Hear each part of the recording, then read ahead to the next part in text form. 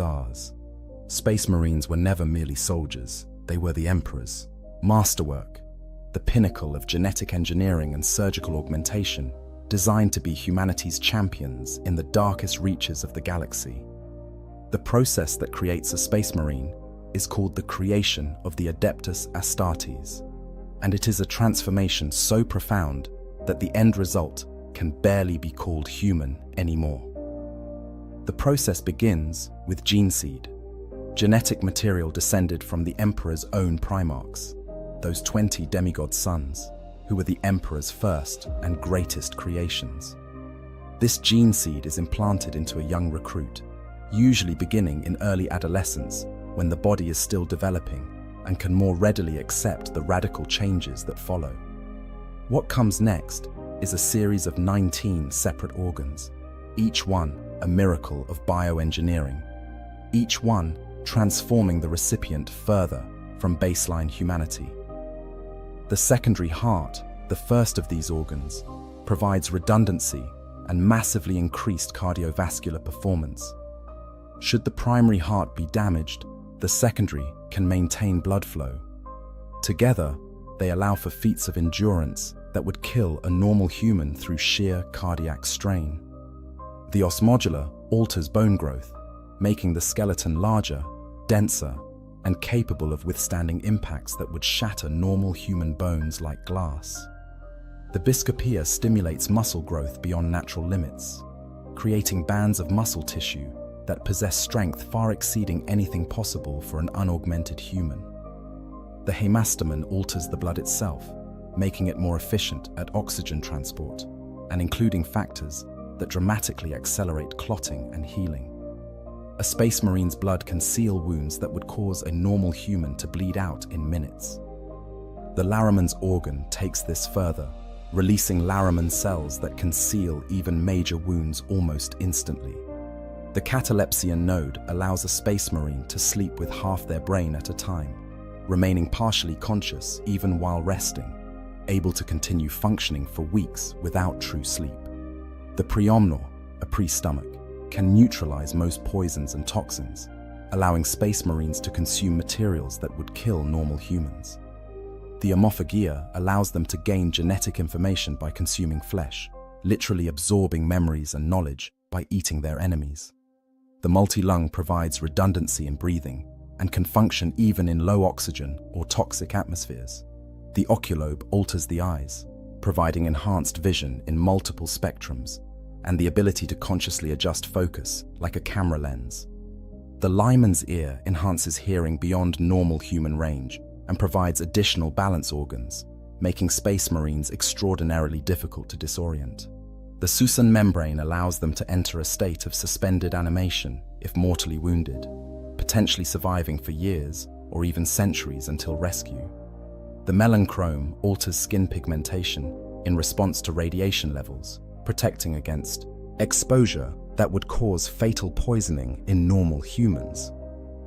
The oolitic kidney provides additional filtration and can function even if both normal kidneys are damaged. The neuroglottis enhances taste and smell to the point where a Space Marine can track by scent and identify chemical compositions by taste alone. The mucranoid secretes a waxy substance that protects the skin against temperature extremes and chemical exposure. The Betcher's gland allows them to spit acid, literally using their saliva as a weapon. The progenoid glands are perhaps the most important, as they grow and store the gene seed that will be harvested to create future Space Marines, ensuring the continuation of the chapter.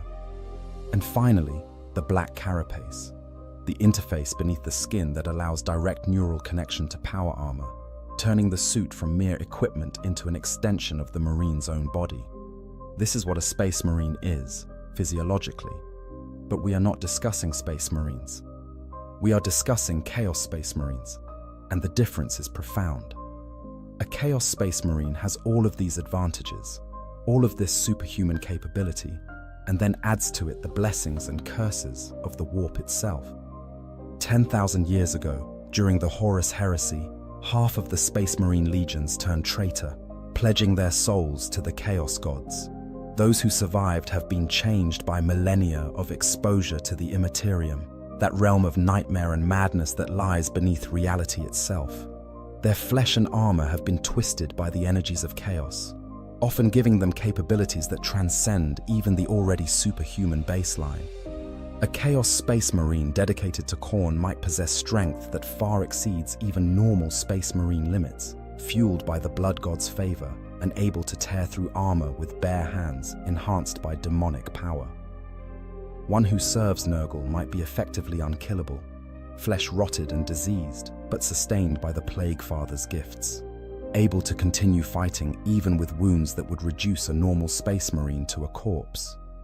A follower of Tzeentch might wield sorcerous powers that bend reality itself, layering psychic protections over already formidable armor.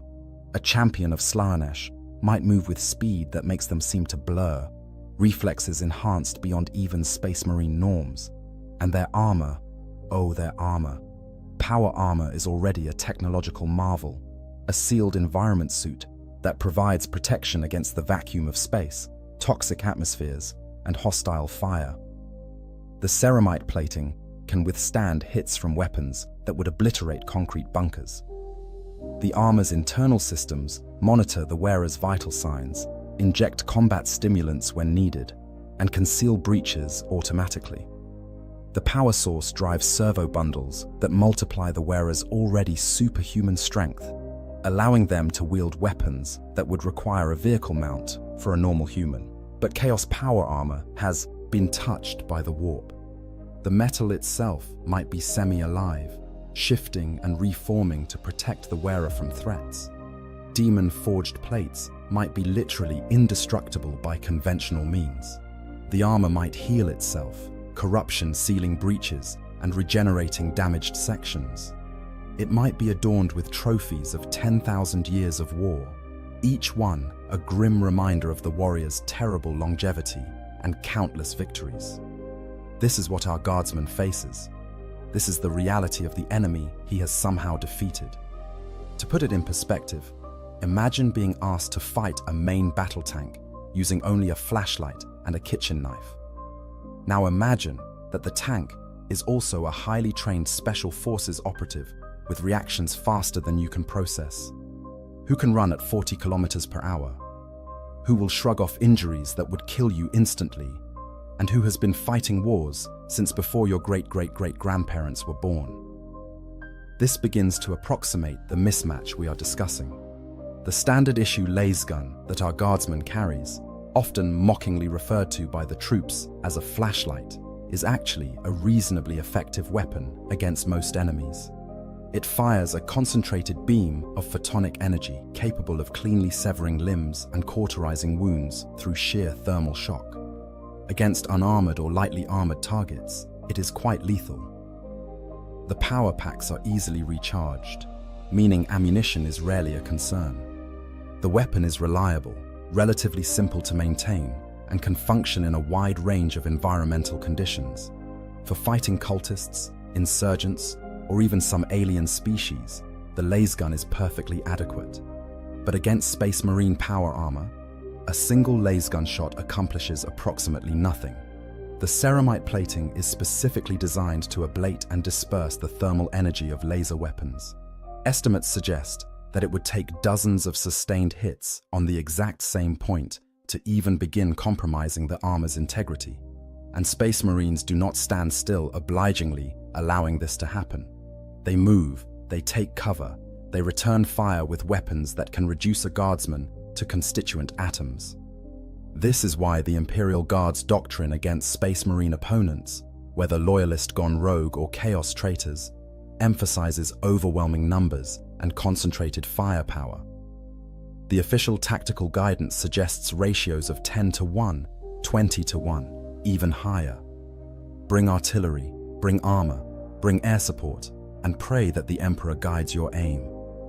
A squad of guardsmen engaging a single Chaos Space Marine in anything resembling fair circumstances is not a battle. It is a massacre waiting to happen. And yet, despite all of this, despite the impossible odds and the horrifying mismatch in capabilities, guardsmen do sometimes kill Chaos Space Marines. It happens. Not often, not reliably, but it happens enough that there are records, that there are stories, that there are veterans who can speak of having achieved the impossible and survived to tell the tale. How does it happen? What are the circumstances that allow baseline humanity to triumph over transhuman warriors enhanced by dark gods? The answer is never simple, never clean, never as glorious as the propaganda hollows would suggest. It is always desperate, always costly, and always involves a combination of factors that create that one perfect storm of circumstance where the impossible becomes merely improbable. Sometimes it is the terrain. A Chaos Space Marine stuck in mud or unstable ground loses their mobility advantage, and mobility is a significant portion of what makes them so deadly. Unable to close distance quickly or maneuver effectively, they become, if not vulnerable, at least slightly less invulnerable. Concentrated fire from multiple laser guns, all targeting the same general area, might accumulate enough thermal stress to begin compromising armor seals. It is the death of 1,000 cuts, each individual shot meaningless, but the aggregate effect potentially fatal. Sometimes it is heavy weapons. A guardsman regiment does not consist solely of lasguns and hope. They have lascannons, heavy anti-tank weapons capable of punching through vehicle armor. They have missile launchers firing crack missiles designed for anti-armor work. They have plasma guns that can potentially overwhelm even ceramite plating, though the risk of the weapons suffering catastrophic overload makes them almost as dangerous to the user as the enemy. They have melter guns that can reduce even power armor to molten slag, though their effective range is measured in meters rather than the hundreds of meters at which a Chaos Space Marine's bolter remains lethal. When one of these weapons connects with a Chaos Space Marine, the results can be spectacular. A crack missile to the chest cavity might crack through the breastplate and detonate against the reinforced ribcage beneath, the explosion contained by the armor and transformed into a killing pressure wave that pulps organs even the Space Marine's redundant biological systems cannot compensate for. A lascannon beam might punch clean through a helmet, vaporizing the head within and ending the threat instantly regardless of how many backup organs the body possesses. A melter gun at point-blank range can reduce the entire upper torso to superheated vapor, armor, and all. But these weapons are not carried by every guardsman. They are specialist equipment issued to designated heavy weapons teams or special weapons troopers. For the average line trooper, the question of killing a Chaos Space Marine usually comes down to opportunity, desperation, and luck in varying proportions. Consider the scenario of close assault. A Chaos Space Marine that has been engaged by overwhelming numbers might find himself, however briefly, in physical contact with dozens of guardsmen simultaneously. While he is butchering them with chain axe and bolt, pistol, while he is crushing throats with gauntleted hands and shattering bones with armored boots, perhaps, just perhaps, one of those guardsmen gets a hand on a vulnerable section of armor. Perhaps he has a grenade, a crack grenade designed for anti-armor work, and in his last seconds of life, he activates it and holds it against the weak point where thigh plate meets hip joint. The explosion kills him and a dozen others, but it also severs the Chaos Marine's leg, and even superhuman warriors cannot fight effectively while bleeding out from ephemeral arterial rupture. Or consider ambush tactics. The Tanith First and Only, also known as Gaunt's Ghosts, were famous for exactly this kind of asymmetric warfare. Reconnaissance and light infantry specialists, they excelled at using terrain, stealth, and careful preparation to engage enemies far above their weight class. When facing Chaos Space Marines, they would not attempt direct engagement. Instead, they would identify patrol routes, set up carefully prepared kill zones with overlapping fields of fire, and wait. When the target entered the kill zone, every weapon they possessed would open up simultaneously. Dozens of lasguns firing at pre-aimed points, heavy weapons targeting joints and seals, sniper teams with long-last rifles taking careful shots at eye lenses and vox grills. Even then, success was not guaranteed. Chaos Space Marines are not stupid, no matter what corruption has done to their souls. They understand tactics. They have fought for longer than most Imperial Guard officers have been alive, and they are extraordinarily difficult to surprise. But sometimes, with perfect planning and the Emperor's favor, it works. The Chaos Marine goes down under the weight of concentrated fire, armor breached in multiple locations, vital organs compromised beyond even his enhanced biology's ability to repair. And sometimes, very rarely, it is simply luck. A stray shot from a lasgun hits exactly at the moment when the Chaos Marine is turning, the beam finding the tiny gap between helmet and gorget at precisely the angle needed to reach the throat beneath. The thermal shock severs the carotid, and even a Space Marine's enhanced blood clotting cannot seal a wound of that type quickly enough. He has perhaps 30 seconds before loss of blood flow to the brain renders him unconscious, and in a combat situation, 30 seconds of impaired function might as well be an eternity.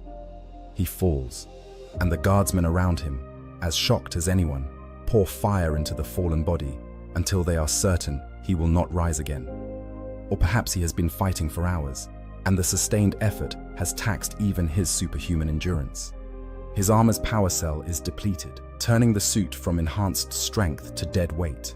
His body's combat stimulants have been exhausted, the glands that produce them needing time to replenish. He has accumulated dozens of minor wounds, none individually serious but collectively, degrading his function.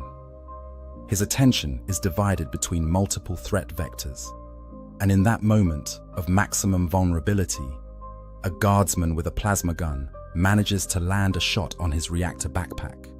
The resulting detonation is visible from orbit, and there is not enough left of the Chaos Marine to fill a standard issue body bag. However it happens, whatever combination of tactics, firepower, luck, and desperation made it possible, the end result is the same.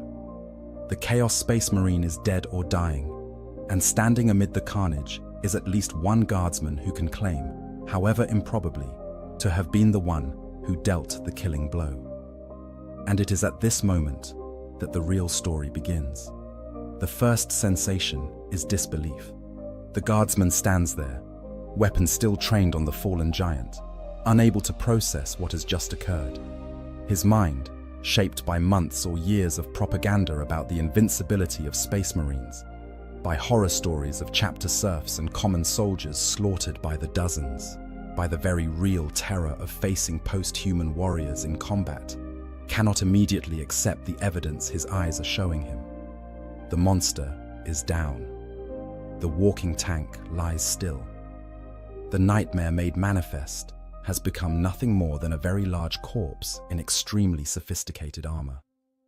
The disbelief lasts perhaps 3 seconds, 5 at most. Then the realization hits, and with it comes a cocktail of emotions so intense that many guardsmen who have lived through this moment describe it as more overwhelming than the combat itself. There is relief, profound and nearly incapacitating, the sudden absence of terror leaving a void that threatens to collapse his knees beneath him.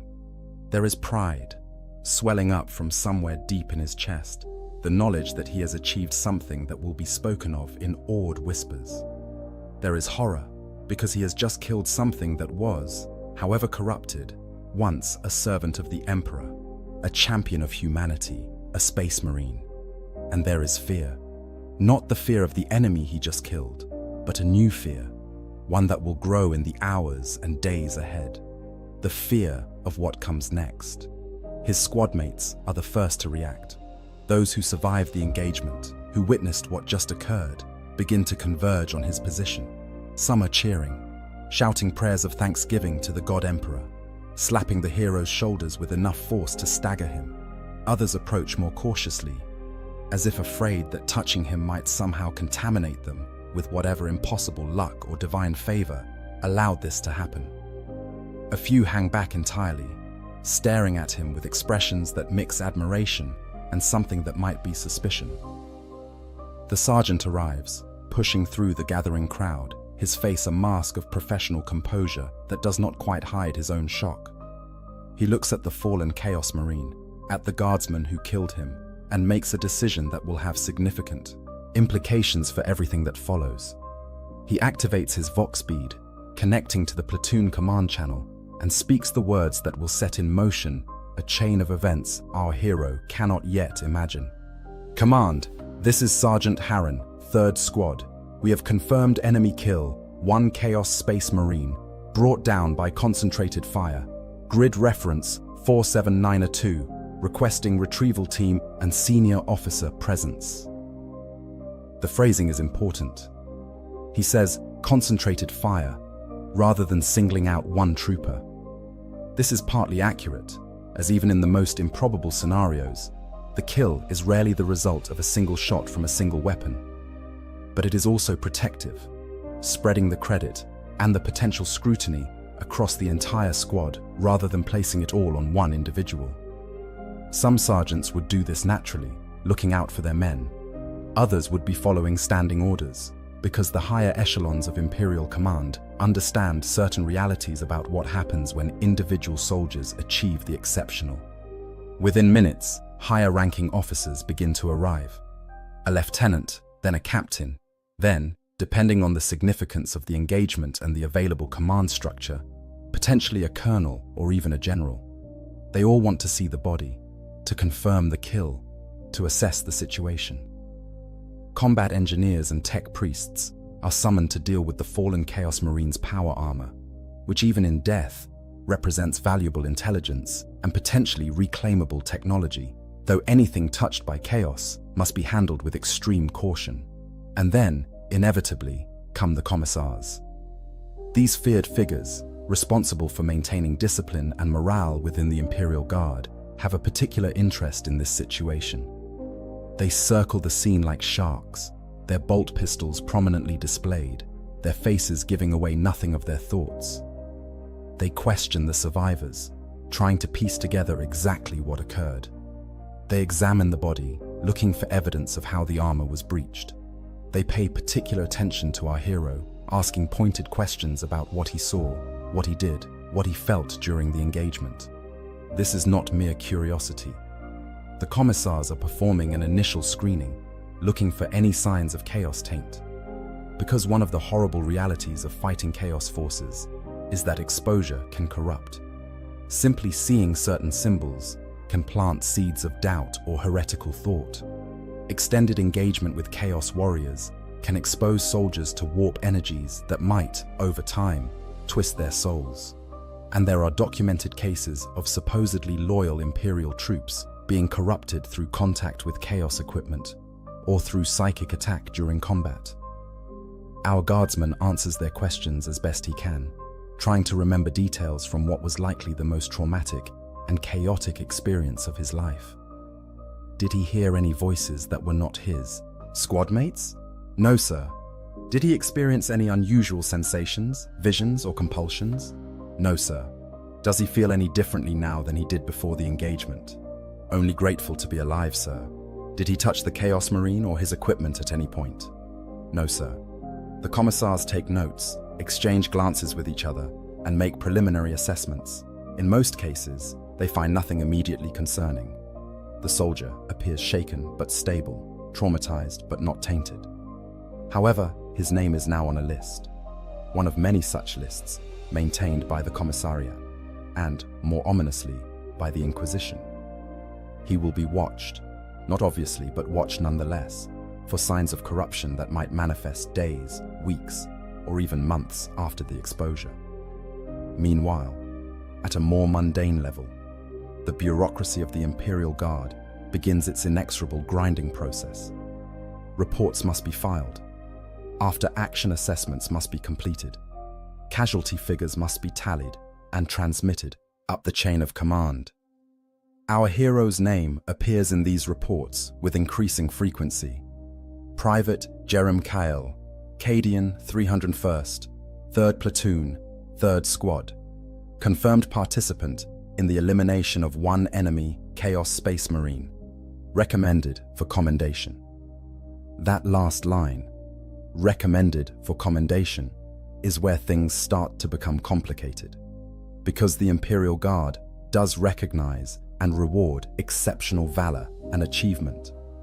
There are medals, honors, ribbons, and citations aplenty for those who distinguish themselves in service to the Emperor. The Honorifica Imperialis, the Macarian Cross, the Medallion Crimson, the Star of Terror, dozens of others, each signifying some particular form of exemplary service. For a common guardsman to receive any of these is to achieve a status that will follow them for the rest of their service and likely shape the remainder of their life. And killing a Chaos Space Marine certainly qualifies as exceptional achievement. It might earn our Private Kyle the Honorifica Imperialis, marking him as a genuine hero of the Imperium. It might earn him a Distinguished Service Medal specific to his campaign or crusade, with language explicitly noting his role in eliminating a transhuman enemy. It might earn him any number of lesser, but still significant honors, each one adding weight to his permanent record and changing how he is perceived by his superiors, his peers, and himself. The award ceremony, when it comes, is a mixed experience. On one hand, there is genuine pride. Standing at attention while a senior officer pins a medal to his uniform, being formally recognized before the assembled regiment, hearing his name and his actions read aloud for all to hear. This is the sort of moment that recruiting propagandists dream of, the kind of image that will be captured by pict recorders and transmitted across the Imperium to inspire countless other young men and women to take up the lasgun and serve. His fellow guardsmen react with varying degrees of enthusiasm. Some are genuinely happy for him, sharing in the reflected glory of their squad or platoon, having been involved in such a notable kill. Others are jealous, having survived equally dangerous situations without receiving comparable recognition. A few are resentful, feeling that luck rather than skill determined who got the credit, or suspecting that the official version of events does not quite match what actually happened in the confusion of combat. But overshadowing all of this is an awareness, sometimes spoken aloud, but more often left unvoiced, that this recognition comes with a price. Because our Private Kyle has now been marked as special, and special means different, and different means dangerous. Not dangerous to his enemies, though certainly the award suggests he is at least competent enough to have survived what should have been an unsurvivable encounter. No, dangerous in the sense that the gears of the Imperium's vast security apparatus have begun to turn their attention toward him. The Inquisition, when they take an interest, do so quietly. Most Imperial Guardsmen will never knowingly interact with an Inquisitor, though the Inquisition's agents and informants are everywhere, watching for signs of heresy, mutation, or Chaos corruption.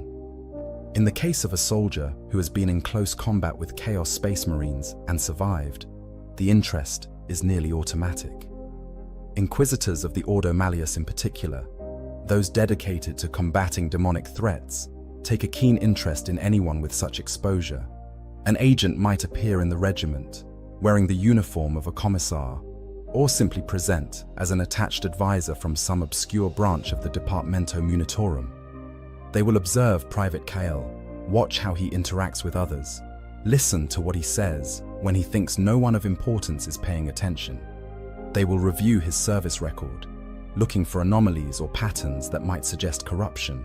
They will interview his squad mates, his sergeant, anyone who has had significant contact with him since the incident. In most cases, they find nothing alarming. The soldier is exactly what he appears to be, a frightened, traumatized man who got extraordinarily lucky and is trying to process the experience while continuing to do his duty. The agent makes note of this in their report, marks the case as no action required, and moves on to the next item on their endless list of potential corruption vectors.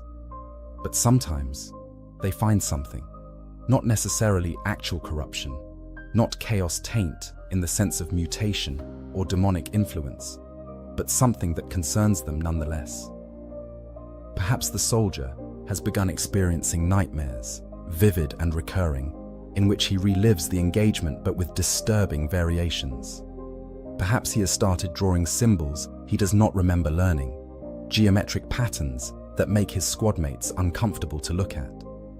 Perhaps he has become obsessed with the kill, talking about it constantly, describing it in a way that suggests he took more pleasure in the violence than is healthy.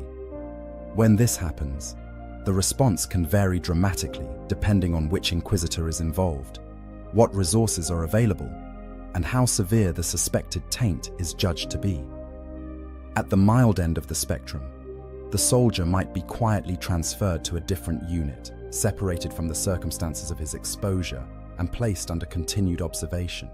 At the more serious end, he might be detained for enhanced interrogation, psychic examination, and potential mind scrubbing to remove whatever influence has taken hold. And at the extreme end, well, there is a reason that the Inquisition's motto is, "Innocence proves nothing." If an inquisitor determines that the risk of corruption outweighs the value of the individual, the solution is direct and permanent. The soldier is declared excommunicate traitorous, a traitor to the emperor, regardless of his actual innocence or guilt, and is either executed on the spot or shipped off to a penal legion to die in service of the Imperium, one way or another. The Month of Shame serves as a grim historical example of what can happen when inquisitorial paranoia intersects with large-scale chaos exposure. After the First War for Armageddon, in which chaos forces, led by the demon Primarch Angron, invaded the Hive world, the Inquisition ordered the extermination of millions of Imperial Guard veterans who had fought against the demonic hordes. The reasoning was simple and terrible. They had seen things that no loyal Imperial citizen should see, things that could corrupt them, or that they might spread to others through word of mouth. Their reward for saving Armageddon was death. The Space Wolves. Chapter famously refused to allow this purge of loyal soldiers who had fought bravely under their protection. The resulting standoff between the Space Wolves and the Inquisition, backed by the Grey Knights chapter, nearly erupted into full-scale war between Imperial factions. The crisis was eventually resolved through intervention from the highest levels of the Imperium, but not before it had demonstrated just how ruthlessly the Inquisition will act when they perceive chaos corruption, real or potential, in Imperial forces. For our Private Kyle, these are not abstract historical concerns. This is the reality he must navigate in the days and weeks following his impossible victory. He understands, because every Imperial citizen understands at some level, that the Imperium's mercy is limited and its paranoia is boundless. He knows that his survival and continued service depend not just on avoiding actual corruption, but on avoiding even the appearance of it. This creates psychological pressures that are difficult for those who have not experienced them to fully comprehend. Imagine achieving something genuinely heroic, something that should be a source of pride and celebration, and having that achievement become a source of constant anxiety and fear. Every nightmare, every stray thought, every moment of distraction becomes potential evidence of corruption. The hypervigilance that this produces can be as psychologically damaging as the original trauma. Some soldiers handle this by doubling down on their faith in the Emperor. They spend extra time in prayer, attend every sermon and devotional service available, make public demonstrations of their loyalty and piety. This is a survival strategy as much as genuine faith, a way of demonstrating to any observers that they remain pure and devoted. For some, this performance eventually becomes genuine, the rituals and prayers providing real comfort and structure in a situation that feels increasingly unstable. Others become withdrawn, trying to make themselves as unremarkable and forgettable as possible. They avoid discussing the incident, deflect credit to their squadmates, try to fade back into the anonymity that characterizes most of the Imperial Guard. They understand that while recognition brought temporary glory, being unremarkable is safer in the long term. The Inquisition cannot investigate what it does not notice. And a few, unfortunately, do begin to change in ways that justify the Inquisition's attention. The trauma of the experience, combined with the stress of being under suspicion, creates psychological breaks that manifest in troubling ways. They become erratic, paranoid, occasionally violent. Whether this is actual chaos corruption, trauma-induced mental illness, or some combination of both is often impossible to determine. The end result is the same. They are removed from service, one way or another. But assuming our Private Kyle survives the initial scrutiny, assuming he is found to be free of taint and psychologically stable enough to continue serving, he must now adapt to his new status within the regiment. Because despite any attempts to remain unremarkable, the fact of what he accomplished cannot be erased. He is now one of the few, the incredibly rare few, who can claim to have killed a Chaos Space Marine. And this changes everything about how he is perceived and treated. Within his squad, the dynamics shift in subtle ways. His squad mates look at him differently now. Some with admiration, some with envy, some with an almost superstitious awe. There is a temptation to see him as blessed by the Emperor, touched by some divine favor that allowed him to survive and triumph, where logic suggested he should have died. This can create a sense of confidence in the squad, a feeling that having him present increases their chances of survival. It can also create pressure, as people expect him to replicate his feat or provide some kind of edge in future engagements. The sergeant treats him differently as well. Depending on the sergeant's personality and command style, this might mean giving him more responsibility, assigning him to the more dangerous tasks, because he has proven he can handle them. Or it might mean the opposite, trying to protect their newly valuable soldier, keeping him away from the most dangerous assignments to preserve his life for situations where his experience might be crucial. Neither approach is entirely comfortable for the soldier himself, who mostly just wants to do his duty and survive. Officers up the chain of command now know his name, which for a common private is both a blessing and a curse. It might mean opportunities for advancement, being considered for promotion to corporal or sergeant when positions become available. It might mean being selected for special assignments or detached duty that could lead to better outcomes than dying in a muddy trench somewhere. But it also means being watched, being remembered, being unable to simply disappear into the masses of identical uniformed figures that make up the bulk of the Imperial Guard. His reputation spreads beyond his immediate unit.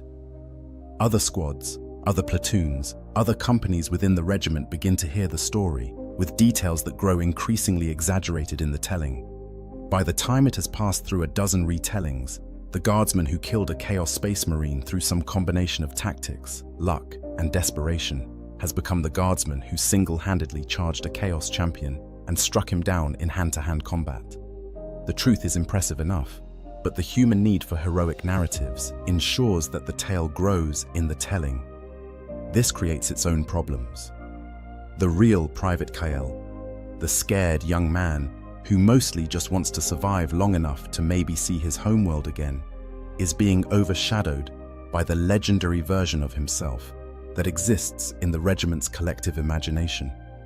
People expect him to be braver, more confident, more skilled than he actually is. They expect him to have insights into fighting chaos forces that he does not possess. They expect him to be a hero, in the classical sense, when he is simply a survivor trying to make sense of an experience that defied all rational explanation. The psychological impact of this disconnect can be profound.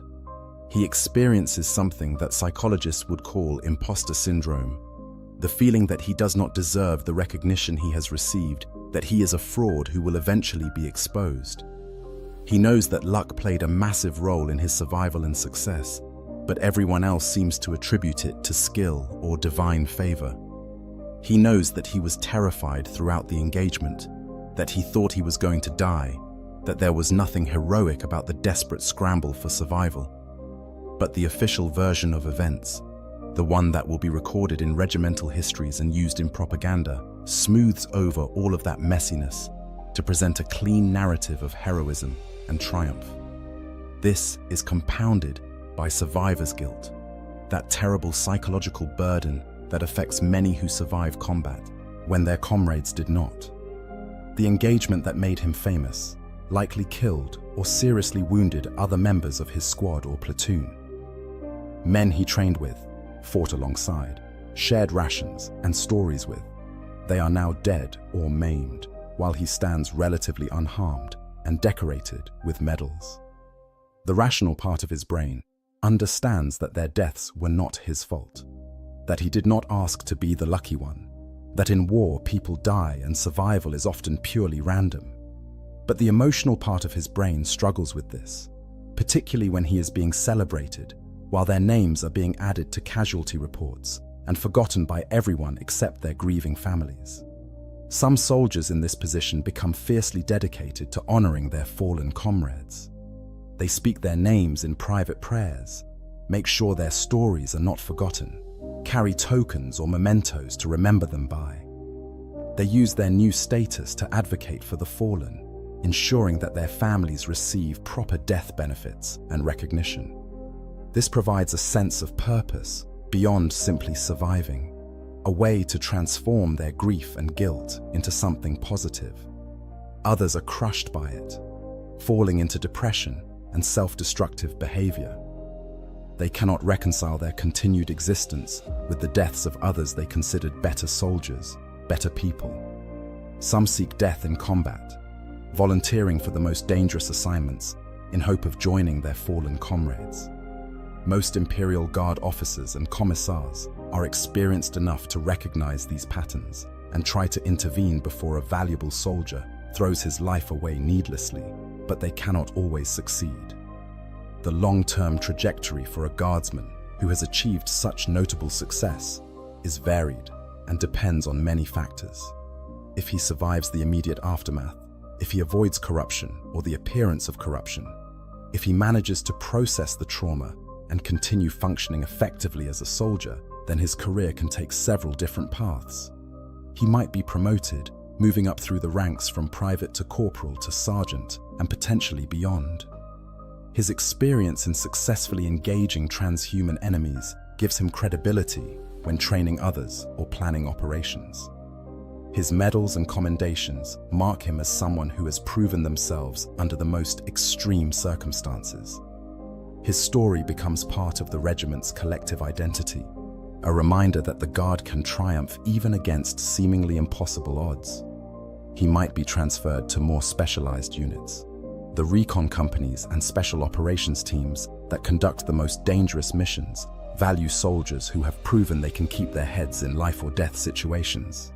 His specific experience against Chaos Space Marines might make him valuable as an advisor or consultant when planning operations in areas where Chaos forces are active.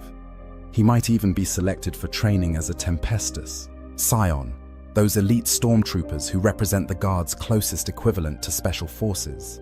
Or he might remain exactly where he is, a line trooper in a standard infantry regiment, carrying his medals and his story, but otherwise no different from millions of other guardsmen serving across the galaxy.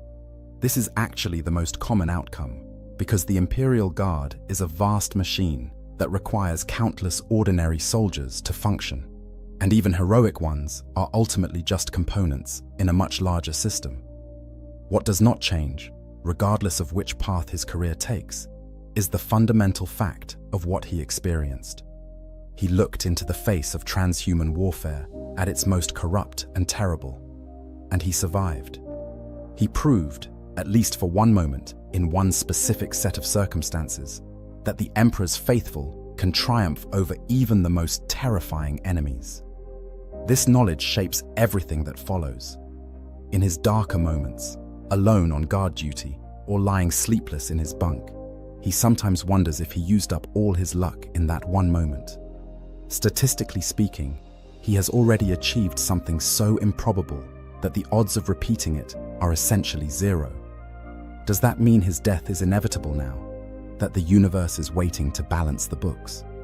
Does that mean every engagement going forward is even more dangerous because he has exhausted whatever divine favor or random chance allowed him to succeed before? These are irrational thoughts, and he knows they are irrational, but they come anyway.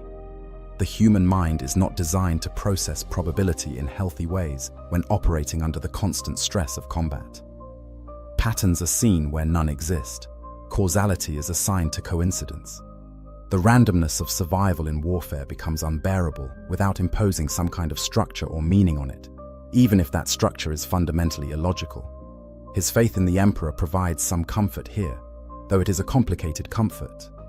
On one hand, the official dogma of the imperial cult teaches that the Emperor watches over and protects his faithful, that those who die in his service are martyrs who will be elevated, that victory over the Imperium's enemies is both righteous and inevitable. This should mean that his success was the Emperor's will, a demonstration of divine favor rewarding faith and courage.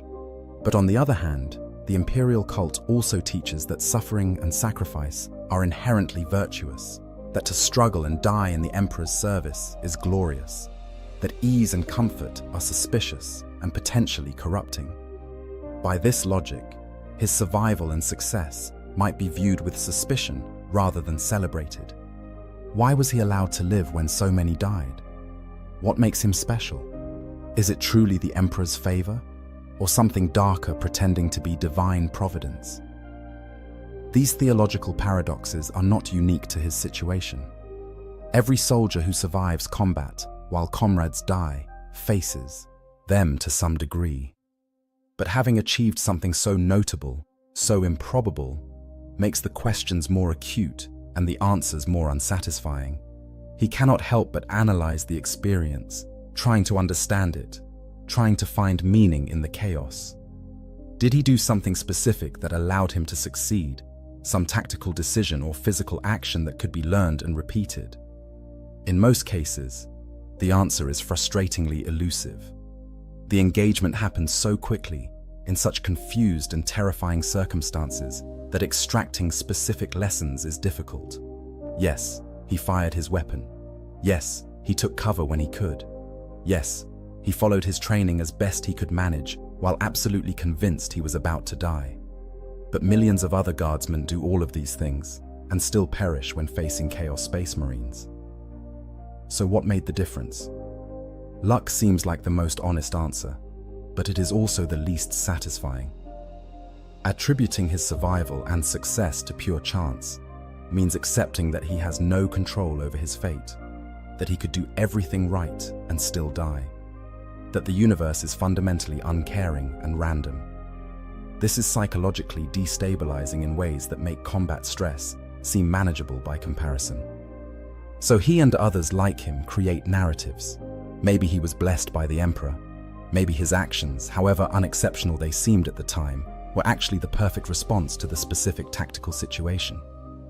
Maybe he tapped into some hidden reserve of strength or skill that he was previously unaware of. Maybe. Each of these narratives provides structure and meaning, makes the experience something that can be integrated into his understanding of himself and his place in the universe. The truth, inasmuch as there is a singular truth to be found in the chaos of war, is probably some combination of all of these factors. Yes, he was lucky in ways that most people are not. Yes, his training and instincts kept him alive long enough for that luck to matter. Yes, the specific circumstances of the engagement created vulnerabilities in the Chaos Space Marine that could be exploited. Yes, the cumulative efforts of his entire squad contributed to the kill, even if he gets the credit. Yes, the Emperor was watching over him, if you believe in such things, or random quantum probability was on his side, if you prefer a more materialist explanation. What matters, ultimately, is that he survived, and the enemy did not. What matters is that he proved, however briefly and improbably, that Chaos Space Marines can be killed by ordinary humans with standard equipment.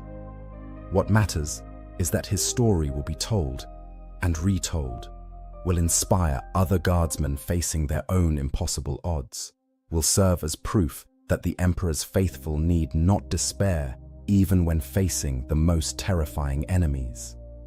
There are historical precedents for such victories, though they are rare enough to be noteworthy when they occur. Tanith first and only, those ghost-like scouts and light infantry specialists, led by Colonel Commissar Ibram Gaunt, engaged and defeated Chaos Space Marines on multiple occasions during the Sabbat Worlds Crusade. Their success came not from superior firepower, but from superior tactics, from understanding that they could not meet such enemies in direct combat and must instead use stealth, ambush, and terrain to negate the transhuman advantages. In one particularly notable engagement, Scout Sergeant Owen McCall, who was considered one of the most skilled reconnaissance specialists in the entire Guard, managed to not only survive an encounter with a Chaos Dreadnought, but actually destroy it. A Dreadnought, for those unfamiliar, is a walking tomb, a Space Marine so badly wounded that his broken body is sealed inside a massive mechanical walker armed with weapons capable of destroying armored vehicles. For a single unaugmented human to defeat such an opponent is not merely improbable, it is almost mythological in its implications.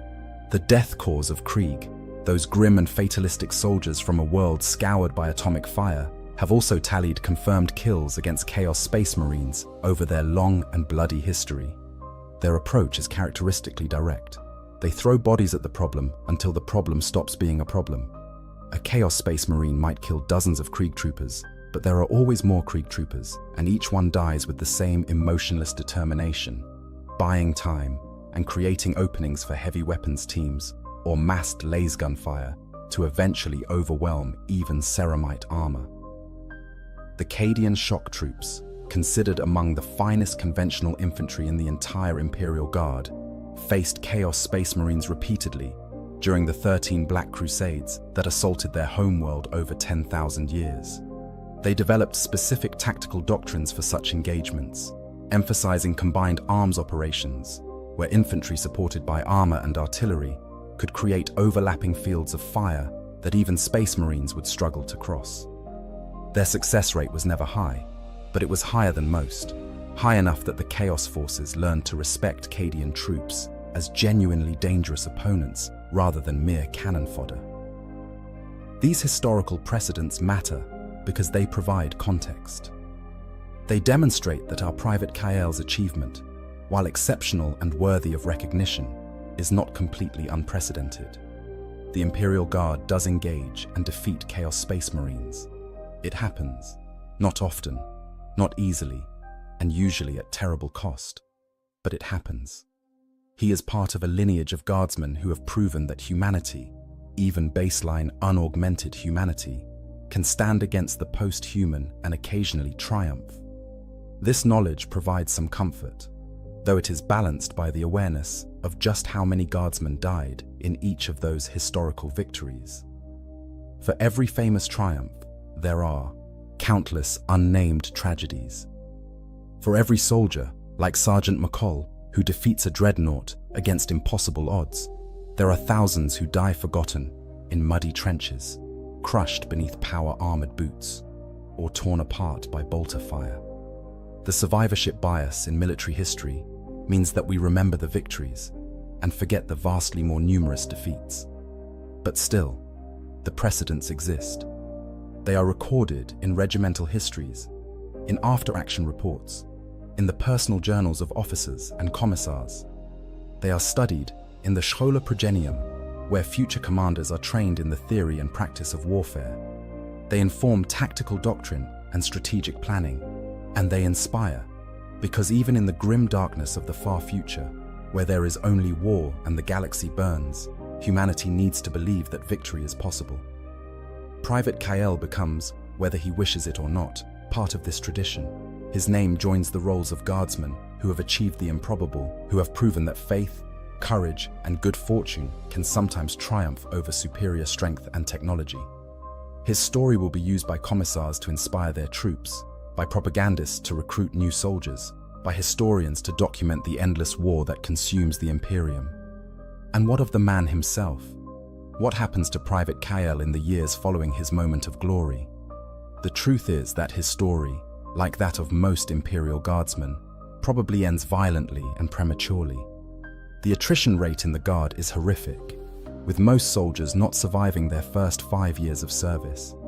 Even heroes, even soldiers blessed by the Emperor and decorated for exceptional valor, are still flesh and blood. They still bleed when shot, still die when hit by artillery, still perish by the millions in the Imperium's endless wars. He might fall in his very next engagement, a stray round from a cultist's autogun, finding him with the same random chance that allowed him to survive his encounter with the Chaos Marine. He might be vaporized by a plasma blast, crushed by a collapsing building, torn apart by alien claws, or die from any of 1,000 other causes that make no distinction between the heroic and the ordinary. War is aggressively democratic in its distribution of death. Or he might survive, beating the odds once again and again and again, becoming one of those grizzled veterans who somehow make it through decades of service. His chest becomes heavy with medals, his uniform decorated with campaign ribbons and unit citations. His face becomes lined and weathered, marked by the scars of countless battles. He becomes a squad leader, then a sergeant, perhaps eventually a lieutenant or captain if he demonstrates the necessary leadership qualities and continues to survive long enough for promotion to matter. In this version of his story, he becomes a mentor to younger soldiers, teaching them the lessons he learned through hard experience. He tells them about the time he killed a Chaos Space Marine, but he emphasizes the luck and the terror rather than the glory. He teaches them that survival is more important than heroism, that the soldier who lives to fight another day serves the Emperor better than the one who dies gloriously but uselessly. He becomes the kind of veteran that every unit desperately needs, the steady presence who has seen everything and can guide others through the chaos of warfare. Or perhaps he is grievously wounded, losing limbs or organs to enemy action, but surviving through the miracles of imperial medical technology and the grace of the Emperor. He might be fitted with augmetic replacements, mechanical limbs and cybernetic organs that allow him to continue serving. He might be retired from combat duty and assigned to training cadres or garrison duty, positions where his experience is valuable but his reduced physical capability is less of a liability. He might even, in rare cases, be judged suitable for dreadnought interment, sealed inside a walking tomb, like the Chaos Warrior he once killed. His service extended for centuries beyond natural human lifespan. Or, in the darkest version of his story, the Inquisition's suspicions eventually catch up with him. Perhaps he does begin showing signs of corruption, subtle at first, but growing more pronounced over time. Perhaps he makes a comment or commits an action that suggests heretical thought, and the Watchers who have been observing him since the incident finally decide to act. Perhaps an overzealous Inquisitor decides that the risk he represents outweighs his value, and he is purged along with anyone else who might have been exposed to potential taint through contact with him. In the Imperium, innocence proves nothing, and suspicion is often treated as confirmation. Whatever his ultimate fate, whatever path his life takes after that one impossible moment of victory, Private Jerem Kyle is forever changed by what he experienced. The boy who joined the Guard full of naive dreams about glory and serving the Emperor is gone, replaced by a man who has looked into the eyes of transhuman corruption and somehow survived to tell the tale. He carries that experience with him always, a weight that cannot be set down, a knowledge that cannot be unlearned. In the quiet moments, when the guns fall silent and he has time to think, he sometimes wonders what it all means. Not just his own survival and unlikely success, but the larger implications of what he represented. Because in killing that Chaos Space Marine, he proved something important. He proved that the transhuman warriors, whether loyal or traitor, are not invincible. He proved that the ordinary men and women of the Imperial Guard, despite being outmatched in every measurable way, can still triumph through courage and determination and the Emperor's grace. This is not a comfortable realization. It means that the countless deaths of guardsmen who faced similar enemies and failed were not inevitable. It means that somewhere in the gap between his success and their failure, there exists a difference that matters. Perhaps it was training, or leadership, or equipment, or tactics, or simply luck. But it was something, and that something could potentially be identified, studied, replicated.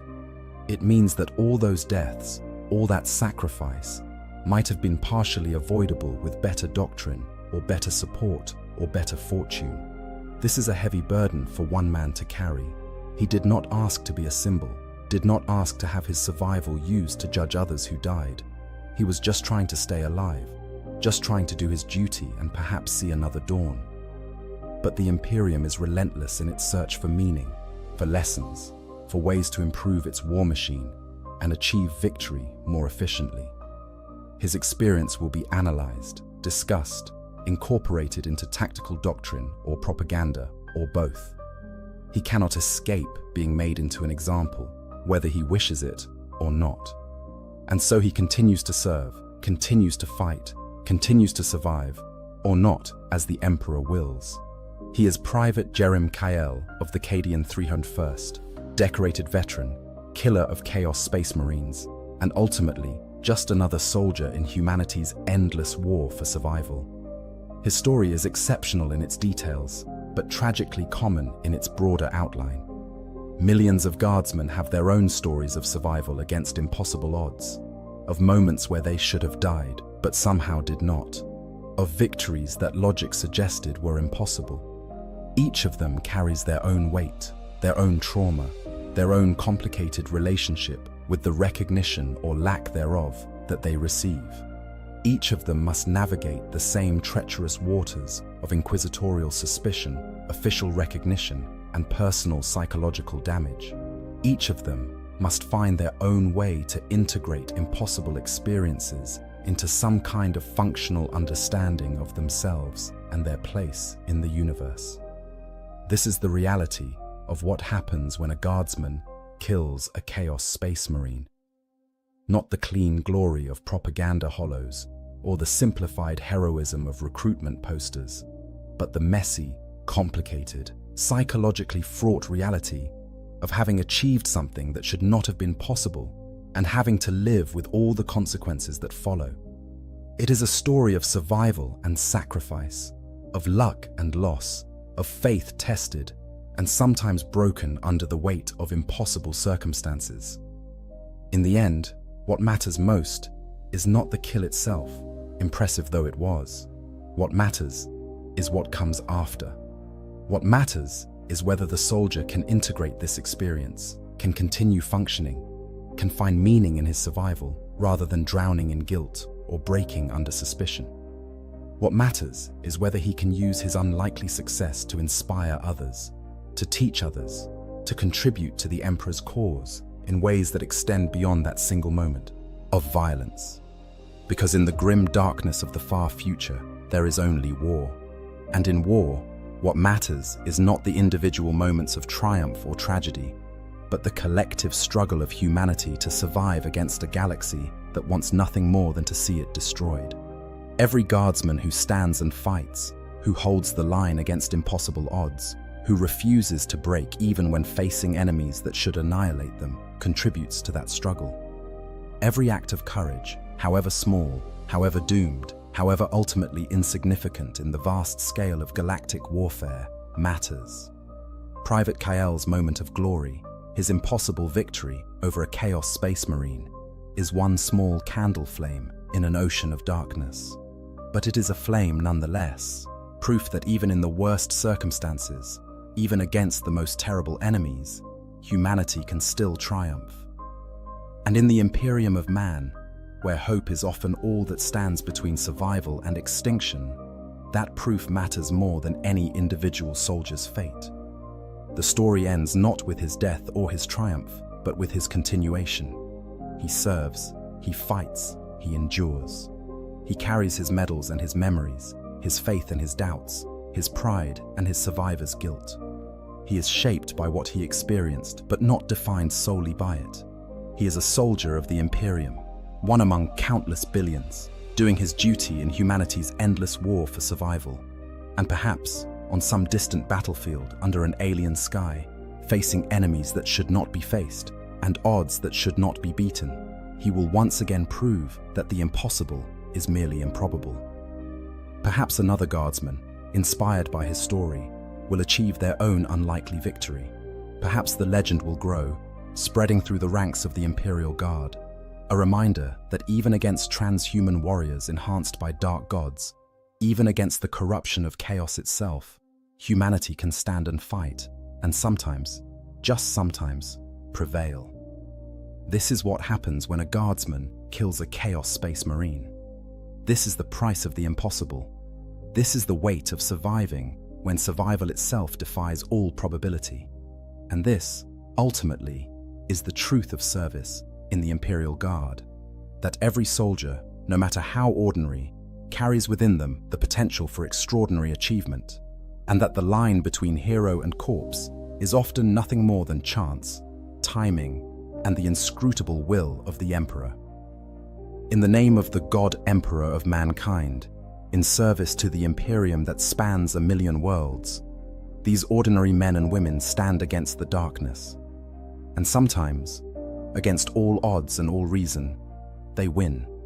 Not because they are invincible, not because they are superhuman, but because they refuse to yield, because they hold faith even in the face of annihilation, and because somewhere in the vastness of the uncaring universe, every once in a great while, the impossible becomes real. If you enjoyed learning about the incredible circumstances where an ordinary human triumphs over transhuman warriors, consider subscribing to the channel. These stories of courage, faith, and impossible odds are what make Warhammer 40K such a compelling universe. Hit that like button if you found this deep dive into Imperial Guard heroism and survival informative, and let me know in the comments, would you want to be the guardsman who killed the Chaos Space Marine, knowing everything that comes after? Thank you for watching, and remember, in the grim darkness of the far future, there is only war, but sometimes, just sometimes, there is also hope. There are moments in the vast darkness of the 41st millennium when even the Emperor's finest warriors must confront a horror beyond any alien menace or demonic incursion. It is not the pain of their own death that brings dread to these superhuman hearts, for death in service to the Imperium is the very purpose for which they were created. No, the true nightmare, the one that can break even the iron will of an Adeptus Astartes, is watching everything they fought for, everyone they loved, and the entire legacy of their brotherhood crumble into dust before their eyes. This is the story of what happens when a Space Marine watches his chapter die. To understand the depths of this tragedy, we must first comprehend what a Space Marine chapter truly represents. These are not merely military units or collections of superhuman warriors. A chapter is a living legacy stretching back thousands of years, a brotherhood forged in blood and fire, bound together by genetic heritage and shared purpose. Each chapter carries within it the essence of its founding Primarch, the gene seed that transforms mortal boys into angels of death, and traditions that have been carefully maintained across millennia. When a Space Marine looks at his battle brothers, he sees not just comrades in arms, but the physical manifestation of an unbroken chain reaching back to the Great Crusade itself. He sees the faces of his trainers, the veterans who taught him the ways of war, the scouts who fought beside him as he earned his power armor, and the brothers with whom he has shared countless battles across the stars. The bond between Space Marines transcends ordinary human friendship. From the moment a young aspirant is selected, usually between the ages of 10 and 14, his entire existence is reshaped. The brutal implantation process begins, where 19 specialized organs are grafted into his growing body over the course of years. Each organ serves a specific purpose, transforming him from a mere mortal into something far greater. But beyond the physical transformation, there is a psychological conditioning that runs deeper than any hypno-indoctrination. These warriors train together, bleed together, and learn together in their chapters' halls. They recite the same litanies, honor the same heroes, and carry forward the same traditions that their predecessors maintained for thousands of years. When a Space Marine fights, he carries with him not just his own strength, but the accumulated wisdom, courage, and sacrifice of every brother who came before him. The Fortress Monastery stands as the physical embodiment of this legacy. These massive structures, whether carved into mountainsides, built upon death worlds, or floating through the void in ancient battle barges, serve as more than mere military installations. They are sacred spaces where the chapter's history lives and breathes. Within their walls hang the battle standards of companies long since fallen, their fabric stained with the blood of heroes. The halls echo with chants that have been sung for millennia, unchanged since the days when the Emperor himself walked among humanity. The chapels house relics of incalculable value, fragments of armor worn by legendary warriors, weapons that have slain demon princes and alien warlords, and the very gene seed reserves that represent the chapter's future. For a space marine, his fortress monastery is more than a home. It is a living connection to every brother who has ever served, a repository of their collective soul. The gene seed itself represents perhaps the most sacred aspect of a chapter's existence. These genetic materials, harvested from the progenoid glands of fallen warriors, carry within them the biological legacy of the Primarchs. Without gene seed, there can be no new Space Marines. Without new Space Marines, a chapter cannot replace its losses. The apothecaries who guard and maintain these precious materials understand that they hold quite literally the future of their brotherhood in their hands. Each vial of gene seed represents a fallen brother's gift to the chapter, his final contribution ensuring that the fight will continue even after his death.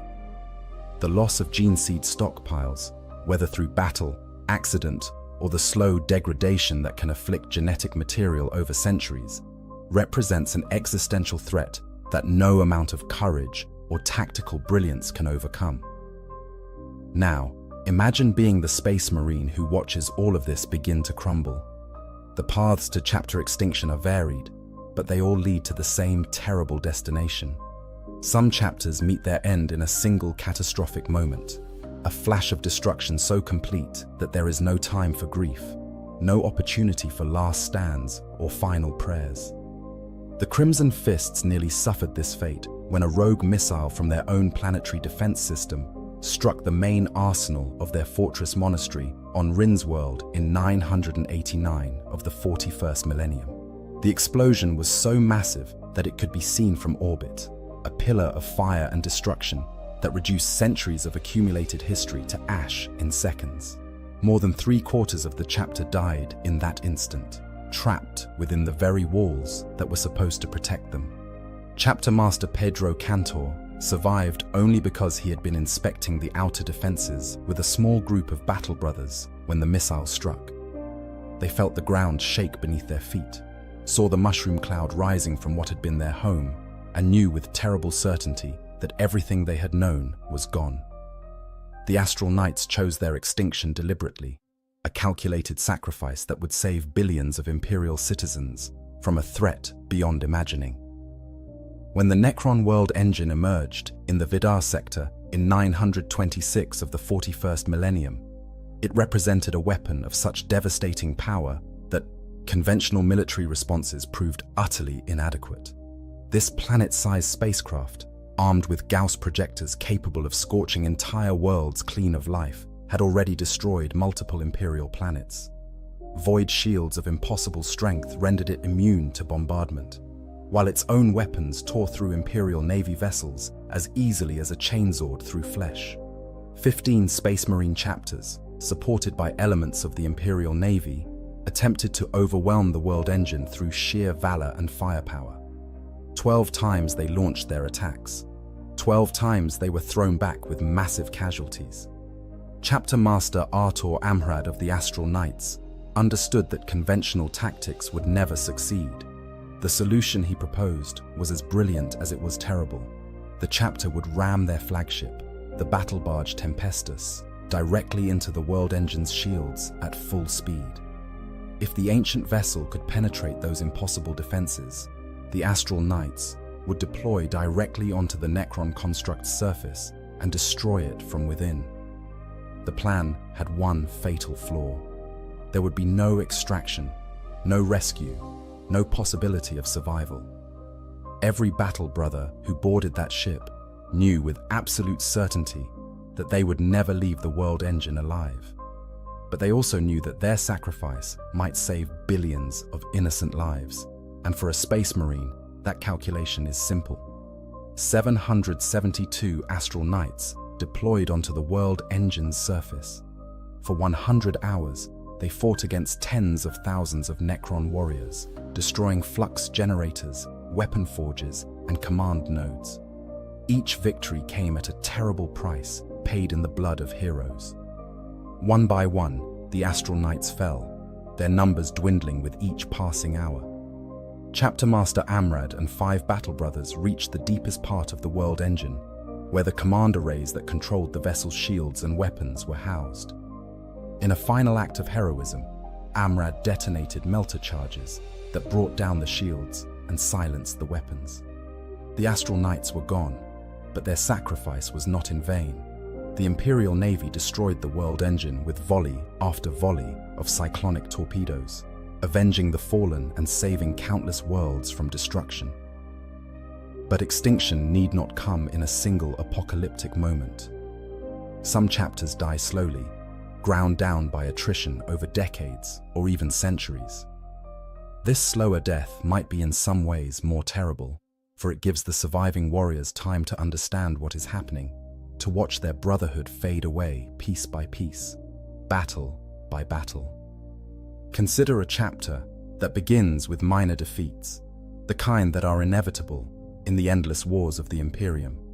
A company is ambushed by Eldar raiders, suffering casualties that would normally be replaced within a few years through recruitment and training.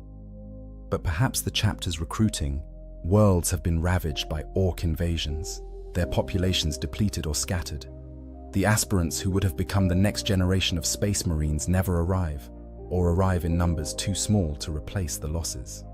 Meanwhile, the chapter continues to fight. The Imperium's need for space marine intervention never diminishes, and a chapter cannot simply withdraw from the field because its numbers are reduced. Each battle brings new casualties. Veteran sergeants who have fought for centuries fall to bolter fire or alien claws. Tactical marines who had only recently earned their power armor are torn apart by tyrannid bioweapons. Devastator squads are wiped out by demon-summoned warp fire. And slowly, inexorably, the chapter's strength diminishes. What was once 10 full companies becomes 9, then 8, then 7. The chapter master makes increasingly difficult decisions about which campaigns to prioritize, which calls for aid to answer, and which to reluctantly decline. Battle brothers who survived begin to recognize a terrible truth in the eyes of their remaining brothers. They are not just fighting the Imperium's enemies, they are fighting against time itself, racing to accomplish something meaningful before the inevitable end arrives. The first signs that a chapter is approaching extinction manifest in ways both obvious and subtle.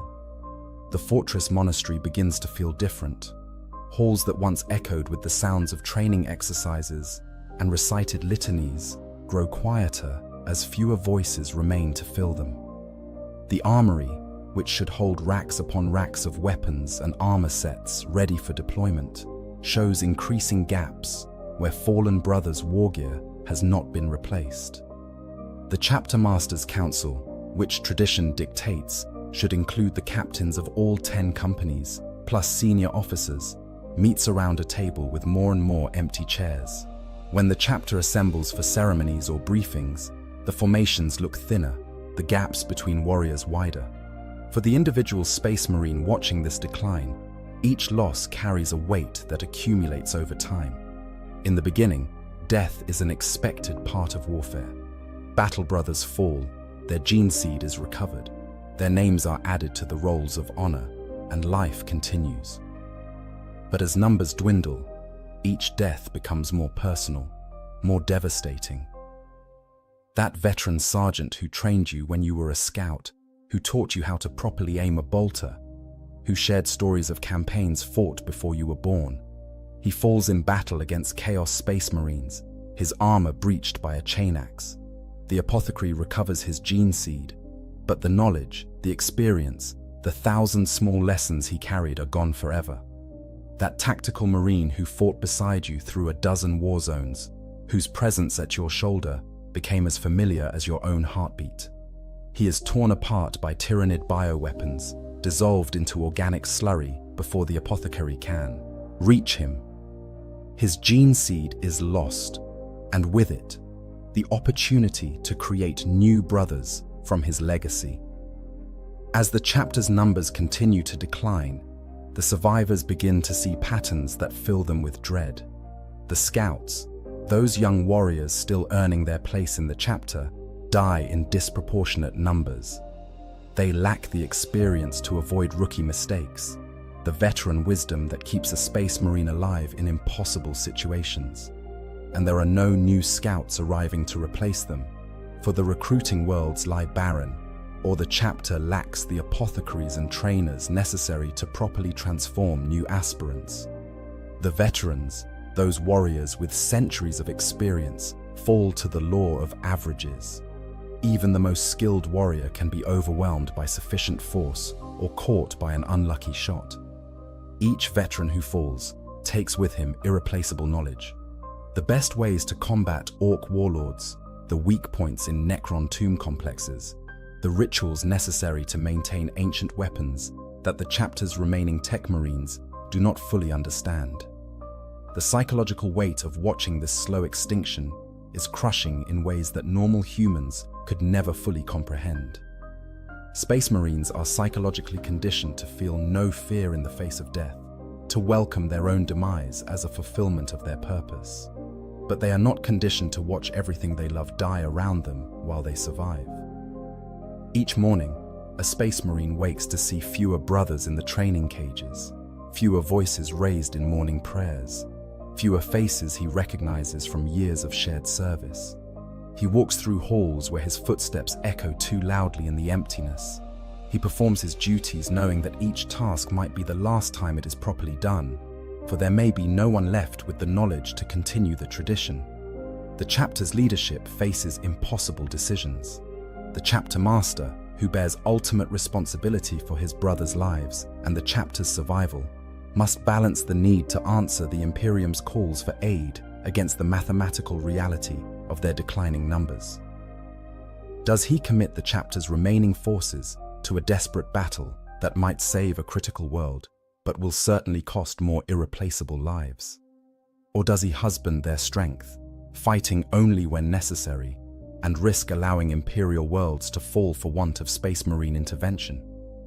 There are no good answers, only the choice between different kinds of failure. Company captains watch their companies shrink from 100 warriors to 50, then to 20, then to a handful. Do they merge the survivors with other companies, erasing distinct company identities that have existed for thousands of years? Or do they maintain the fiction of separate companies, even when each one barely has enough warriors to fill a single combat squad? The chaplains and librarians who shepherd the chapter's spiritual health face their own crisis. How do you maintain morale among warriors who can clearly see their brotherhood dying? How do you inspire courage and dedication when every brother knows that they are fighting a battle they cannot win? The chaplains preach of duty and honor, reminding their brothers that the manner of their death matters more than its timing. They speak of the heroes who came before, who faced impossible odds and never wavered. But even the most inspiring sermons cannot entirely mask the reality that weighs on every warrior's mind. The chapter is dying, and they can do nothing to stop it. The apothecaries, tasked with maintaining the chapter's gene seed stocks and harvesting the precious progenoid glands from fallen brothers, watch their reserves dwindle with each passing engagement. They know better than anyone how perilous the chapter's situation has become. Gene seed takes years to mature within a Space Marine's body. The progenoid gland in the neck can be harvested after 5 years, while the one in the chest requires 10 years to reach maturity. But if brothers are dying faster than gene seed can be harvested and used to create new warriors, the mathematics become inexorable. The chapter cannot replace its losses, and each battle brings it closer to the point of no return. Some apothecaries become obsessed with recovering every scrap of gene seed, taking terrible risks on the battlefield to reach fallen brothers before their genetic legacy is lost. Others work desperately in their laboratoriums, trying to accelerate the maturation process or find ways to coax new organs from damaged gene seed. But the Emperor's genetic work was perfect, and what is perfect cannot be improved by lesser minds. The chapter's tech marines and artificers face their own desperate struggle. Power armor damaged in battle must be repaired, but their chapter lacks the resources to properly maintain its war gear.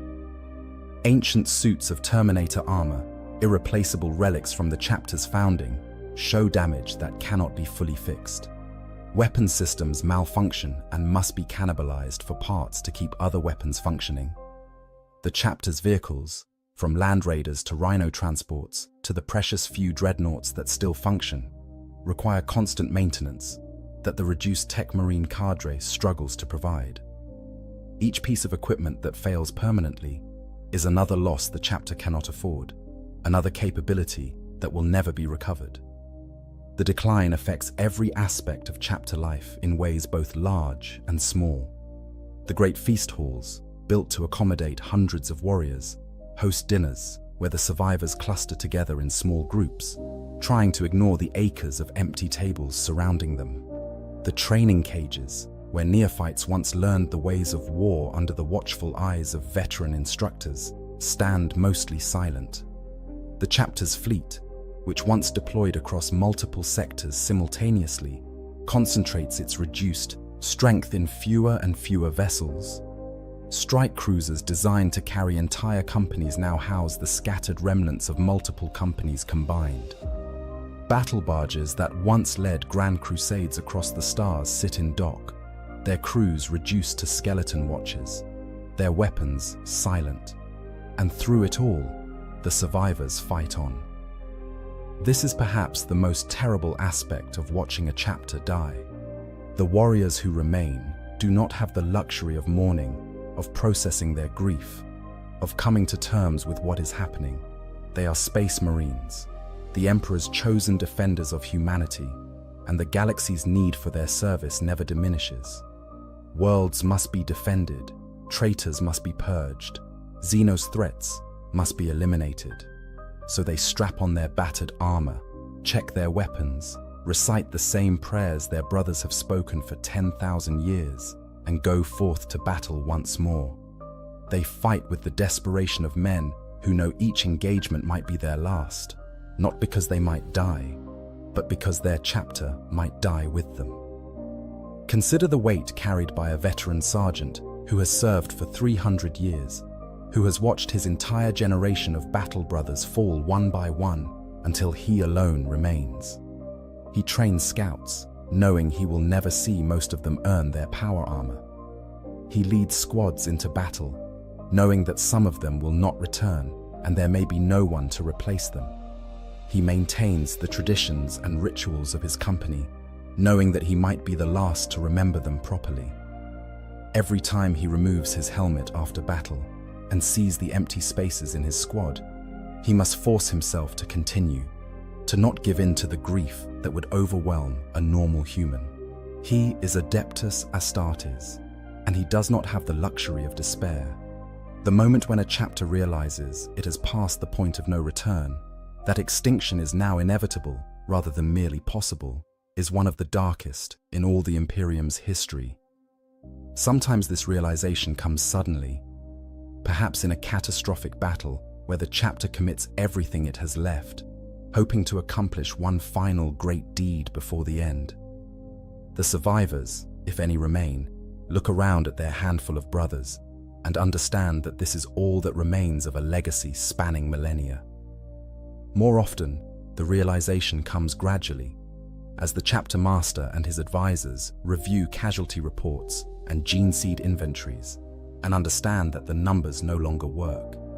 Even if they cease all combat operations immediately, even if they somehow acquired enough suitable aspirants, even if every implantation succeeded perfectly, they cannot rebuild to sustainable levels before the last veteran dies of old age, or the chapter is officially disbanded by the High Lords of Terror for falling below minimum strength requirements. When the fortress monastery itself falls, whether to enemy assault or simply to abandonment, when the chapter can no longer maintain or defend it, The surviving Space Marines experience something close to what normal humans might call heartbreak. These warriors, conditioned to feel no fear and minimal emotional attachment, find themselves walking through empty halls one final time before they depart forever. They pass the chapel where they took their final oaths as full battle brothers. They see the trophy rooms filled with captured enemy banners and the skulls of defeated foes. They walk through the armory where they first donned their power armor. They visit the Reclusium where they prayed before every battle. They stand in the Hall of Heroes where statues of the chapter's greatest warriors watch over their descendants with blind stone eyes. The chaplains remove the chapter's most sacred relics, the few items precious and portable enough to take when they leave. The fragment of armor supposedly worn by their Primarch during the Great Crusade. The ancient power sword that has been wielded by every chapter master since the chapter's founding. The chapter's battle standards, stained with the blood of heroes across 10,000 years.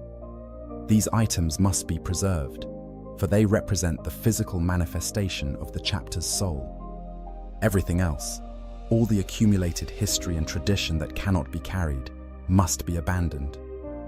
Some chapters have been known to destroy their own fortress monasteries rather than let them fall into enemy hands or be picked over by scavengers.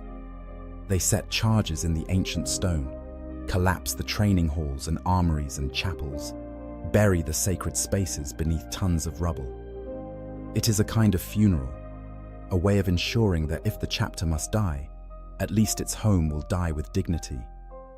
The burden of being among the last survivors of a dying chapter manifests in different ways across different warriors.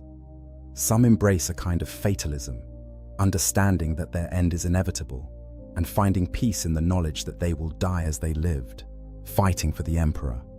These warriors often become incredibly focused on their immediate duties, losing themselves in the rituals of maintenance and preparation, living entirely in the moment because to think of the future is to contemplate oblivion. They clean their weapons with meditative precision, perform their devotions with absolute focus, and in battle, fight with a calm determination that can be mistaken for fearlessness when it is actually something closer to acceptance. Others are consumed by a desperate urgency, driven by the need to accomplish something meaningful before the end. These warriors volunteer for the most dangerous missions, throw themselves into impossible battles, and push themselves and their remaining brothers to the absolute limit of their capabilities. They reason that if the chapter must die, it will die with glory, with its name spoken in awe by the Imperium's defenders for centuries to come. They seek out the most dangerous enemies, the most critical battles, the chances to make a difference that will echo through history. Sometimes, this desperation leads to genuine heroism, to last stands that become legend. Other times, it leads to unnecessary sacrifice, to brothers dying in battles that accomplish nothing, because the warrior in question could no longer bear the weight of survival. A few survivors fall into something close to despair, though they would never name it as such. Space Marines are conditioned against such weakness, trained to view emotion as a failure of discipline. But conditioning can only do so much against the reality of watching everything you love die around you. These warriors become withdrawn, performing their duties with mechanical precision, but no longer finding purpose in them. They may continue to fight, for a Space Marine's conditioning runs deep, but they fight as automatons, going through the motions because it is what they have always done. The chaplains watch such warriors carefully, for while Space Marines cannot truly fall to despair in the human sense, they can lose the fire that makes them more than merely superhuman killing machines. The very last Space Marine of a chapter carries a burden that defies description. He is not merely the last survivor of his brotherhood. He is the entire brotherhood, the sole living repository of its traditions, its battle honors, its secret rituals and private jokes, its particular interpretation of the Codex Astartes, and its unique relationship with the Emperor's light. Every story ever told in the chapter's halls lives only in his memory now. Every lesson passed down from veteran to scout, every tactical innovation developed over centuries of warfare, every tradition maintained across millennia. All of it exists solely within his consciousness. If he dies without passing on this knowledge, it dies with him, and the chapter will be truly extinct, erased as thoroughly as if it had never existed. This last warrior faces impossible choices. Does he continue to fight, accepting that his death will come eventually and the chapter's legacy will die with him? Does he seek out a successor chapter descended from the same genetic lineage, hoping to pass on at least fragments of his chapter's traditions? Does he enter the service of the Death Watch, the chamber militant of the Ordo Xenos, where Space Marines from dying or defunct chapters often find purpose in their final years? Or does he simply disappear into the vastness of the galaxy, a lone warrior without home or brothers, fighting the Emperor's enemies wherever he finds them until his end comes? Some last survivors have been known to seek out their chapter's gene seed tithes held in the vaults of Mars, hoping that perhaps in some distant future, the Adeptus Mechanicus might use that genetic material to found a new chapter. They donate their own gene seed, their armor, their weapons, everything that might help preserve some fragment of what their chapter was. They record every memory they can, speaking their chapter's history into data slates, hoping that someone, someday, might care enough to listen. And then, their final duty complete, they go forth to find an ending worthy of everything that came before. The Imperium's response to chapter extinction is bureaucratic, in a way that can seem callous to those who do not understand the sheer scale of the wars being fought. A chapter is officially declared extinct when it falls below 100 battle brothers and cannot be rebuilt to sustainable levels, or when its chapter master is confirmed dead, along with its entire command structure, and no successor can be identified. The declaration comes from the High Lords of Terra, usually on the recommendation of the Administratum officials who monitor Space Marine chapter strengths across the Imperium. The chapter's name is removed from the active rolls of the Adeptus Astartes and added to the growing list of lost chapters, a list that now numbers into the hundreds over the 10 millennia since the Horus Heresy. The chapter's gene seed, if any remains in storage, is transferred to the vaults of the Adeptus Mechanicus on Mars. This genetic material represents valuable biological data that might be used in future foundings, and the Mechanicus guards it jealously. The chapter's territories, if it possessed any recruiting worlds or maintained feudal authority over certain systems, revert to the control of the Administratum or are granted to other imperial institutions. The chapter's former allies and trading partners must establish new relationships with other chapters.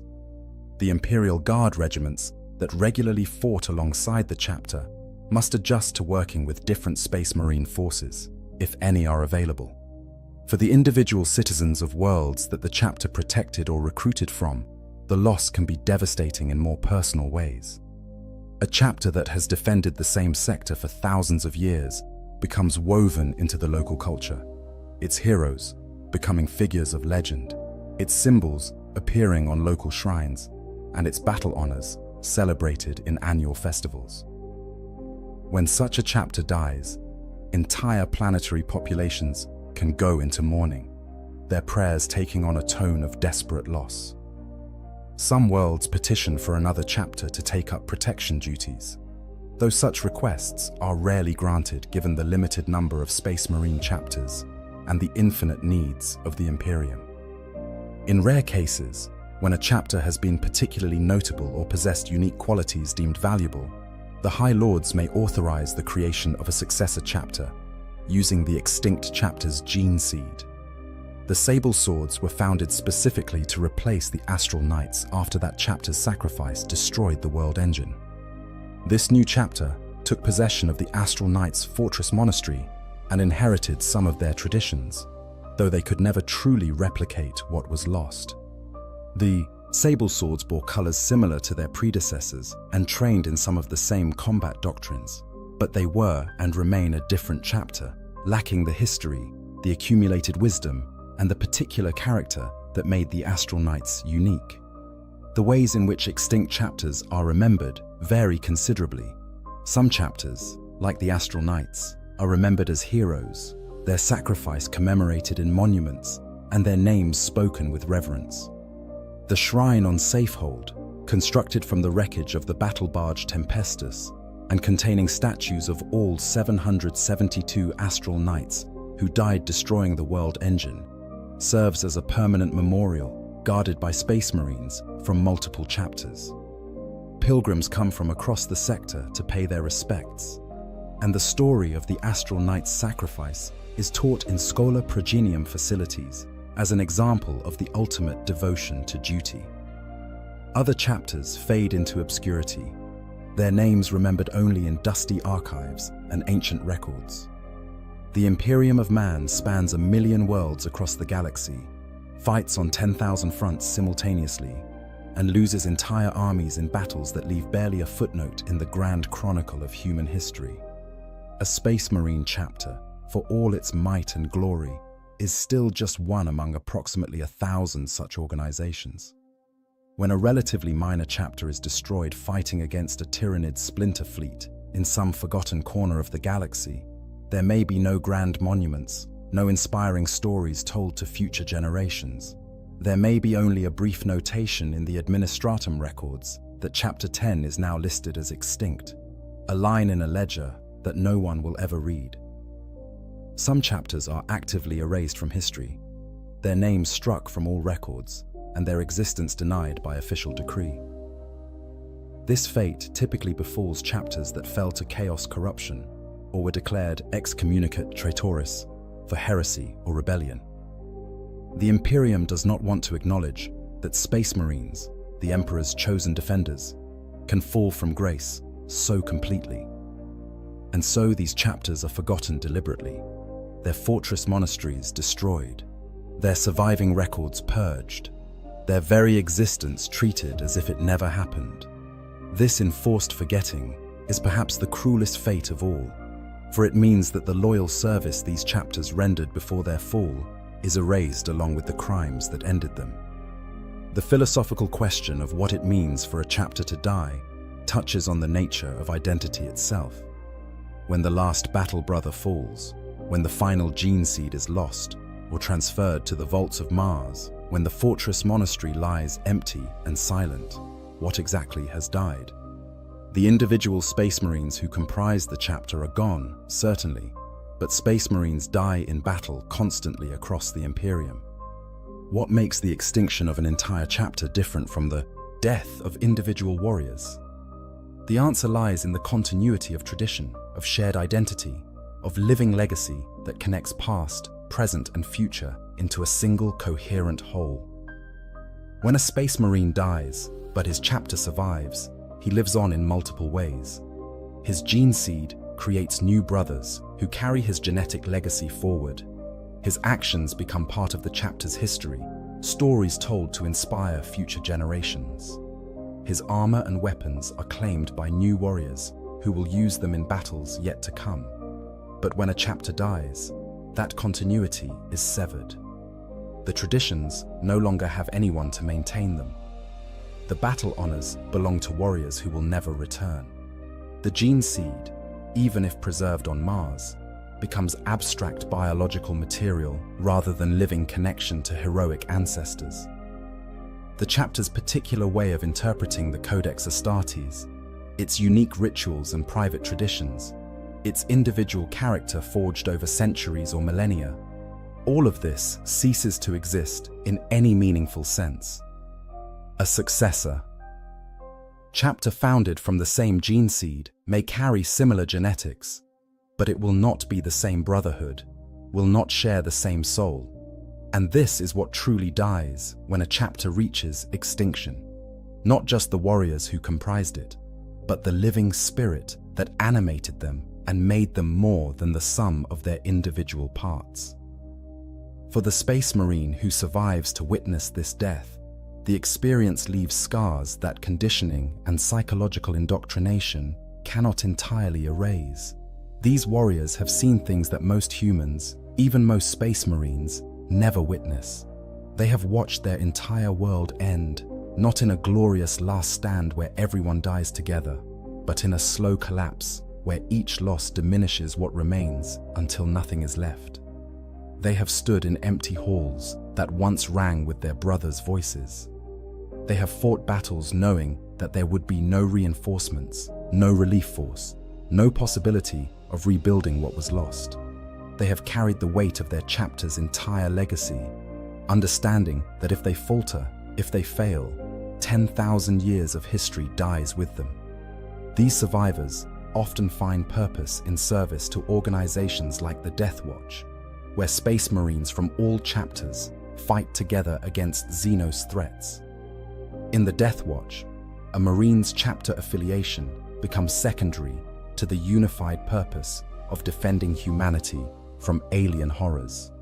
The warriors who join from dying or extinct chapters bring with them traditions and combat doctrines that enrich the Death Watch's capabilities, and they find a kind of brotherhood among warriors who understand loss. But it is not the same as the chapter they lost. It can never be the same, because what they had was unique, and unique things cannot be replaced, only mourned and eventually forgotten. The psychological defense mechanisms that Space Marines develop to cope with watching their chapter vary according to individual temperament and conditioning. Some warriors embrace the concept of the Emperor's will, reasoning that if the chapter was meant to survive, it would have done so. They find peace in acceptance, understanding that all things end eventually, and that the manner of ending matters more than its prevention. These warriors often become deeply philosophical, spending their remaining time contemplating the nature of duty, sacrifice, and legacy.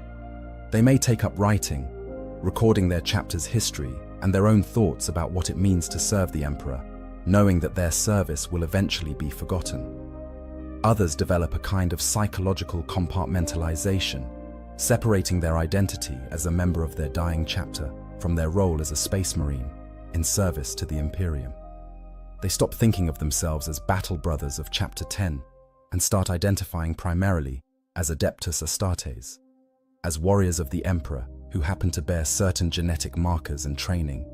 This allows them to continue functioning without being constantly aware of what they have lost.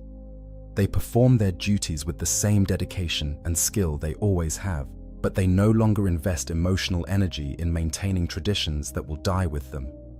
The chapter becomes simply where they came from rather than who they are, a distinction that preserves sanity at the cost of something essential to their identity.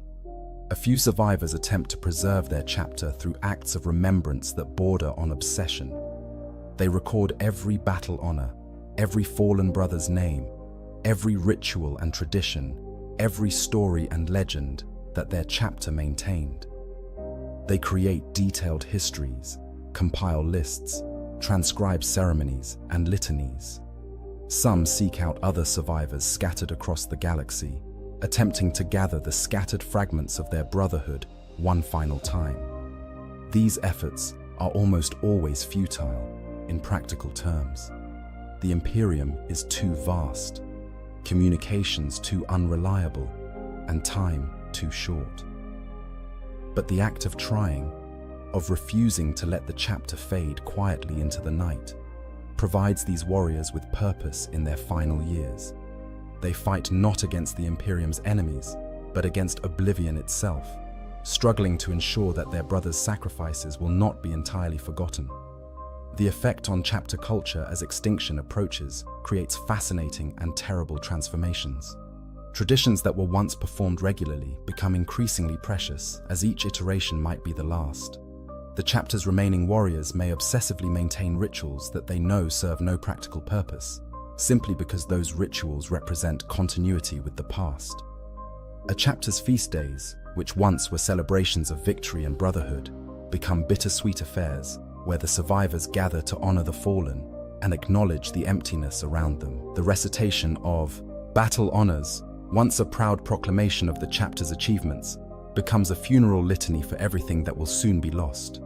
Some chapters, knowing their end is inevitable, make final dispositions that they hope will give their extinction meaning. They may choose one last great campaign, throwing everything they have remaining into a battle of such importance that their sacrifice will be remembered. Others seek out their most hated enemies, settling scores and achieving vengeance for defeats suffered decades or centuries ago. A few attempt to pass on their legacy by training warriors from other chapters in their particular combat doctrines, or by gifting their most precious relics to successor chapters or parent chapters that might honor them.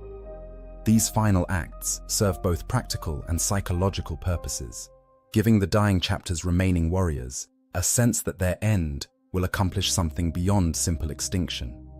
The moment of actual extinction, when the last battle brother falls and the chapter ceases to exist as a functioning military organization, rarely receives the dignity of official recognition. There is no ceremony, no formal declaration, no moment when the Imperium acknowledges that something precious has been lost. More often, extinction comes in the confusion of battle, with the last few survivors dying separated from each other, perhaps unaware that they were the final remnants of their brotherhood.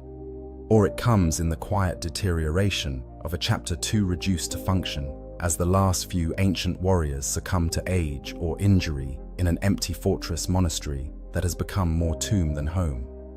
The practical impacts of chapter extinction ripple outward in ways that are rarely recorded in official histories. The Imperial Guard regiments that regularly worked alongside the extinct chapter must adjust their tactics, learning to coordinate with different Space Marine forces or fighting without any Adeptus Astartes support at all. Planetary governors who relied on the chapter's protection must seek new arrangements, sometimes paying terrible prices when enemies attack before replacements arrive. Trade routes that the chapter protected fall to piracy. Worlds that supplied recruits to the chapter must find new purposes for their young warriors, or watch them grow old and die without ever serving the Emperor as they were trained to do. The theological implications of chapter extinction trouble the ecclesiarchy and the more philosophically minded members of the Adeptus Ministorum. If Space Marines are the Emperor's chosen defenders, his angels of death created specifically to protect humanity, what does it mean when an entire chapter is allowed to die? Some theologians argue that such extinctions represent divine judgment, that chapters fall because they have somehow failed in their duty or strayed from the Emperor's light. Others maintain that extinction is simply part of the natural cycle of service and sacrifice, that chapters, like individual warriors, are meant to serve until their service is no longer possible and then fade away to make room for new defenders.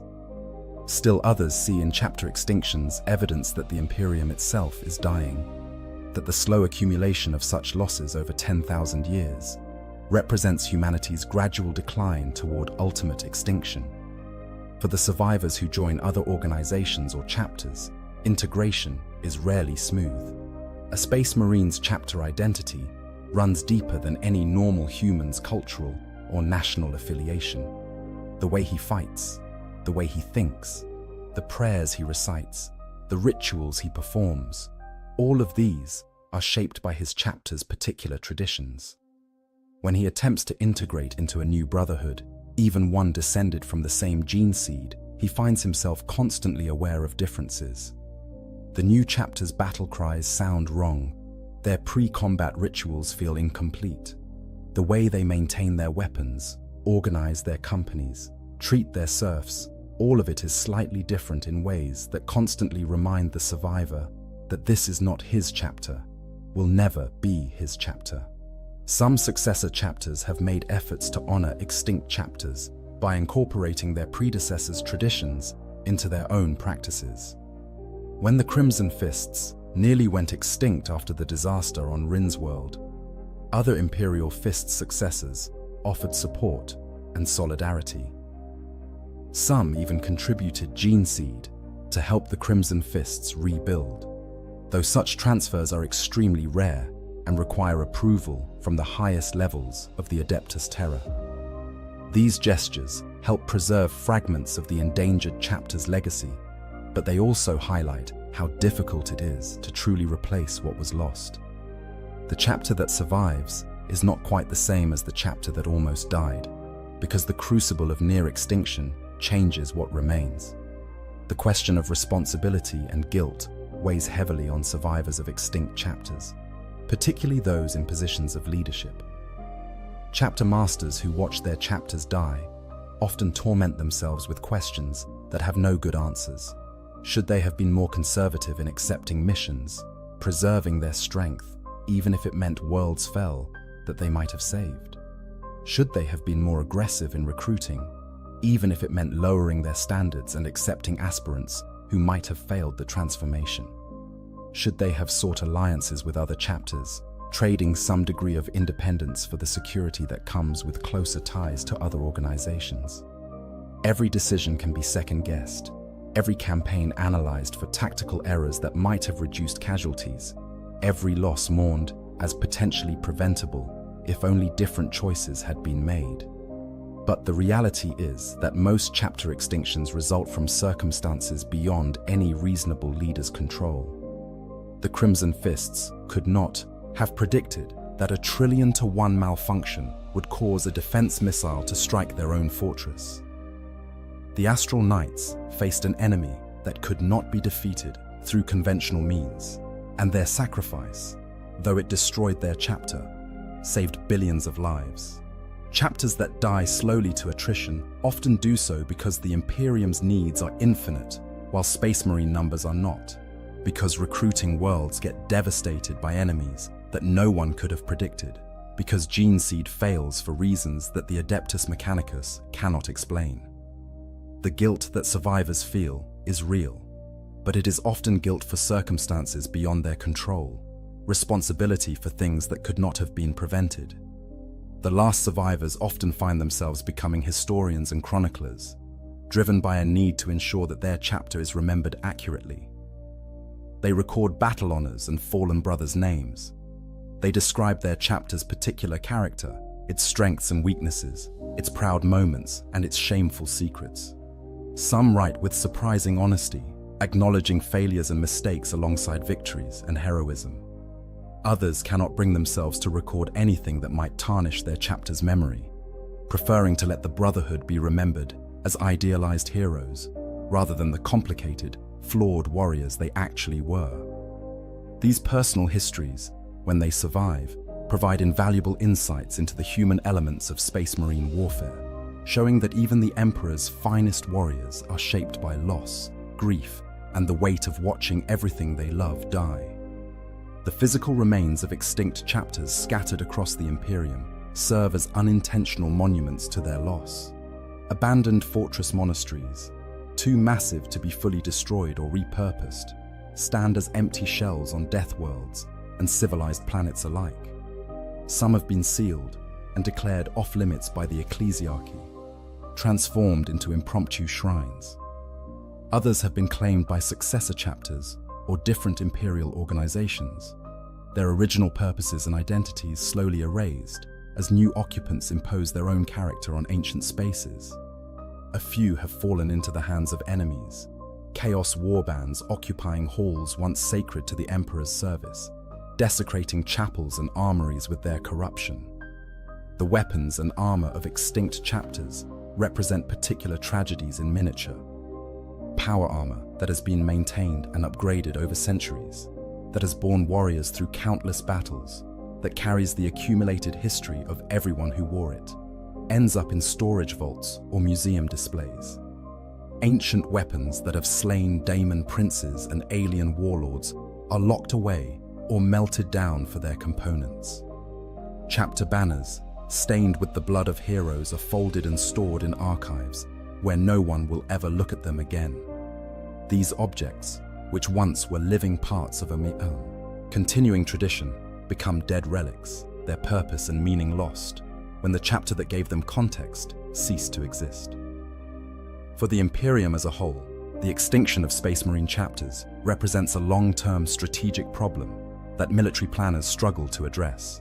The Codex Astartes limits individual chapters to approximately 1,000 battle brothers, specifically to prevent any single Space Marine force from becoming too powerful, a lesson learned during the Horus Heresy, when half the Space Marine legions turn traitor. But this same limitation means that when chapters are destroyed, the Adeptus Astartes as a whole loses capability that is difficult to replace. The process of founding new chapters is expensive, time-consuming, and requires resources that the Imperium can ill afford. Gene seed must be cultivated, training cadres assembled, equipment manufactured, fortress monasteries constructed or allocated. A new chapter takes decades to reach full strength and centuries to develop the experience and cohesion that makes Space Marines truly effective. The High Lords of Terror periodically authorize new foundings, creating chapters to replace losses and address emerging threats. The Ultima founding, in the early 42nd millennium, which introduced Primaris Space Marines, represented the largest expansion of Space Marine numbers in millennia. But even these mass foundings cannot entirely compensate for accumulated losses. Some chapters that were destroyed centuries or millennia ago have never been replaced. Their territories remain undefended by Space Marines, their roles in the Imperium's defensive strategy unfilled. The slow attrition of chapters over 10,000 years has left the Imperium with fewer Space Marine chapters than existed after the second founding, despite multiple efforts to create new ones. The survivors of extinct chapters sometimes describe a kind of phantom pain, a sense that something essential is missing, even when they have integrated into new organizations. They feel it when they wake in the morning and do not hear the familiar sounds of their chapter's morning rituals. They feel it when they go into battle and realize that no one around them understands their particular battle cries or recognizes the enemy formations that their chapter specialized in fighting. They feel it in quiet moments, when muscle memory triggers reflexes trained into them during their chapter's specific combat drills, movements that no one else performs quite the same way. They feel it most strongly in moments of crisis, when they reach for the certainty and strength that came from being part of something larger than themselves, only to remember that what they reached for no longer exists. The concept of legacy becomes paramount for warriors who have watched their chapter die. What will they leave behind? How will they be remembered, if they are remembered at all? Some find meaning in small acts of preservation, maintaining their chapter's colors and heraldry, even when serving in other organizations, performing private rituals that no one else understands, speaking the names of fallen brothers in personal prayers. Others seek to create new legacies through acts of exceptional heroism, hoping that their individual achievements will reflect well on the chapter they lost. A few simply try to live with honor and serve with distinction, reasoning that being a good Space Marine, regardless of chapter affiliation, is the best tribute they can offer to the brothers who died. The bureaucratic machinery of the Imperium grinds on regardless of individual chapters' fates. Administratum officials update records, removing extinct chapters from active rosters and redistributing their territorial assignments. The Departamento Munitorum adjusts strategic plans, accounting for the loss of Space Marine forces in certain sectors. The Adeptus Mechanicus catalogues preserved gene seed and evaluates its suitability for future foundings. The Ecclesiarchy updates prayer books and ritual calendars, removing feast days specific to chapters that no longer exist. And throughout this administrative process, the reality of what has been lost, the human cost of extinction, gets reduced to data points and statistics that no one will ever really examine. In the end, what does it mean when a Space Marine watches his chapter die? It means bearing witness to the extinction of a brotherhood that stretched back millennia, watching living tradition become dead history, seeing the accumulated wisdom and sacrifice of countless heroes reduced to dust and memory. It means carrying the weight of being the last repository of traditions that will die when you die, the last speaker of prayers that no one else remembers. It means fighting on through grief that conditioning cannot entirely suppress, through loss that transcends normal human understanding. It means understanding, with terrible clarity, that everything you fought for, everyone you loved, and all the purpose that gave your existence meaning has ended or will end soon, and there is nothing you can do to prevent it. But it also means something else, something that the Imperium's enemies often fail to understand. It means that in the grim darkness of the far future, where there is only war and the laughter of thirsting gods, where humanity's domain slowly shrinks and ancient evils devour worlds, the warriors of mankind fight on regardless. They fight when victory is impossible, when death is certain, when everything they love has already been lost. They fight not because they believe they can win, but because fighting is what they were made to do. Because duty transcends hope. Because someone must stand between humanity and the dark. The Space Marine who watches his chapter die and continues to fight is, in many ways, the perfect embodiment of what the Adeptus Astartes represents. He is loyalty beyond reason, courage beyond measure, dedication that transcends personal loss. He is the warrior who knows that his struggle is ultimately futile, that everything ends in death and darkness, but who raises his bolter one more time and advances into the guns because that is what Space Marines do. That is what humanity does in the 41st millennium. It endures, it persists, it fights, and when the last battle brother of an extinct chapter finally falls, when his chapter's name is added to the long list of those who have served and sacrificed and been forgotten, perhaps that ending contains its own kind of meaning. Every chapter that has ever existed, from the first founding legions to the newest successors, exists for one purpose: to defend humanity against the darkness. Some chapters serve for 10,000 years, becoming legend. Others last only centuries or decades before they are destroyed. But all of them, for as long as they exist, fulfill their purpose. They fight the Emperor's enemies. They defend human worlds. They stand as examples of what humanity can become when it transcends its limitations and embraces a purpose greater than individual survival. When a chapter dies, that purpose does not die with it. Other chapters continue the fight. New foundings create fresh brotherhoods to take up the burden. The war goes on because it must go on, because the alternative is extinction, not just for Space Marine chapters, but for humanity itself. And somewhere in the vast darkness of the galaxy, there are always Space Marines fighting, dying, and refusing to surrender, because that is what they were made to do. For the individual warrior who survives to witness his chapter's death, the rest of his life becomes a kind of extended epilogue. He may fight for decades more, may accomplish great deeds and win famous victories, but he does so knowing that he is the end of something, the final chapter in a story that spanned millennia.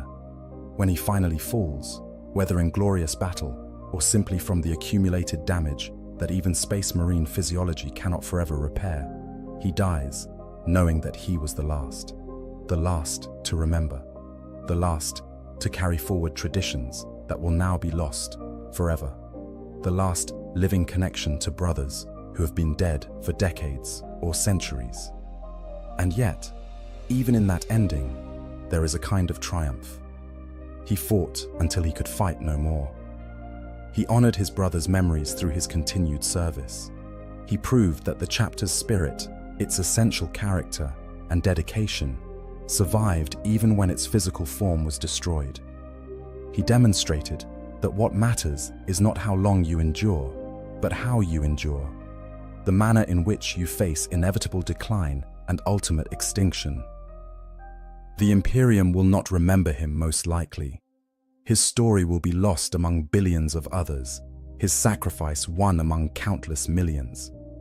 But that does not diminish what he achieved or who he was. He was Adeptus Astartes. He was a Space Marine. He was a warrior of the Emperor who watched his chapter die and fought on anyway, because duty transcends despair and service transcends loss. And in the grim darkness of the far future, where there is only war, that is enough. That has to be enough, because it is all any warrior, human or superhuman, can offer in the face of inevitable darkness. So remember, if you will, the chapters that have been lost. Remember the astral knights who sacrificed themselves to destroy the world engine. Remember the Crimson Fists who nearly died defending their world from orc invasion. Remember the dozens or hundreds of chapters whose names have been lost to history, whose stories we will never know, whose sacrifices we cannot acknowledge because we do not know they occurred. Remember that somewhere in the galaxy, right now, there might be a space marine watching his chapter die, carrying the weight of that extinction and fighting on regardless. And if you can, honor their sacrifice in the only way that truly matters in the 41st millennium. Fight on, endure, persist, because that is what humanity does. Even when hope is lost and darkness seems certain, we fight, and we will continue fighting until the last human draws their last breath, until the last space marine falls in the Emperor's service, until the final light is extinguished and darkness claims everything. And even then, even in that ultimate ending, we will have proven something important. We will have proven that we did not surrender, we did not give up. We fought to the very end, with courage and dedication, and refusal to accept defeat, even when defeat was certain. That is the legacy of the chapters that die. That is the meaning in their extinction. Not that they failed, because they did not fail. They served until service was no longer possible, and then they served until service ended in death. And what more can be asked of any warrior, any chapter, any brotherhood of heroes?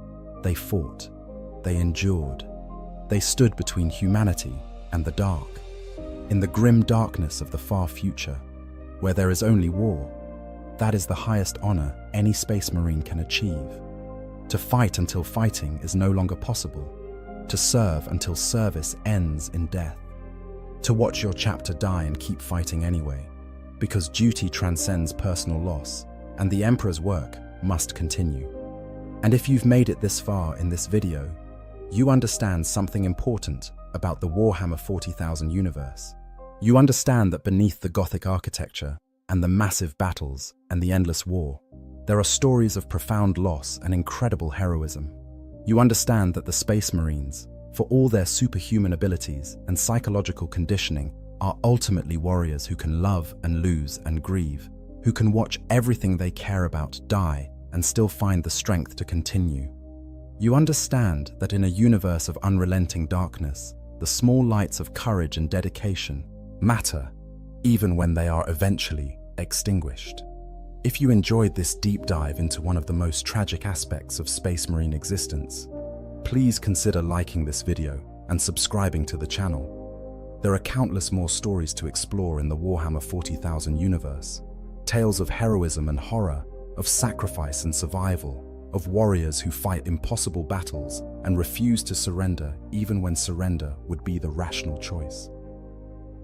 Join us as we continue exploring the grim darkness of the far future, where there is only war, and the laughter of thirsting gods echoes through the void. For the Emperor, for humanity, for the fallen brothers who will never be forgotten, even when their names are lost to history. In death, duty. In service, meaning. In extinction, perhaps, a kind of terrible glory that transcends the simple mathematics of survival. Fight on, brothers, even unto the ending. Even when the chapter falls, and the fortress burns, and the last battle brother stands alone against the darkness. Fight on, because that is what we do, that is what we have always done, and that is what we will continue doing until the universe itself ends and the final darkness claims everything. Thank you for watching, and may the Emperor protect. In the grim darkness of the far future, there is only war. We speak often of Space Marines, of their heroic charges and legendary battles. We marvel at the titans that stride across battlefields, at the guard regiments that hold the line against impossible odds. But tonight, we turn our attention to a different kind of warrior. Not heroes in any traditional sense, not even warriors by choice. Tonight, we speak of the forgotten thousands who toil in the gun decks of Imperial Navy warships, the men and women whose bodies are the machinery that keeps the Imperium's greatest weapons firing. Tonight, we speak of the macro cannon loaders. Close your eyes and imagine, if you will, a cathedral. Not the modest shrines you might find in a hive city, but a true cathedral, soaring hundreds of feet from floor to vaulted ceiling. Gothic architecture reaching toward the heavens, but here, there are no heavens. Here there is only adamantium and ceramite, steel and shadow. The air is thick with the stench of promethium fumes and human sweat, heated to temperatures that would be unbearable if you weren't already numb to the constant discomfort. The sound is a physical thing, a pressure against your eardrums even when the guns are silent.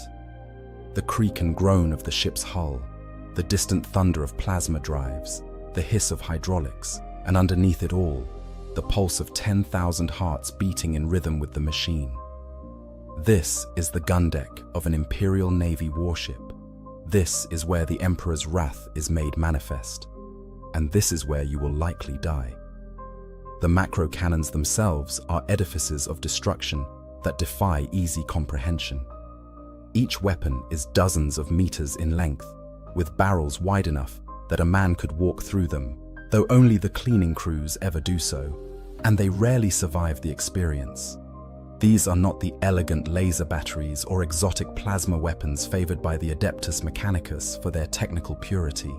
No, these are brutal instruments that harken back to an earlier age of warfare, weapons that function on principles humans have understood for millennia, accelerate a massive projectile to tremendous velocity and point it at something you want to cease existing.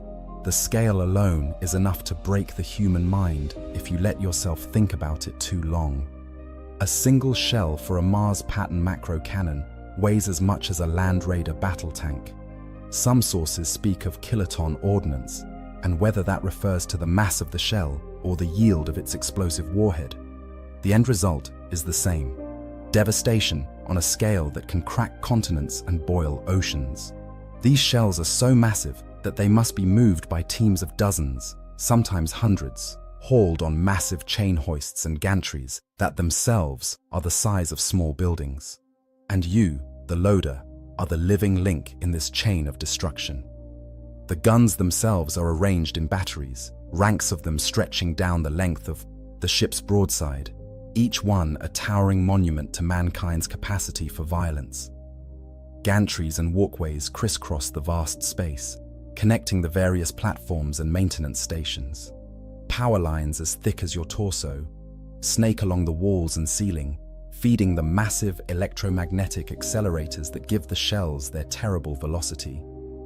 Cooling pipes hiss with superheated steam, venting excess heat from the firing sequence. Warning lights flash in sequences that might mean something to the tech priests, but are just another source of visual noise to you. And everywhere, there are people. Thousands of them, moving like ants through this mechanical hive. Some wear the relative finery of rated voidsmen, their uniforms marking them as possessing some measure of skill and trust. Others are indentured workers, press-ganged from the slums of hive worlds, or the penal colonies that feed the Imperium's endless appetite for expendable labor. And then there are the servitors, those things that were once human, but have been reduced to biological machines, their minds wiped and replaced with simple programming, their bodies augmented with cybernetic enhancements that make them better suited to their tasks. Sometimes you envy the servitors. At least they don't understand what's happening to them. But we're getting ahead of ourselves. Let's start at the beginning. Let's start with how you came to be here, because very few people choose this life.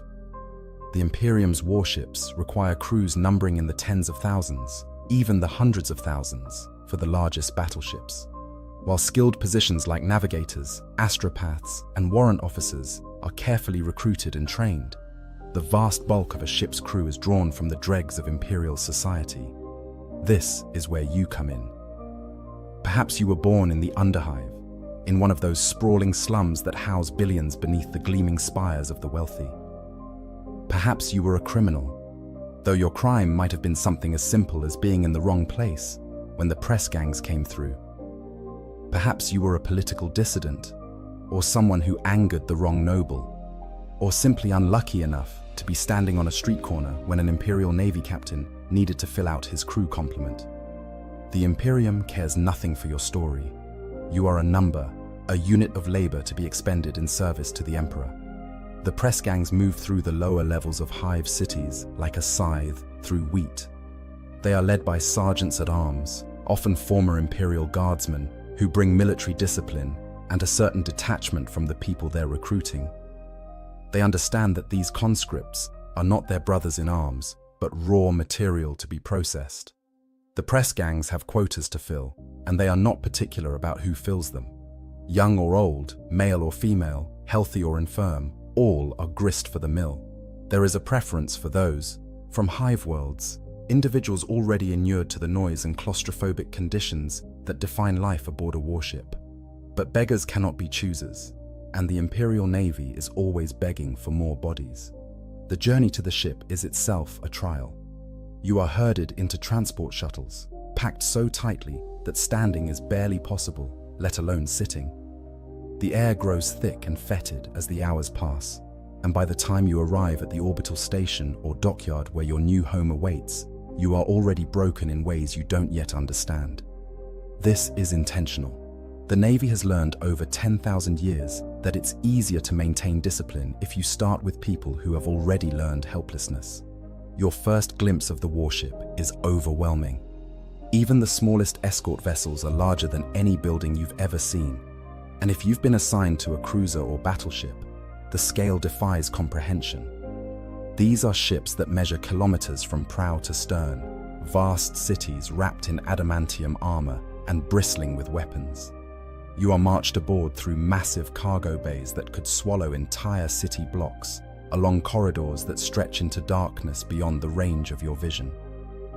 The ship groans and shifts around you, and you realize with a sick certainty that you are inside a living thing, or something so vast and complex that the difference no longer matters. You are processed like the commodity you now are. Your head is shaved. Your civilian clothes are taken away, replaced with the rough canvas uniform of an indentured worker. If you're lucky, it fits. If you're not, you'll wear it anyway. You are given a number, stenciled onto your uniform and tattooed onto your forearm. Your name still exists, technically, somewhere in the ship's records, but no one will use it. You are your number now. You are assigned to a deck, to a gun battery, to a specific crew. You are given a bunk, a thin pallet in a compartment you share with dozens of others, with a single chemical toilet that never quite works properly.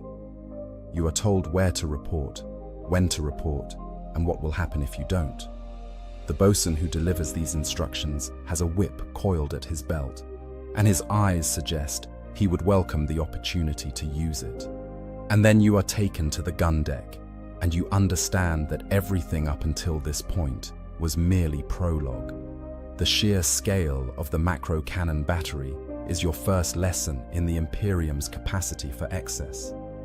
The main housing is a hall that stands hundreds of feet high, so tall that the ceiling is lost in shadow despite the harsh worklight scattered throughout. From this ceiling hangs the macro cannon itself, suspended by massive chains and hydraulic arms that allow it to be elevated or depressed by tiny degrees. The barrel is easily 50 meters long, possibly more, and wide enough that you could drive a Chimera transport through it if you were so inclined. The breech, mechanism at the rear of the gun, is a complex edifice of gears, pistons, and locking mechanisms, each component larger than a man. Tech priests in their red robes move along the gantries surrounding the weapon, tending to its machine spirit with oils and prayers, ensuring that this holy instrument of the Emperor's will remains functional. Below the gun, on the main deck level, is where you will spend most of your waking hours. This is the loading floor, and it is a space defined by brutal functionality.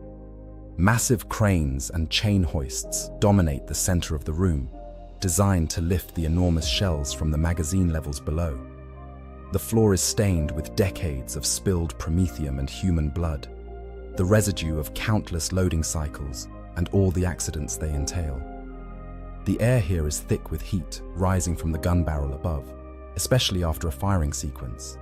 And the smell is a combination of hot metal, chemical propellant, and human sweat that you will never quite get used to, though it will become as familiar as breathing. The shells themselves are stored in the munitorum, levels below the gun deck proper.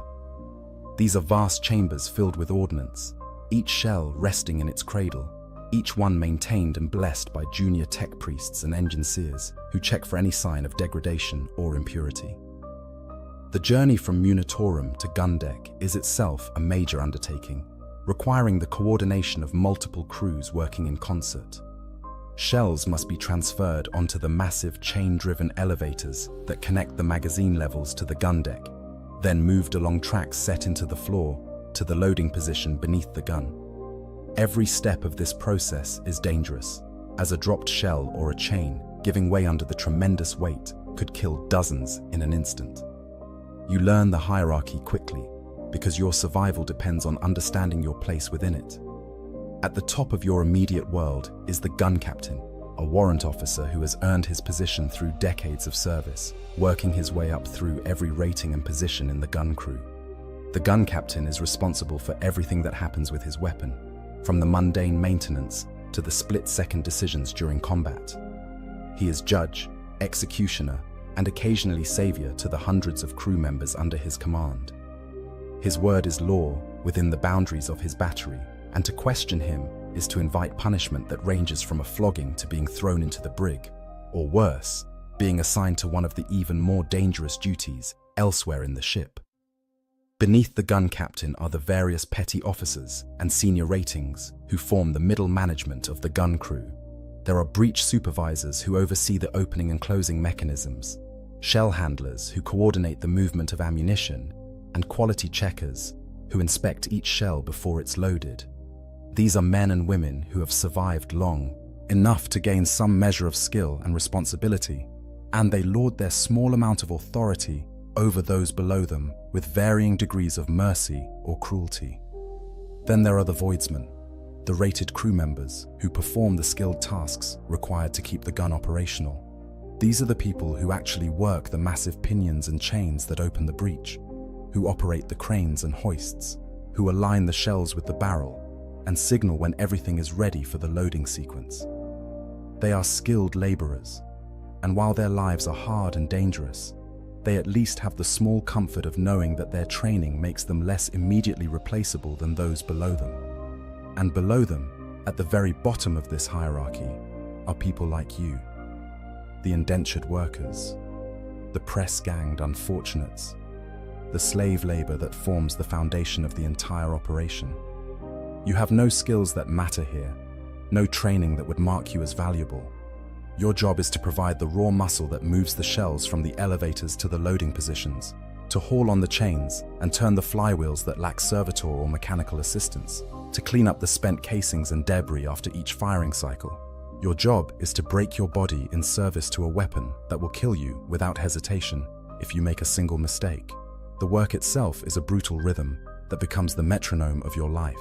When the call comes for the guns to prepare for action, everything accelerates. The bosuns move through the crew quarters, driving everyone to their stations with shouts and blows. You scramble to the gun deck, joining the dozens of others assigned to your particular weapon. The gun captain is already there, checking the status reports from his subordinates, ensuring that everything is ready.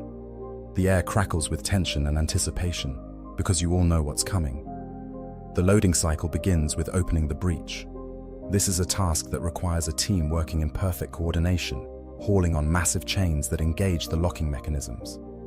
The breech itself weighs several tons, and even with mechanical assistance, it requires the strength of many men to move. You throw your weight onto the chain alongside a dozen others, feeling the metal links bite into your palms through the thin gloves you're issued. Someone calls the count, and you pull in unison, muscles burning, feet slipping on the slick deck plates. The breech groans and shifts, massive gears turning with a sound like grinding thunder, until finally it swings open, exposing the chamber within. The spent casing from the previous shot must be extracted. This is often one of the most dangerous parts of the process because the casing is still hot enough to cause severe burns or even ignite the promethium residue that coats everything on the gun deck. A specialized crew, protected by thick gloves and heavy aprons, moves forward with long poles and hooks to grab the casing and pull it free. The metal casing, easily the size of a small truck, slides out with a screech of tortured metal and crashes onto the waiting cradle with an impact you feel through the deck plates.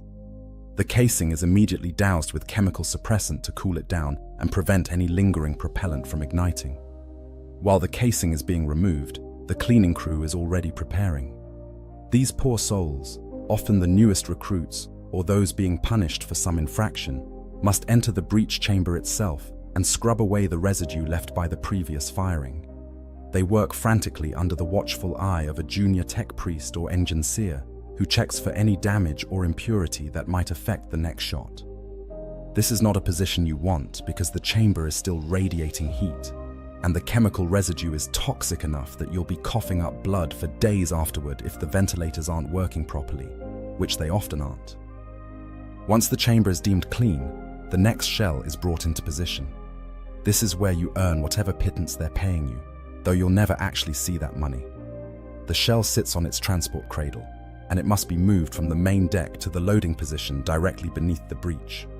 This requires teams hauling on chains attached to the cradle, pulling it along the tracks set into the floor. The shell weighs as much as a Land Raider, which means it weighs approximately 60 tons. And even with the wheels on the cradle reducing friction, it takes the coordinated effort of 50 or more workers to move it into position. You take your place on one of the chains. Your hands are already bleeding from previous cycles, the rough metal having worn through your gloves and then your skin. You can see similar injuries on everyone around you, bloody palms gripping chains that will drink more blood before the shift is over. The bosun calls the count, and you pull. Every muscle in your body engages at once, your legs driving against the deck plates, your back arching, your shoulders screaming. The chain digs into your hands, and you feel skin tear, but you don't let go because letting go could cause the chain to slip, which could shift the load, which could cause the shell to fall, which would kill everyone in the immediate vicinity and possibly trigger a chain reaction that would detonate the entire magazine. The shell moves slowly, painfully slowly, inching along the tracks. You're not even sure how far you're pulling because your vision has narrowed to the chain in your hands and the back of the person in front of you. Someone stumbles, and for a heart-stopping moment, the load shifts. People scream, but then servitors at the side stations engage their hydraulic stabilizers, and the shell steadies. You keep pulling. Your lungs burn, your muscles burn, everything burns. And finally, mercifully, the call comes to halt. The shell is in position. Now comes the most technically complex part of the loading sequence. The shell must be elevated from its cradle and aligned with the barrel of the gun. This is accomplished through a combination of massive chain hoists and hydraulic lifts, operated by the skilled voidsman. You watch, gasping for breath, as the shell is raised slowly, carefully, guided by crews on multiple platforms who signal corrections to ensure perfect alignment. A misalignment of even a few centimeters could cause the shell to jam in the barrel, which would require disassembling half the gun to fix, and would likely result in the entire crew being flogged for incompetence.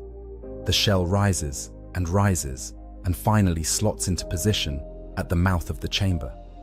The gun captain inspects it personally, checking that the shell is properly aligned and that all safety mechanisms are engaged. He signals his approval, and the loading crews move into action. More chains, more pulling, and the shell slides into the chamber with a deep, resonant boom that you feel in your chest. The breech crew is already moving, hauling on their chains to swing the massive breech closed. The locking mechanisms engage with a series of heavy clangs that echo through the gun deck.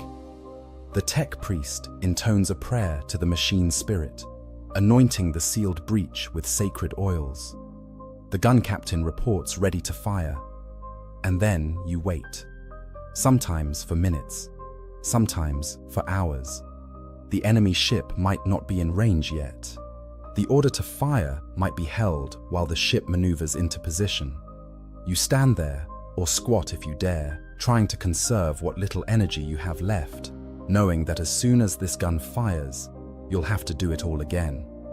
Your hands throb, your back aches.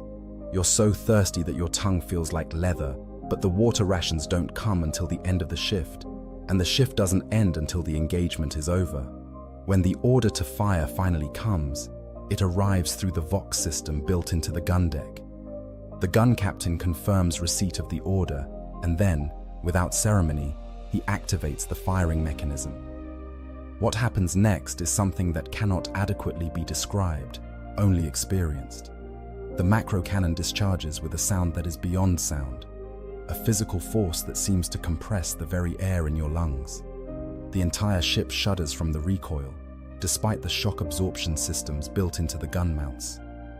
The barrel above you glows cherry red from the heat of the discharge, and you can smell the ozone and propellant fumes even through the ventilation systems. If you were foolish enough to be looking directly at the gun when it fired, you would be blinded, at least temporarily, by the flash of light that accompanies the ignition sequence. The shell, all 60 tons of it, has been accelerated to velocities measured in thousands of kilometers per second, possibly even a significant fraction of light speed depending on the type of macro cannon and the power of its electromagnetic accelerators. It is now hurtling through the void toward an enemy ship tens of thousands of kilometers away. If it hits, it will punch through void shields and armor plating, its explosive warhead detonating inside the enemy vessel with enough force to vaporize entire decks and everyone on them. But you don't think about that. You can't afford to think about that. Because the breach is already opening, the spent casing is already being extracted, and you have to do it all again. A typical engagement might require a gun crew to complete this cycle 30 times, 50 times, more. For hours on end, you will haul shells and pull chains, and if you slow down, if you show weakness, the bosuns will drive you harder with their whips and their boots. People collapse from exhaustion. They are dragged aside and replaced with fresh bodies from the reserve crews kept on hand for exactly this purpose. People die, crushed by chains or shells or machinery, and their bodies are dragged aside and recorded in the casualty lists that no one but the administratum will ever read.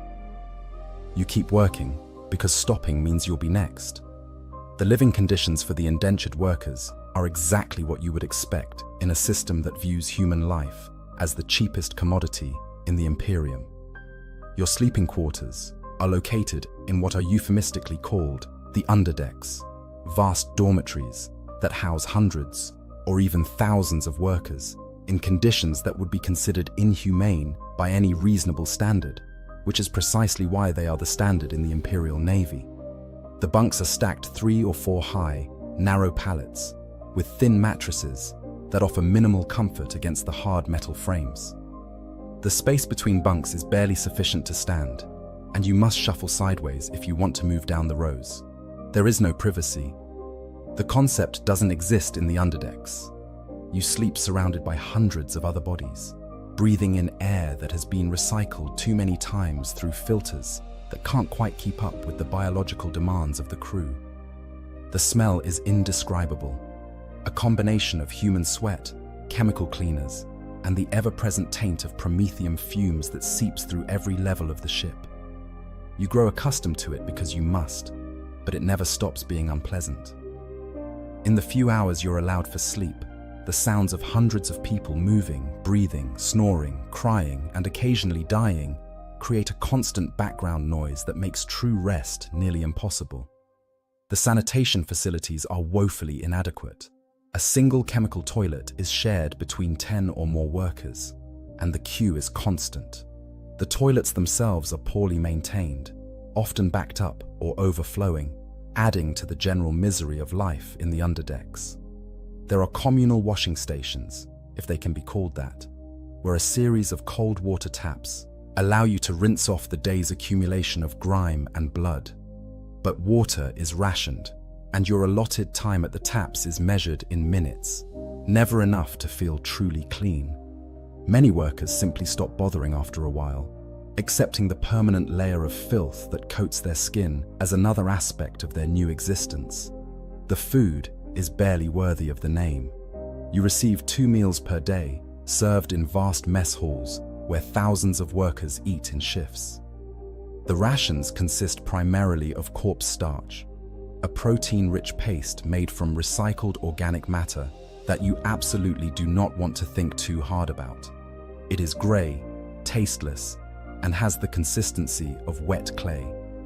Sometimes it's supplemented with preserved vegetables that have been in storage so long that their original form is difficult to determine, or with a thin gruel made from grain that's barely fit for human consumption. The calories are sufficient to keep you alive and working, but just barely. Malnutrition is common among the indentured crews, and you can see it in the sunken eyes and hollow cheeks of those who have been aboard for any length of time. Water rations are strictly controlled. You receive a standard allotment each day, measured out by machines that don't care if you're dying of thirst. It's never enough, especially after a long shift on the gun deck, where the heat and physical exertion leave you desperately dehydrated. Workers sometimes trade their corpse starch rations for additional water, choosing to deal with hunger rather than the maddening thirst that comes from working in the infernal heat of the gun deck. The ship's water supply is recycled through purification systems that are, like everything else on an Imperial Navy warship, aging and imperfect. The water always has a faint metallic taste and occasional chemical tang that suggests the purification process hasn't quite eliminated everything it should. There is no medical care, not really. Oh, the ship has medic facilities, but those are reserved for the officers and skilled crew members whose training represents a significant investment of time and resources. For indentured workers, medical attention extends to having a corpsman look at your injury, maybe splash some antiseptic on it if it looks infected, and sending you back to work unless you're literally dying, in which case they'll move you aside so you can do it more conveniently. Broken bones are set with whatever materials are at hand, if they're set at all. Infections are common and often fatal. Radiation exposure from working near the guns or the plasma drives accumulates over time, causing sickness and organ failure that the medical staff can't or won't treat. You learn to work through pain, because showing weakness means you're likely to be assigned to even worse duties or simply disposed of when the ship makes its next port call. The mental toll is harder to quantify, but no less devastating. You exist in a state of constant fear and exhaustion. Every moment on the gun deck carries the potential for sudden death. Every interaction with your overseers is an opportunity for punishment. There is no escape, no relief, no hope of anything better. Some workers simply break, their minds unable to cope with the endless brutality. These unfortunates are usually transformed into servitors, their broken consciousness wiped and replaced with simple programming, their bodies augmented to make them more useful. It's considered a mercy in some ways, and there are whispers among the crew that some workers deliberately seek this fate as the only escape from their suffering. Recreation, if it can be called that, consists of a few hours between shifts where you're not actively working or sleeping. Some workers gather in small groups, forming bonds of survival and companionship. They share stories, real or imagined, of lives they left behind or places they hope to see someday, though everyone knows that leaving the ship is not an option. Some turn to the Imperial Creed, finding solace in prayer and the belief that their suffering has meaning in the Emperor's grand design. Small shrines appear in corners of the underdecks, tended by self-appointed preachers who lead impromptu services. The bosuns generally tolerate this as long as it doesn't interfere with work schedules, understanding that giving the crew some outlet for their despair reduces the likelihood of mutiny. Others find escape in whatever mind-altering substances they can acquire through the ship's black market. Every warship has an unofficial economy running beneath the official hierarchy, where workers trade the few possessions they have or steal from the ship's stores to obtain obscura, recaf, or even more exotic substances smuggled aboard during port calls. The bosuns know about this trade and generally tolerate it as long as it remains manageable. A crew that's slightly intoxicated is easier to control than a crew that's contemplating mutiny, and the substances help numb the workers to the horrors of their existence. Of course, addiction is common, and an addicted worker is an inefficient worker. But efficiency has never been the Imperial Navy's primary concern when it comes to indentured labor. There are always more bodies to press into service. The discipline system aboard an Imperial Navy warship is brutal by design. The Navy has learned across 10 millennia of warfare that fear is the most effective tool for controlling large numbers of potentially rebellious crew members who have every reason to hate their situation. The bosuns and sergeants-at-arms are the enforcers of this system, and they perform their duties with a thoroughness that borders on enthusiasm. Flogging is the standard punishment for minor infractions. Reporting late to your station, failing to properly salute a superior, showing insufficient deference to a tech priest, any of these can earn you a dozen lashes from the bosun's whip. The floggings are conducted publicly, usually during shift changes when the maximum number of crew members can be assembled to watch. You are stripped to the waist and tied to a whipping post that's a permanent fixture in every major crew area. The bosun applies the lash with practiced efficiency, and you quickly learn not to cry out because that's viewed as weakness and will likely earn you additional strokes. The wounds from a flogging take weeks to heal, and they heal badly, leaving scars that layer on top of previous scars until your back becomes a roadmap of every mistake you've made since coming aboard. More serious infractions carry correspondingly harsher punishments. Theft from the ship's stores might earn you a month in the brig, kept in a tiny cell barely large enough to lie down in, fed starvation rations while you contemplate your crime. Striking a superior, even in self-defense, is likely to result in you being assigned to a punishment detail in one of the ship's most hazardous areas. Perhaps you'll be sent to work in the plasma drive compartments, where the radiation levels are high enough that you'll be dead within weeks. Perhaps you'll be assigned to the void shield generators, those hellish compartments the size of small towns that stink of ozone and where unpredictable arcs of electricity can kill you in an instant. Perhaps you'll be sent to repair hull breaches during combat, working in a vacuum suit that's been patched so many times it's more patch than original material, knowing that if the suit fails or if enemy fire catches you, you'll die in the cold void with no one to mourn you. The ultimate punishment, reserved for mutiny or sabotage or other crimes that threaten the ship itself, is conversion into a servitor. You are taken to the tech priests, who lobotomize you with mechanical precision, scooping out everything that made you human and replacing it with simple programming. Your body is augmented with cybernetics, enhancing your strength or durability or whatever quality makes you most useful for your new function. And then you are put to work, your consciousness reduced to a dim awareness that can follow simple commands but can no longer form thoughts or feel emotions or remember what you once were. It is the ultimate expression of the Imperium's philosophy. Even in death, or something very much like death, you can still serve. The overseers understand that this system only works if it's applied consistently and visibly. Punishment must be public, brutal, and frequent enough that everyone is constantly reminded of the consequences of stepping out of line. But it also can't be so overwhelming that it breaks the entire crew, because a broken crew is an inefficient crew, and even the Imperial Navy has standards it must maintain. It's a careful balance, one that the bosuns and sergeants-at-arms have perfected over countless generations of service. The rate at which gun crews die is one of the defining characteristics of service in the macro cannon batteries, and it's the single most commonly cited statistic when discussing the brutality of life in the Imperial Navy. We are told, repeatedly in the law, that life expectancy among gun crews is often measured in weeks, not years, not even months. Weeks. This statistic seems almost unbelievable until you understand the sheer number of ways a gun crew member can die, and then it becomes not only believable, but inevitable. The most common cause of death is simple industrial accident. The machinery involved in loading and firing a macro cannon is massive, powerful, and unforgiving. A chain snapping under tension can whip across the gun deck with enough force to cut a man in half.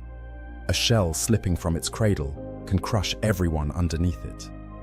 The breach mechanism, if it fails while closing, can trap workers inside the chamber, where they'll be incinerated when the gun fires.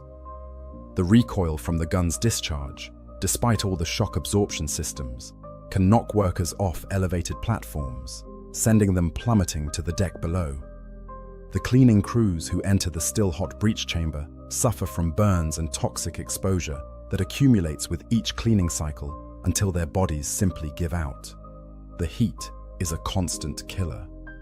The macro cannons generate tremendous thermal energy when they fire, and this heat radiates throughout the gun deck.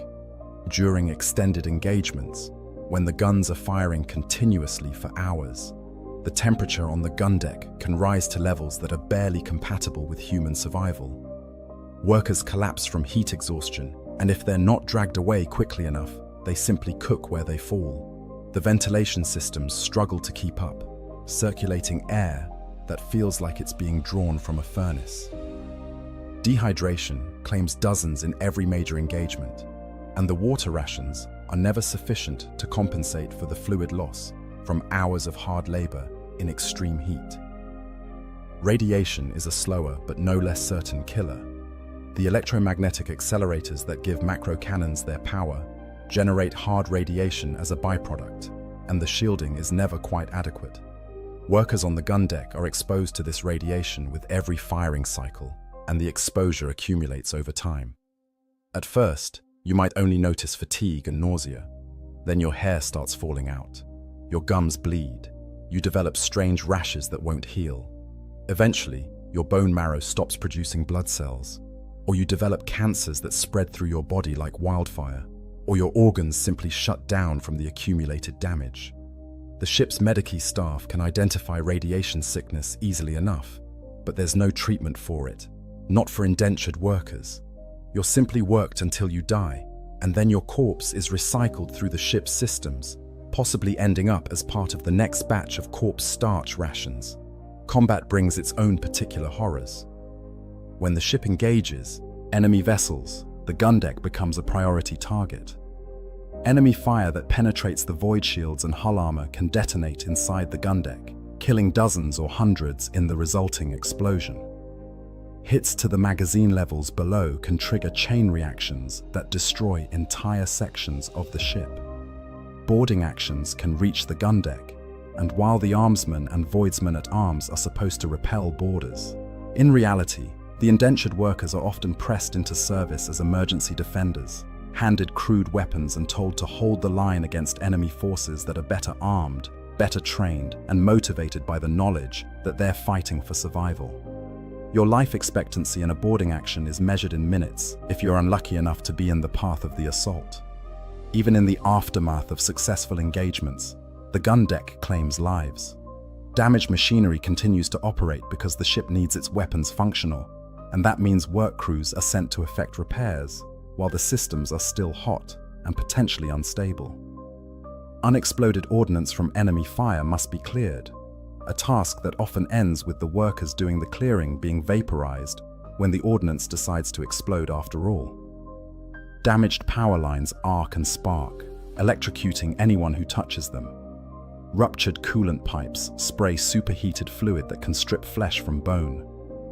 The gun deck never stops being dangerous, even when the fighting is over.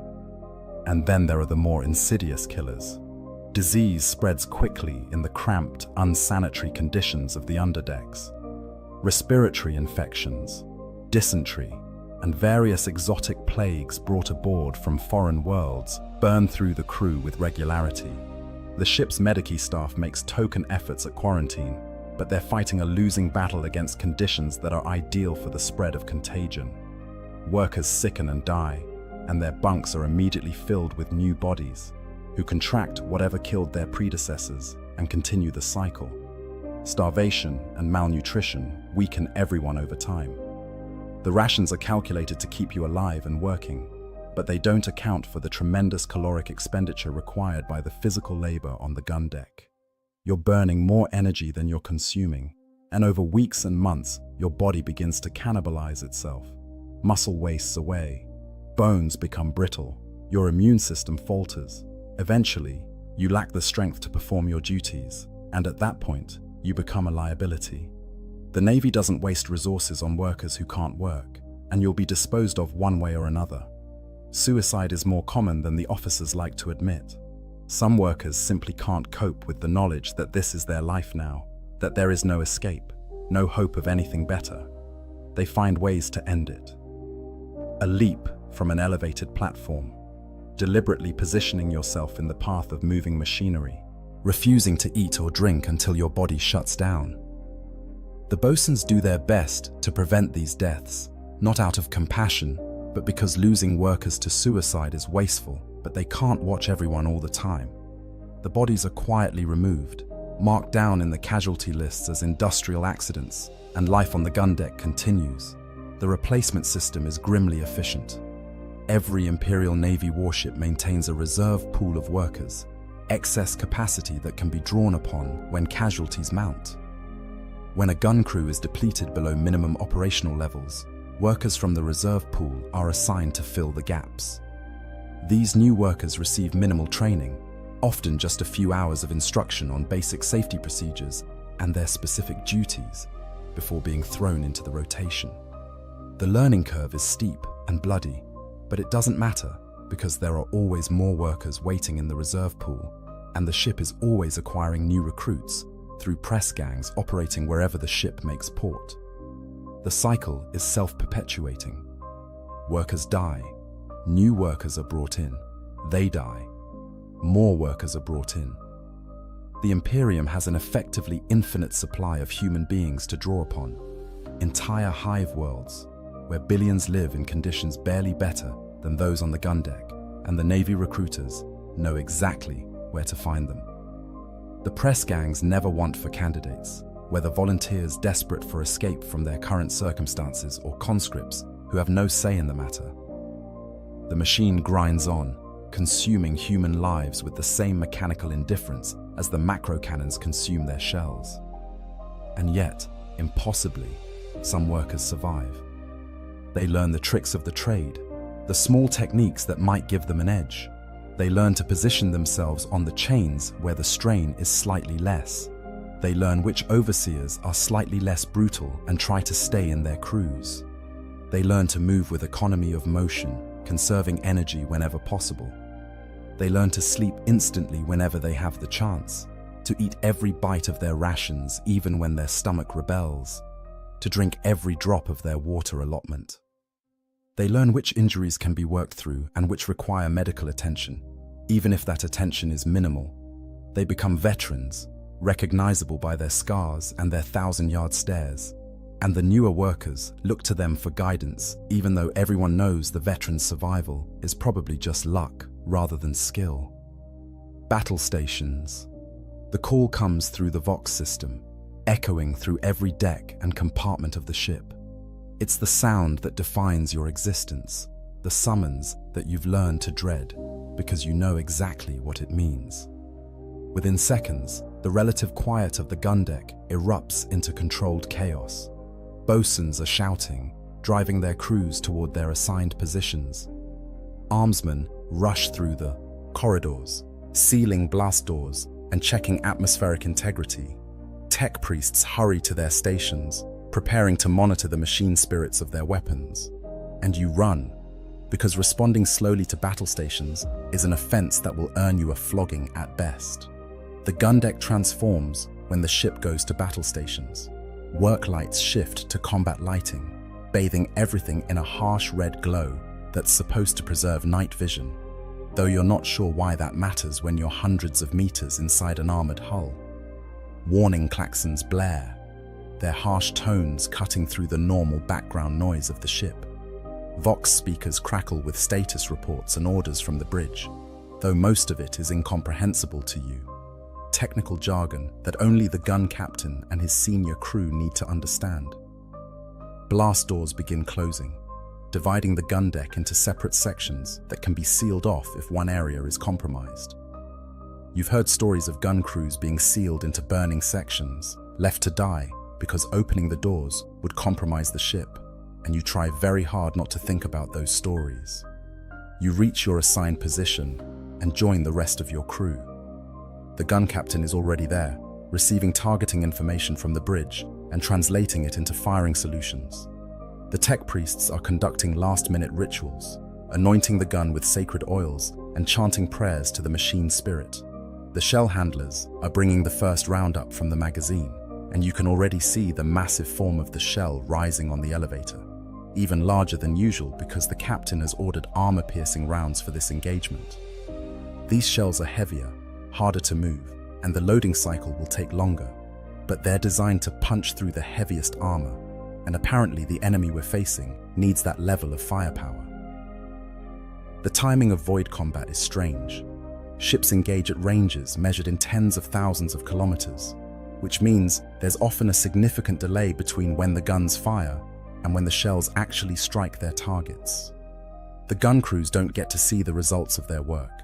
You load the shell, the gun fires, and somewhere far away, maybe 30 seconds or a minute later, your shell either hits the enemy vessel or misses and sails off into the void. You have no way of knowing which, no feedback except what filters down through the command structure. Sometimes the gun captain will announce a hit, his voice carrying satisfaction that trickles down to the crew, but mostly you work in ignorance, loading and firing, trusting that someone, somewhere, knows whether you're actually accomplishing anything. The first firing cycle proceeds according to the training you received. The breech opens with its characteristic grinding sound. The chamber is empty because this is the first shot of the engagement, so there's no spent casing to extract. The cleaning crew does a quick inspection anyway, checking for any debris or impurity that might have accumulated since the last engagement. The tech priest nods approval, and the shell is brought into position. You take your place on the loading chains, your hands already aching in anticipation of what's to come. The count is called, and you pull. The shell moves, reluctantly at first, then with gathering momentum. It's heavier than the standard shells you've been training with, and you can feel the difference in the strain on your muscles. Someone behind you is whimpering with effort, a sound that's barely audible over the general noise of the gun deck. You grit your teeth and pull harder. The shell reaches its loading position, is elevated, slots into the chamber. The breech closes. The gun captain signals ready to fire. And then, without warning, the macro cannon discharges. You thought you were prepared for the sound. You thought your previous experience had inured you to it. You were wrong. The sound of a macro cannon firing in combat is qualitatively different from the training exercises, perhaps because you're so much more aware of what it means. This shell is being fired at an actual enemy who is firing back. That enemy's shells are hurtling toward your ship right now, and if one of them hits the gun deck, you and everyone around you will die instantly. The knowledge adds a visceral edge to the experience, transforming the physical shock of the discharge into something that feels almost like terror. The breech opens. The spent casing is extracted, still glowing red with residual heat. The cleaning crew rushes in, and you can see steam rising from their protective gear as they scrub frantically at the chamber. The next shell is already on its way up from the magazine. You barely have time to catch your breath before you're pulling on the chains again, and again, and again. The rhythm establishes itself, brutal and relentless, and you fall into it because there's no alternative. 20 minutes into the engagement, the first casualty occurs in your crew. One of the breech handlers misjudges his timing and gets caught when the massive breech mechanism swings closed. The sound of bones breaking is audible even over the general noise, a wet crunch that makes your stomach lurch. The man screams, a sound that continues for several seconds until it abruptly cuts off. You don't see what happens to him because you're already pulling on the chains for the next loading cycle. But you glimpse servitors dragging something that might be a body away from the gun. A replacement breech handler is already moving into position. The loading cycle continues without pause. The heat is building. Each firing cycle adds more thermal energy to the gun and the surrounding environment. The ventilation systems are struggling, circulating air that's so hot it feels like breathing fire. Sweat pours down your face and back, soaking through your uniform. Your hands are slipping on the chains despite your gloves, and you have to grip harder, which means your palms are tearing open again, adding blood to the mix of sweat and grime. The worker next to you collapses suddenly, just drops to the deck like a puppet with cut strings. Heat exhaustion probably, or maybe a heart attack from the combination of heat, exertion, and stress. You don't break stride. You can't. The loading cycle continues. The engagement grinds on for hours. You lose count of how many shells you've loaded. Your body is past the point of pain, operating on some combination of adrenaline, fear, and muscle memory.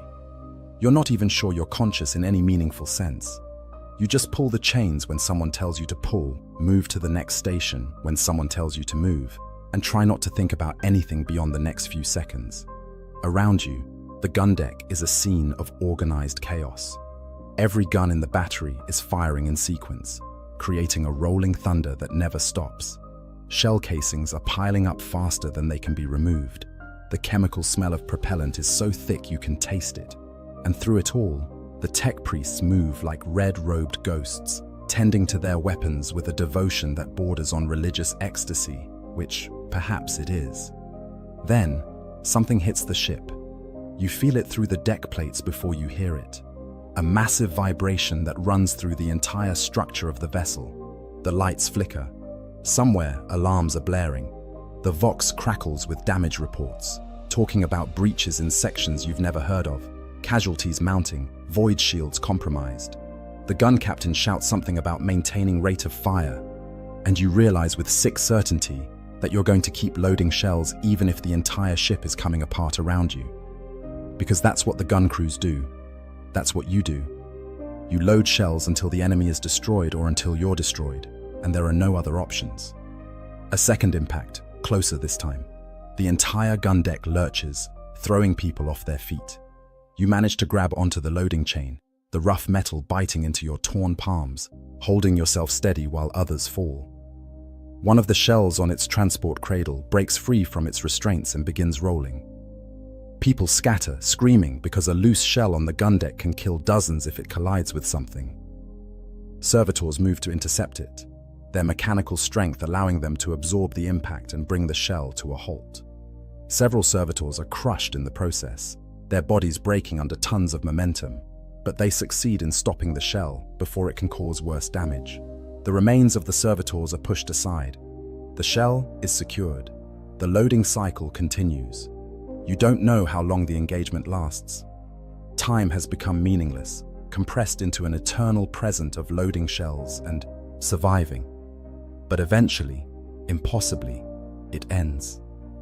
The order to cease fire comes through the Vox, and suddenly the gun deck is quiet, or what passes for quiet after hours of continuous macro-cannon discharge.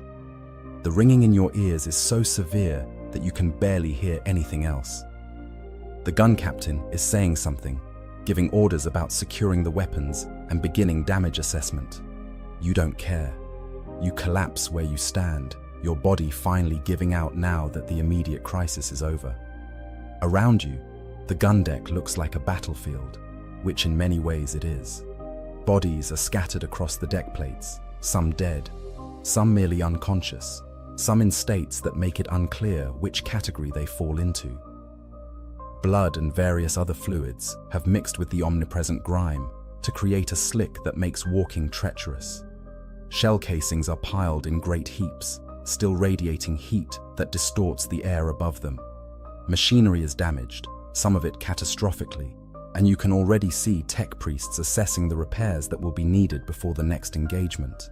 The smell is indescribable, a combination of hot metal, chemical propellant, human sweat and waste, and the distinctive odor of burnt flesh.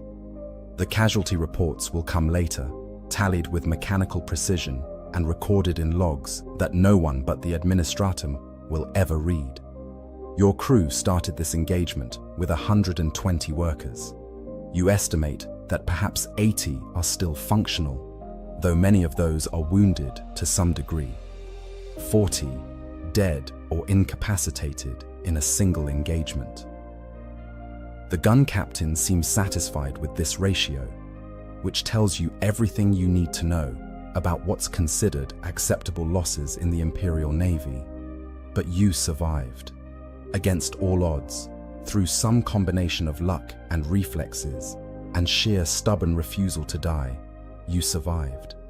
You're still alive, still breathing, still able to think and feel and hate this existence. And you know, with absolute certainty, that you'll have to do it all again. Maybe in hours, maybe in days, but eventually the call to battle stations will come again, and you'll run to your position again, and you'll load shells again, because that's what gun crews do. That's what you do now. It's all you do. It's all you'll ever do until the day you don't survive, and someone else takes your place on the loading chains, and the cycle continues. There are moments, rare and brief, when you allow yourself to think about the broader implications of your existence. You are one indentured worker on one gun crew on one ship in the Imperial Navy. There are dozens of gun crews on this ship alone, each one staffed by hundreds of workers like you. There are thousands of ships in the Imperial Navy, spread across the vastness of the galaxy, each one carrying its own complement of gun crews. The number becomes astronomical quickly. Millions of human beings whose entire existence consists of loading shells into macro cannons, dying at rates that would be considered catastrophic in any other context, and being replaced with more bodies drawn from the inexhaustible supply that the Imperium maintains. And the truly horrifying part is that this is considered normal. This is how the Imperium works. The officers and nobles who command these vessels view their gun crews as they might view any other consumable resource. You are ammunition, in a sense, less valuable than the shells you load, because shells are expensive and difficult to manufacture, while human beings are cheap and easy to acquire. The tech priests are more concerned with the well-being of the guns than with the people who operate them, because the guns represent irreplaceable technology, while the people are, well, replaceable. Even the Imperial Creed, which theoretically holds that all human life is sacred because all humans are the Emperor's subjects, makes exceptions for those whose suffering serves the greater good. And what greater good could there be than maintaining the warships that protect humanity from the countless threats lurking in the galaxy? You sometimes wonder about the people you're killing when your gun fires. Each shell that finds its target strikes an enemy vessel, punching through armor and exploding inside their ship. Are there gun crews on that ship? Indentured workers just like you, hauling shells and pulling chains in conditions just as brutal as yours. When your shell detonates in their gun deck, vaporizing hundreds of them in an instant, are you killing people who are fundamentally different from you, or are you killing yourself, metaphorically speaking? Does the enemy loader, in his last instant before oblivion, think about the loader who fired the shell that killed him? Does he rage against his fate, or is he grateful for an end to his suffering? These are dangerous thoughts, the kind that can get you reported to the commissars if you voice them aloud. Questioning the righteousness of the Imperium's cause, sympathizing with the enemy, expressing doubt about the value of your sacrifice. These are all signs of potential heresy or cowardice, and the punishments for such things are severe. So you keep these thoughts to yourself, locked away in the private spaces of your mind where the overseers cannot reach. But they're there, gnawing at you, adding a layer of existential horror to the physical brutality of your daily existence. Some workers find solace in the belief that their suffering has meaning. The priests who move through the crew quarters, ministering to the spiritual needs of the faithful, preach that every shell loaded is a prayer. Every drop of sweat shed is an offering to the Emperor. Every death in service to the Navy is a martyrdom that will be rewarded in the afterlife. They speak of the gun crews as warriors, no different from the Space Marines or Imperial Guard, fighting the eternal war against the darkness that threatens to consume humanity.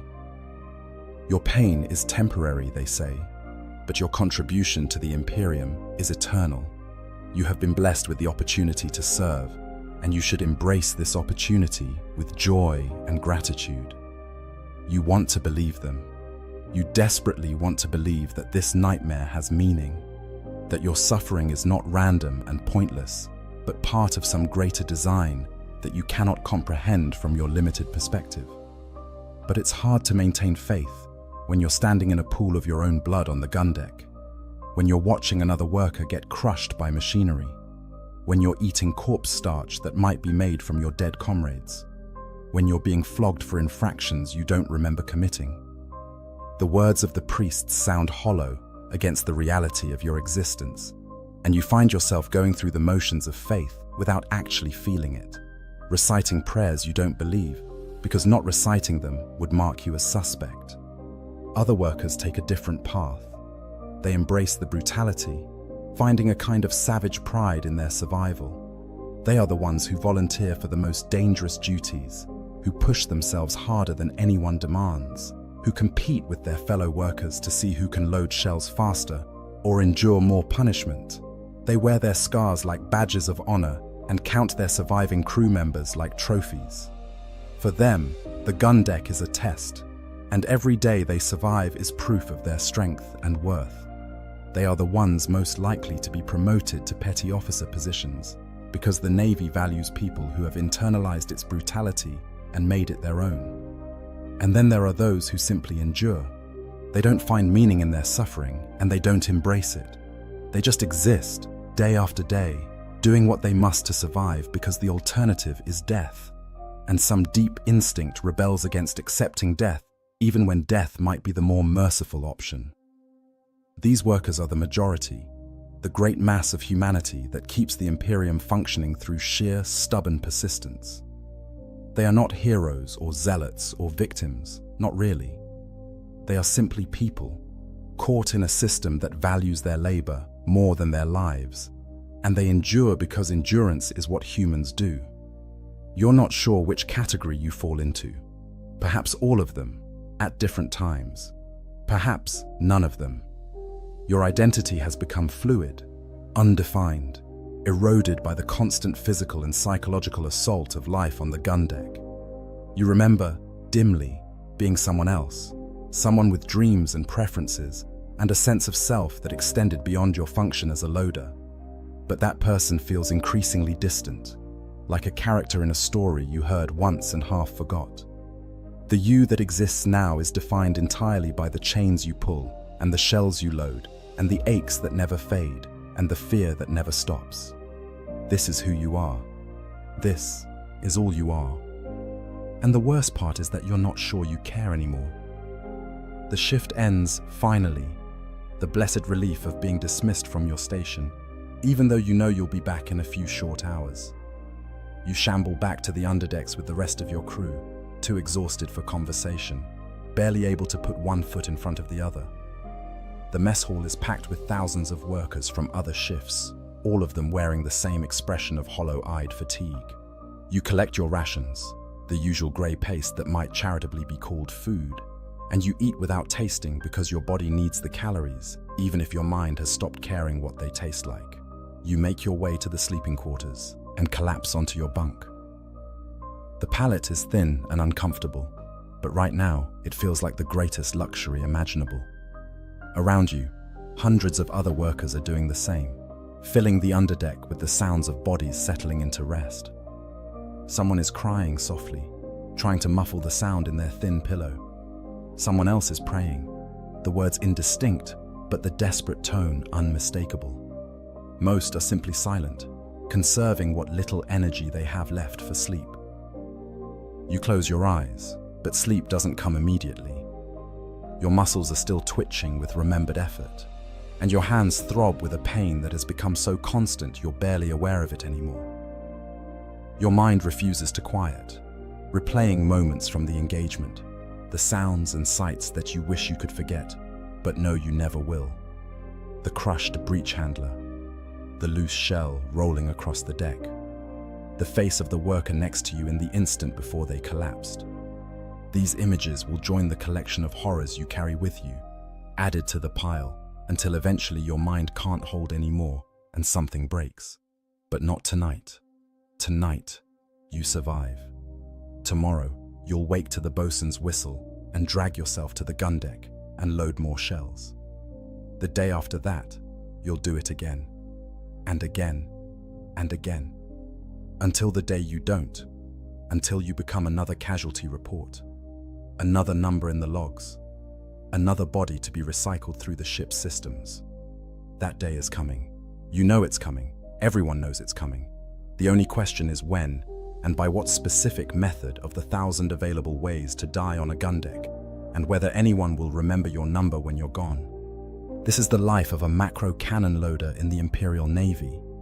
This is the price paid every day by thousands of forgotten souls, so that the warships of the Imperium can continue their eternal vigil against the darkness. This is the human cost of the Imperium's survival, measured in bodies broken and lives consumed, and suffering so vast it becomes incomprehensible. This is what it means when we say that in the grim darkness of the far future, there is only war. Because war is not just the battles fought by heroes. War is also this, the grinding daily horror of the gun deck, the endless cycle of loading and firing and dying, the reduction of human beings to their most basic function as components in a machine that values efficiency over everything else. And perhaps the most horrifying aspect of all is that this is considered acceptable. The officers who command these ships sleep soundly in their luxurious quarters. The admirals who plan the fleet deployments never set foot on a gun deck. The high lords of terror who make the strategic decisions that determine where these ships go and what they do have no concept of what their orders actually mean for the people who must carry them out. The Imperium grinds on, consuming lives with mechanical indifference, because this is the only way it knows how to function. This is the system that has kept humanity alive for 10,000 years, and while it's brutal beyond measure, while it treats human beings as consumable resources rather than people with inherent dignity and worth, while it inflicts suffering on a scale that would have been unimaginable in earlier eras of human history, it works. After a fashion, at a cost. The gun deck is a monument to this cost. Every macro cannon speaks with the voice of human suffering. Every shell fired represents not just the destruction it will inflict on the enemy, but the destruction that was inflicted on the people who loaded it. The guns are holy to the Mechanicus because they embody the perfect fusion of human will and mechanical function. But they are unholy in a different sense. Unholy in what they demand of those who serve them. Unholy in the casual way they consume human lives as fuel for their operation. You are part of this machine now. You pull the chains that load the shells, that destroy the enemy, that threatens the Imperium, that press-ganged you into service. The circle is complete, the logic inescapable. You suffer so that others might be protected, and the fact that those others have no idea you exist and wouldn't care if they did is irrelevant. This is your function. This is your purpose. This is the meaning that has been imposed upon your existence, whether you accept it or not. You are a loader, and you will load shells until you can no longer load them. And then you will be replaced by someone else who will do the same. And the great machine will continue its work without pause or reflection or mercy. And in the vast darkness of space, the warships of the Imperial Navy continue their eternal patrol, their macro cannons ready to speak the Emperor's judgment, powered by the bodies and blood and suffering of people whose names will never be recorded in any history, whose sacrifices will never be celebrated in any monument, whose existence will be forgotten the moment they draw their last breath. They are the price of the Imperium's survival. They are the foundation upon which 10,000 years of human civilization has been built. They are the forgotten thousands, the expendable ones, the loaders who keep the guns firing even as they die at the guns. This is their story. This is your story, if you're unlucky enough to find yourself press-ganged into a gun crew. This is the brutal reality that lurks beneath the epic space battles and heroic last stands that define the public face of the Imperial Navy. This is what it actually means to serve, stripped of all glory and romance, reduced to its essential elements, chains and shells and blood and death, repeated endlessly until there's nothing left to give. The gun deck waits for you. It's always waiting. The chains are ready for your hands. The shells are ready to be loaded.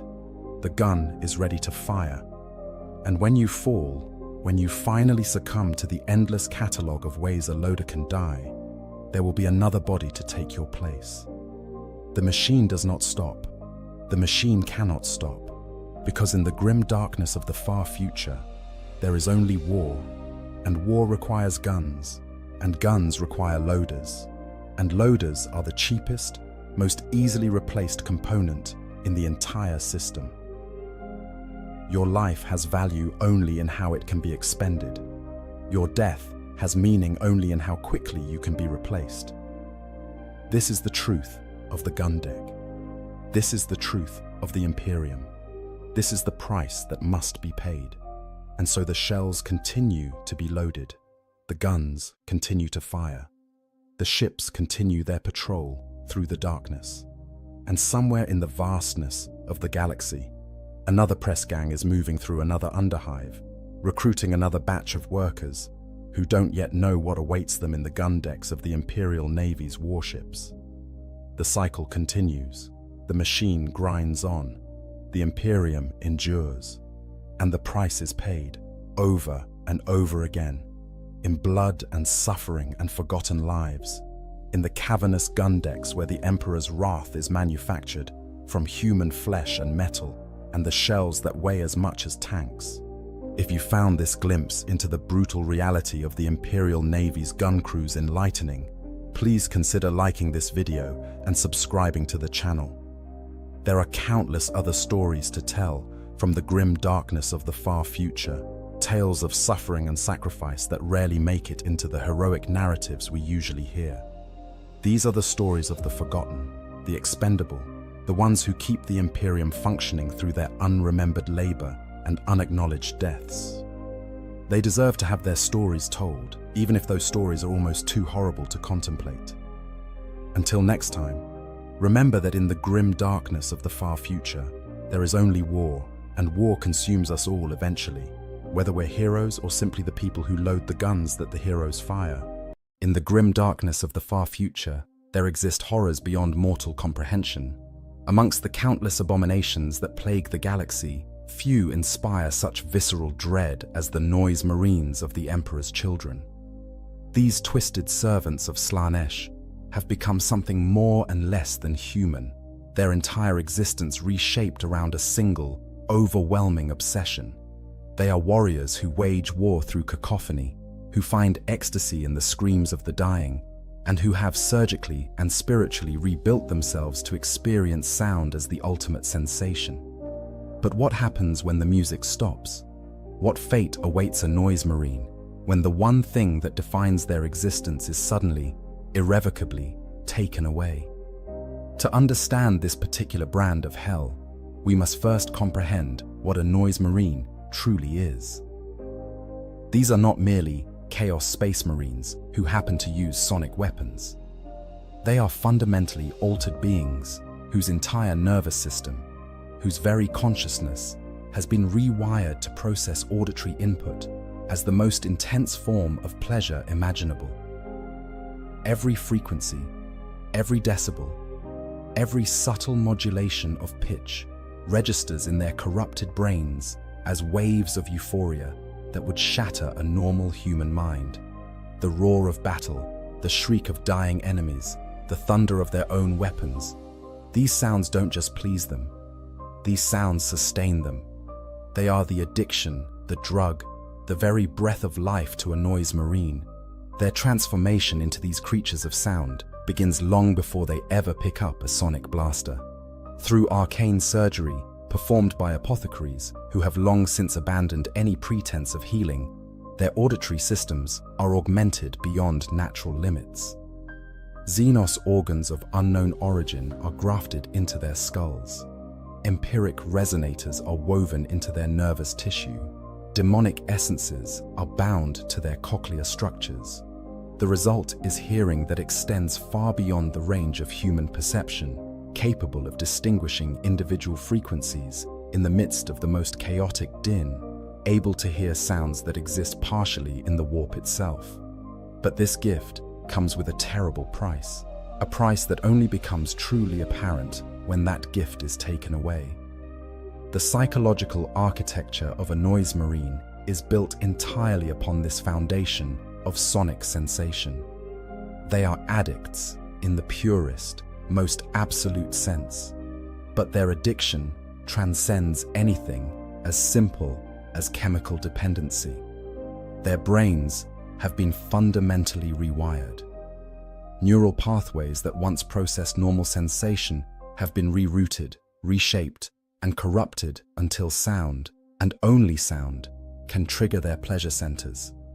Everything else fades to insignificance. The taste of food, the touch of a blade cutting into flesh, the sight of carnage, these things register as mere background noise, pale shadows compared to the overwhelming, all-consuming pleasure of auditory stimulation. And the louder, the more discordant, the more extreme the sound, the greater the pleasure. It's an escalating cycle of need and satisfaction that knows no upper limit. A noise marine who once found euphoria in the simple crash of weapons now requires the deafening roar of artillery. One who thrilled to artillery fire soon needs the sound of an entire city being torn apart by sonic weaponry. The threshold constantly rises, the need forever increasing, demanding more volume, more complexity, more sensation. They chase an impossible goal, the perfect sound, the ultimate crescendo that will satisfy them completely and forever. But such satisfaction never comes. Instead, they spiral deeper into addiction, their dependence growing with each battle, each moment, each breath. Now imagine that dependency being suddenly severed. Imagine the drug being taken away, not gradually but instantly, leaving nothing but silence in its wake. For a noise marine, this is not merely unpleasant. It is not simply difficult or painful. It represents the complete and total collapse of everything they are, everything they have become, everything they live for. The silence that follows the loss of hearing for a noise marine is not the peaceful quiet that a normal person might appreciate. It is a screaming void, an absence so profound it becomes its own form of torture. It is the end of existence while consciousness cruelly continues. Throughout this exploration, we will journey deep into this nightmare.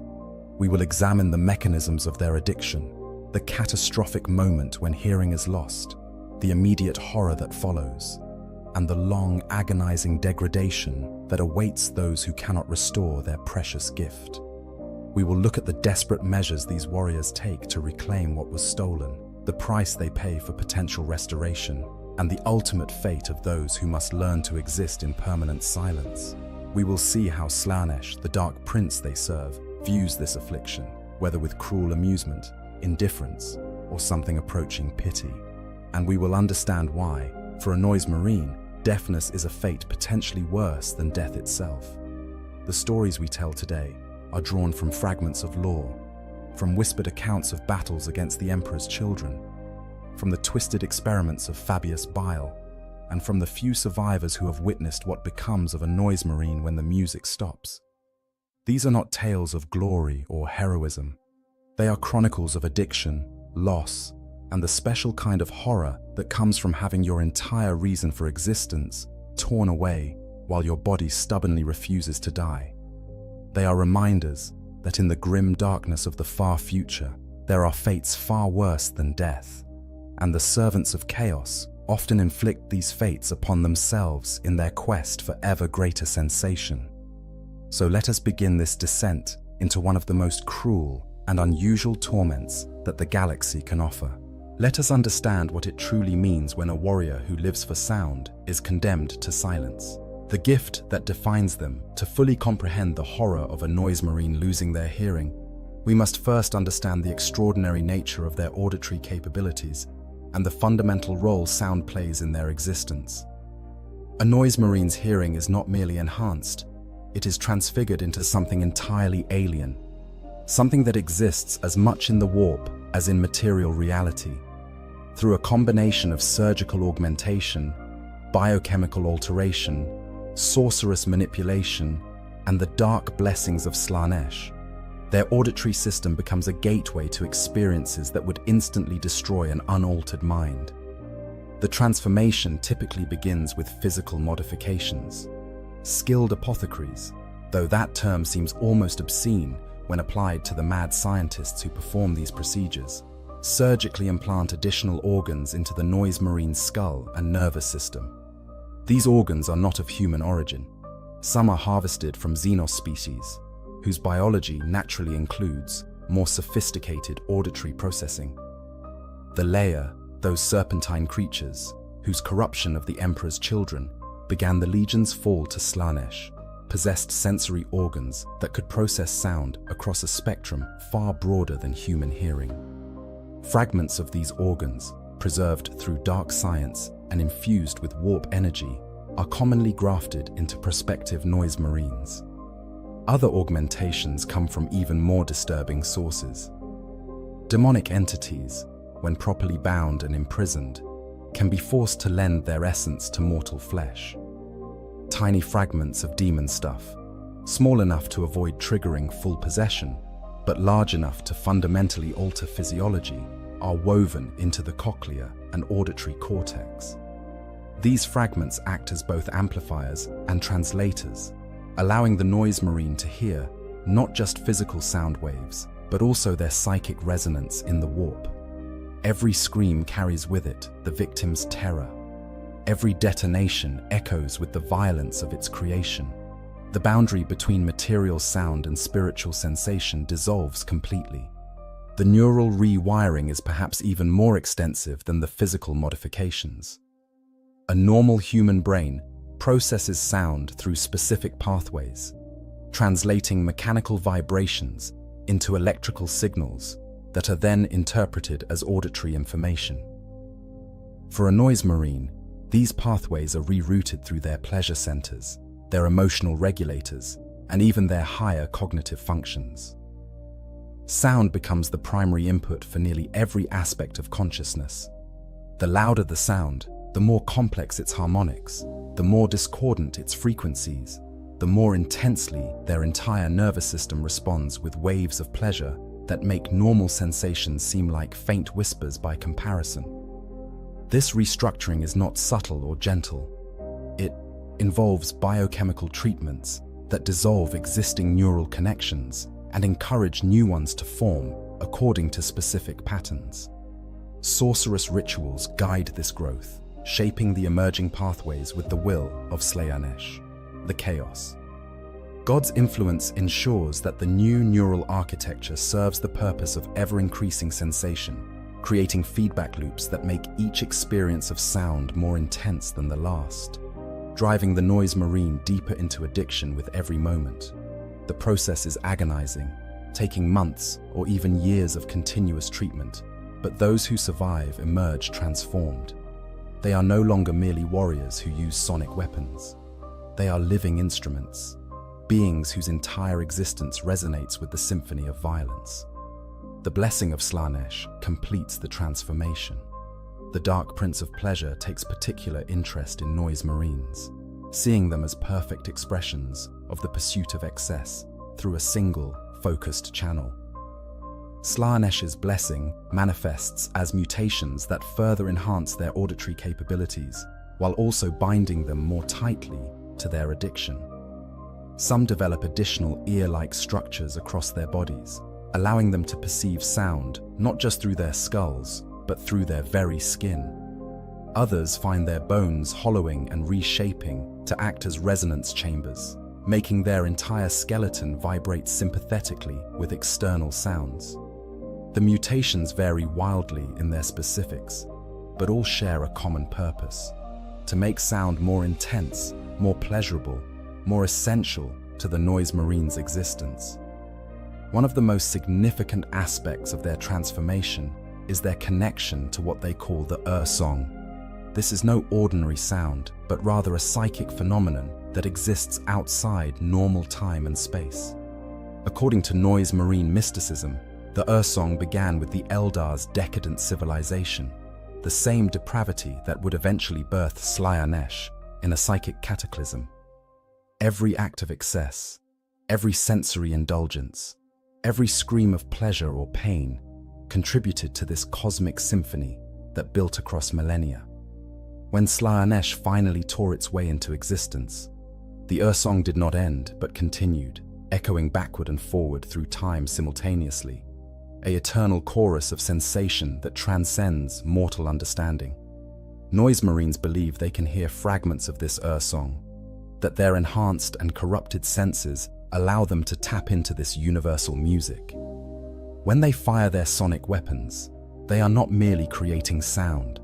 They are adding their voice to a choir that includes the dying screams of the Elder Empire, the birth shriek of a chaos god, and the sensory experiences of every soul that ever served Slaanesh. This connection gives their existence a quasi-religious dimension. They are not just addicts seeking their next fix. They are worshippers participating in an eternal sacrament, musicians playing their part in a performance that shapes reality itself. The intensity of their auditory experiences defies description in terms that normal minds can comprehend. When a Noise Marine hears the crack of a bolt pistol, they don't just register a loud noise. They experience a cascade of sensation that floods their entire being. The sharp report of the weapon's discharge creates geometric patterns of pleasure that ripple through their consciousness. The Doppler shift as the bolt streaks through the air produces a sensation like fingers trailing along their spine. The wet crunch of the bolt penetrating armor and flesh generates waves of euphoria that make their vision blur with ecstasy. And all of this happens in fractions of a second, layers upon layers of sensation compressed into each instant. Battle becomes a form of transcendence for them. The chaos of combat provides the richest possible sensory environment. Thousands of sounds occurring simultaneously, overlapping and interfering with each other in endlessly complex patterns. Bolter fire, explosions, screaming, the hiss of power weapons, the crash of falling debris, the thunder of drop pods, the whine of aircraft, the roar of flames. Each sound is its own source of pleasure, and together they create a symphony that can drive a Noise Marine into a state approaching divine rapture. They fight not just to kill, but to experience, to immerse themselves in the auditory chaos, to lose themselves in the music of death. Their own weapons amplify this experience to levels that would kill a normal human. Sonic blasters, blast masters, doom sirens, sonic shriekers.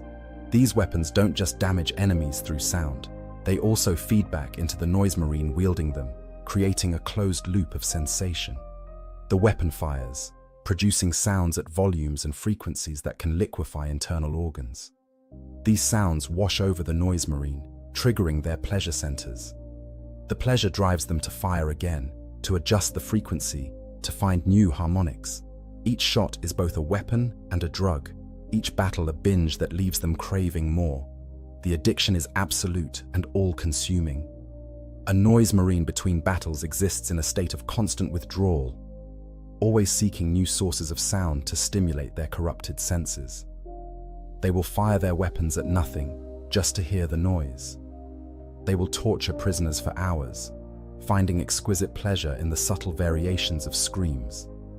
Some are known to stand for days near active plasma reactors, or in the exhaust plumes of spacecraft, bathing in industrial roar that would deafen a normal person in seconds. Others force their battle brothers to continually fire weapons near them, or they create bizarre musical instruments from the bodies of the dead, instruments that produce sounds no human was meant to hear. This dependency shapes every aspect of their identity. Their loyalty to Slaanesh, their role in their warband, their relationships with other Chaos Space Marines. Everything is filtered through their need for auditory stimulation. They are not cruel because they enjoy causing suffering in any normal sense. They are cruel because screams are the finest music, and they need that music more than they need anything else. They don't fight for glory or revenge or conquest, though they may claim these motivations. They fight because battle is where the best sounds are found, where the most intense auditory experiences await. And yet, despite the apparent invulnerability of their enhanced forms, despite their superhuman resilience and the protection of their corrupted power armor, despite the favor of a chaos god, their hearing can be lost. The very organs that grant them such intense pleasure are also points of terrible vulnerability. They have traded normal sensory experience for one supremely powerful but narrow channel of stimulation. Where a normal space marine has multiple senses to rely upon, a noise marine has placed all their eggs in one basket. Take away that basket, and what remains? A broken creature, lost in silence, cut off from the only source of meaning their twisted existence knows.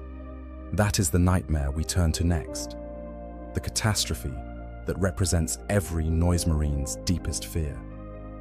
The architecture of addiction.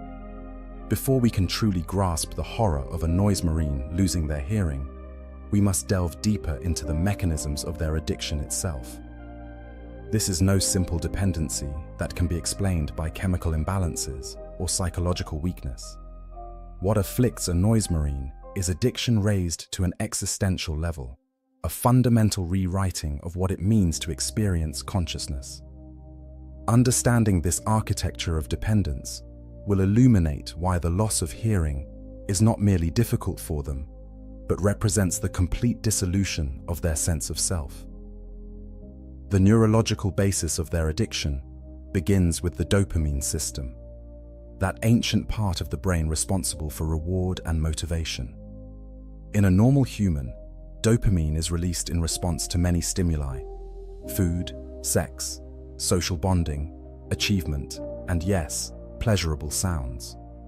The system is balanced, with multiple pathways and regulatory mechanisms preventing any single stimulus from completely dominating consciousness. In a noise marine, this balance has been deliberately destroyed. Through biochemical treatments, surgical intervention, and warp-tainted mutations, their dopamine production and reception have been hijacked and redirected. Sound becomes the trigger for dopamine release on a scale that beggars belief. Where a normal person might experience a modest dopamine response to pleasant music, a noise marine experiences a flood of neurotransmitters so intense it would cause seizures in an unmodified brain. Their receptors, too, have been altered, made hypersensitive to this specific neurochemical signal, while being rendered nearly non-responsive to other triggers.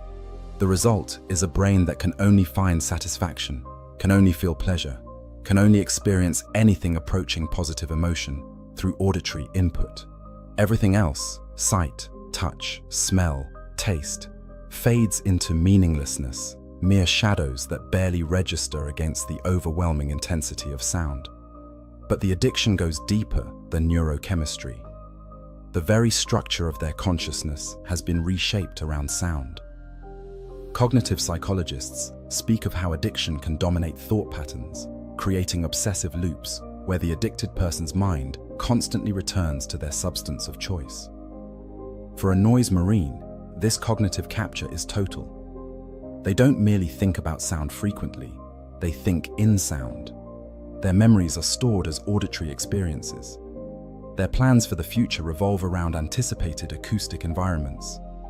Their sense of self-identity is constructed from the sounds they have heard and the sounds they hope to hear.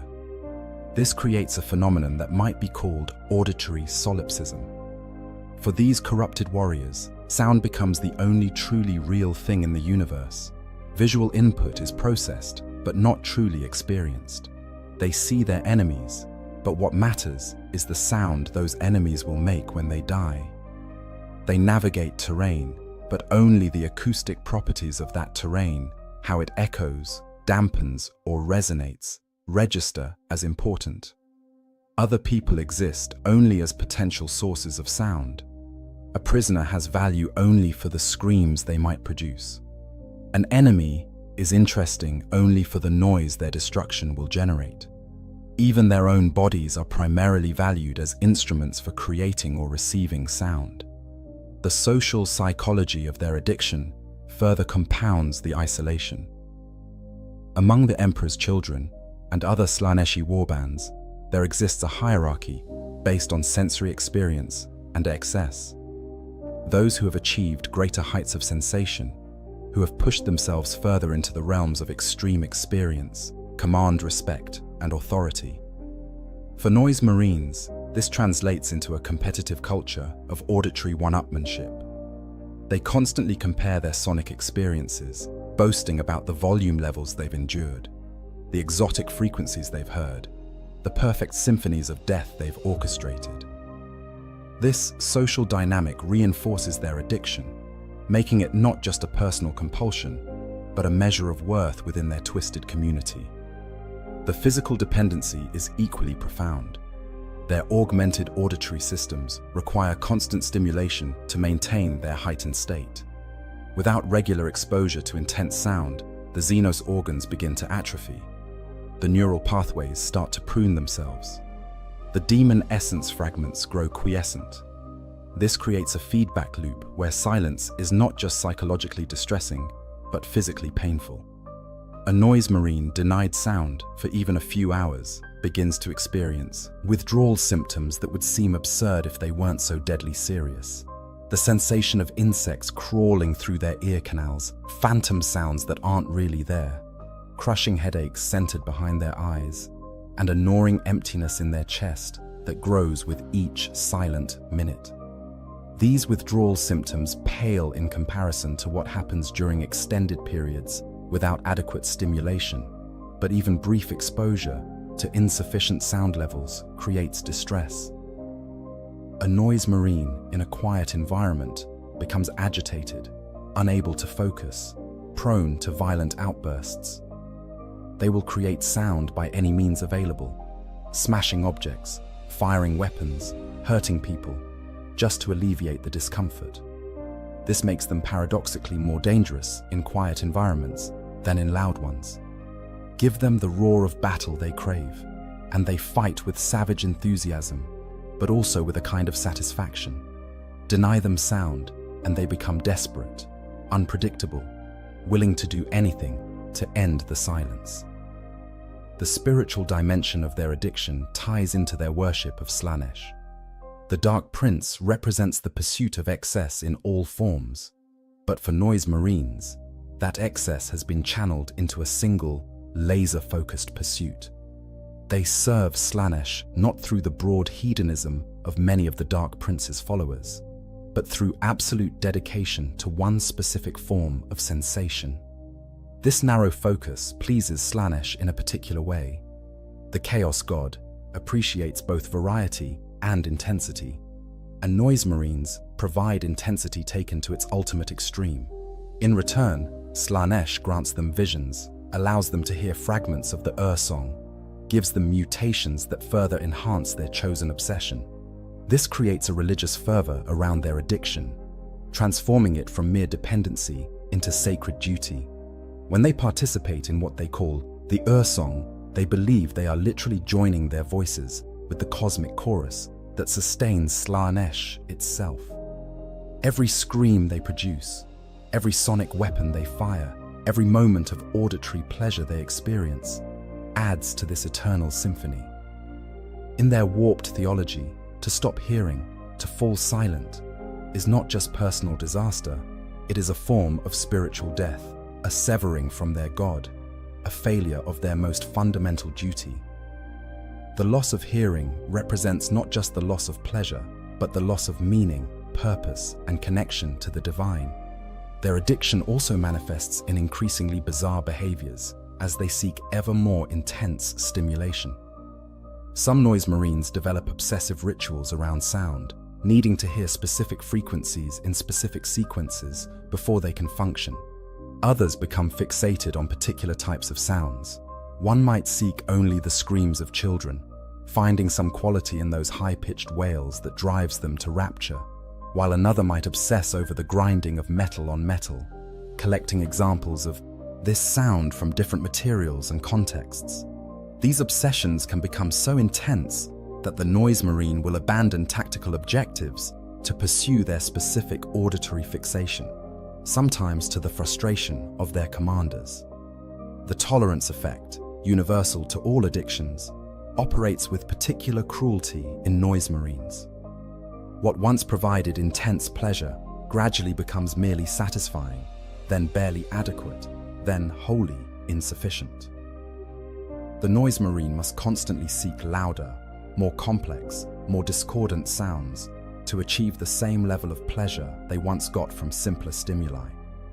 This leads to an arms race of sensation seeking that has no theoretical upper limit. Some ancient noise marines have been so desensitized that ordinary battle no longer provides any satisfaction at all. They must orchestrate elaborate massacres, coordinate the destruction of entire cities, or even venture into realms where reality itself breaks down, just to experience a flicker of the pleasure they once found in simple combat. This escalation has a terminal trajectory. As their need grows, as their tolerance increases, they eventually reach a point where reality itself cannot provide sufficient stimulation. No sound in the material universe is loud enough, complex enough, perfect enough to satisfy their corrupted desires. At this point, some noise marines undergo final transformations, becoming demon princes or being consumed entirely by their addiction, dissolving into pure sensation within the warp. Others continue their futile quest, knowing it is hopeless but unable to stop, trapped in an addiction that can never be fully satisfied but can never be abandoned. Understanding this architecture of addiction illuminates why the loss of hearing is so catastrophic. It's not that they miss sound, as a normal person might miss music or conversation. It's that sound is the entirety of their existence, the only channel through which they can experience anything resembling life, consciousness, or meaning. To take away their hearing is to take away everything. It's to leave them alive but hollow, conscious but empty, existing in a void that their corrupted minds cannot process or escape. They become living ghosts, trapped in bodies that refuse to die while experiencing nothing but the screaming absence where their entire world used to be.